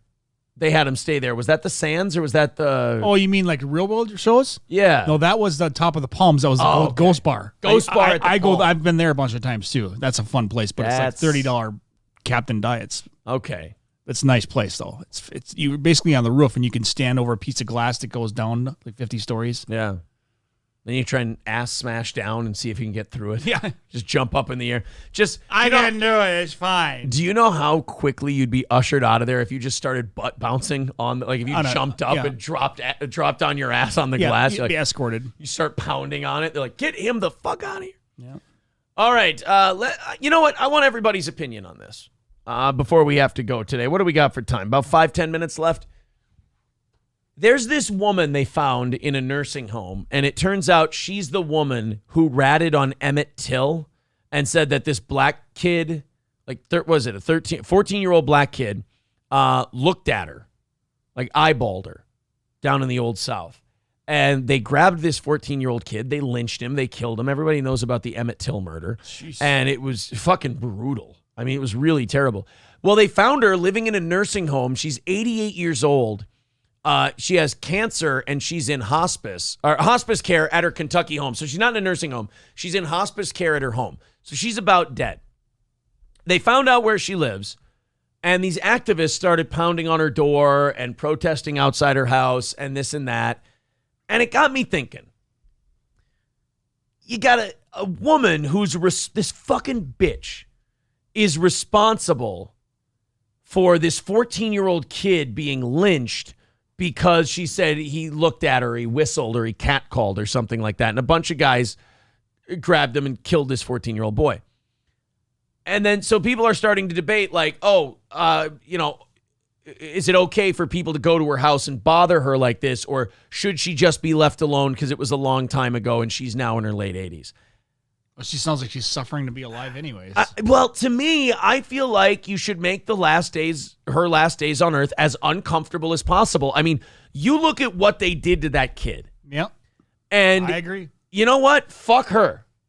Really. I mean, just fuck her. And I get it. I'm a misogynist. So, a woman paying for being an absolute asshole who got somebody killed, make them pay all day. But as far as like not bothering her and not doing anything else, be glad they're not killing you. Like, be glad they're not dragging your old ass out of that house. Yeah, and beating you to death for what you did. So I don't know how you feel about it, but I say if they want to yell outside her house and call her all kinds of terrible things to the point where she doesn't even sleep at night, I don't know about you. I'm okay with it. I'm fine. Go for it. Yeah. Yeah. Protest, yell, shout. Yep. You know what would be fun one? When she lays down, wait until she lays down and turn the lights off, air horns right outside the bedroom window. Oh, yeah. That's a good one. And then just yell shit, because I don't know if she feels bad. I don't know if she's ever said, like, an unserved warrant for Dunham's arrest was discovered by a team led by relatives of Till last month, bringing the case back into focus. Okay. Oh, yeah, and the guys who killed Emmett Till were acquitted. Oh. Yeah, so there's that part of it, too. It's a horrific story, and I don't think I've found one person yet who's been like, oh, leave her alone. Don't bother her. She's old and she's got cancer. I mean, you've got to know. Just because you're old doesn't mean right. that, you know, age is just a number, right? If you're her children and her grandchildren, do you know your mom or your grandma's a piece of shit? Like, do you know? You have to know. Deep down, do you know that she's an absolute Even if your own pile of family shit? doesn't tell you, somebody else is gonna. Yeah. No, it's just like this cancel culture bullshit. You can't judge that day's actions on today's standards. Whoa, wait a minute, Mr. Approachable. I think even by that day's standards, most of the country saw that and went, holy shit. Like, only in the real deep South did they go, well, you just don't talk fresh to a white woman like that. You know, most of the country was pretty horrified. Oh, yeah, I would imagine. I thought he was sent to the chair. Who? No, I read he was brutally beaten to death. Yeah. Why was 14-year-old boy's dad not around to help him? Jesus Christ, Gordy. For God's sake, man. Gordy also says, I'll be the first to say I want you to leave her alone. It thinks two of those. Jesus, Gordy. Somebody chill him out for a little bit. Good Lord, man. So it looks like we pretty much got a consensus on the chick who led to Emmett Till's murder. Yeah. Sorry. MN Cocaine says the El Cortez isn't that bad for a place to crash and walk Fremont. Really? What's the dog? Oh, you know what? I'm sorry. I'm thinking of the Apache. Oh, boy. Never been stay there. at the Apache. But let's take a look. El Cortez, Las Vegas. Let's see some images. I'll take a look at the El Cortez. I'll play your game.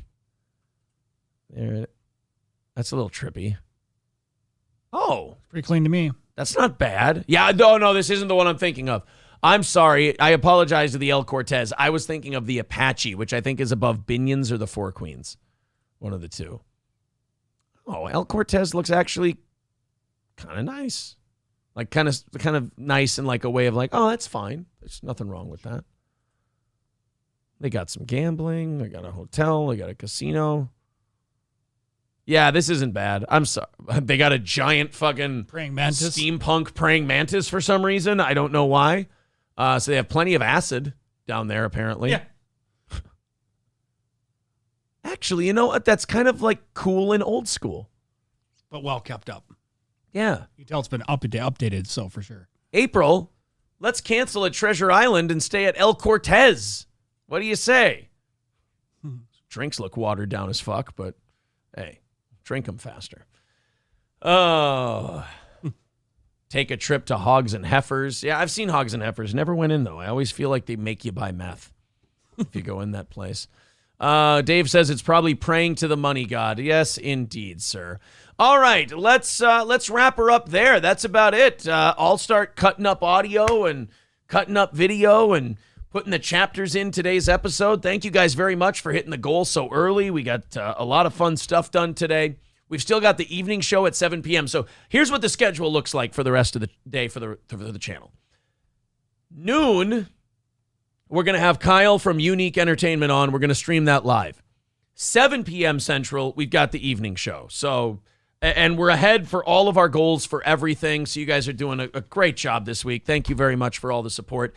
Don't forget to grab your tickets to the Steel Toe Morning Show 8th anniversary party. That's going to be at Stoney's Bar in Rockville. The link is pinned to the top of this chat, so you can see it. You can click on the Eventbrite link. You can buy your tickets. There's 40 tickets left for the comedy show and 15 left for the cornhole tournament. So get them today.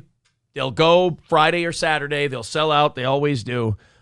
Pick up those tickets whenever you have time, and we'll see you on Saturday. Oz, thank you very much. Thank you. Bye-bye. AP Lasers, aplasers.com, and we will talk to you. Well, I'll see you guys again at noon for the interview. Take it easy.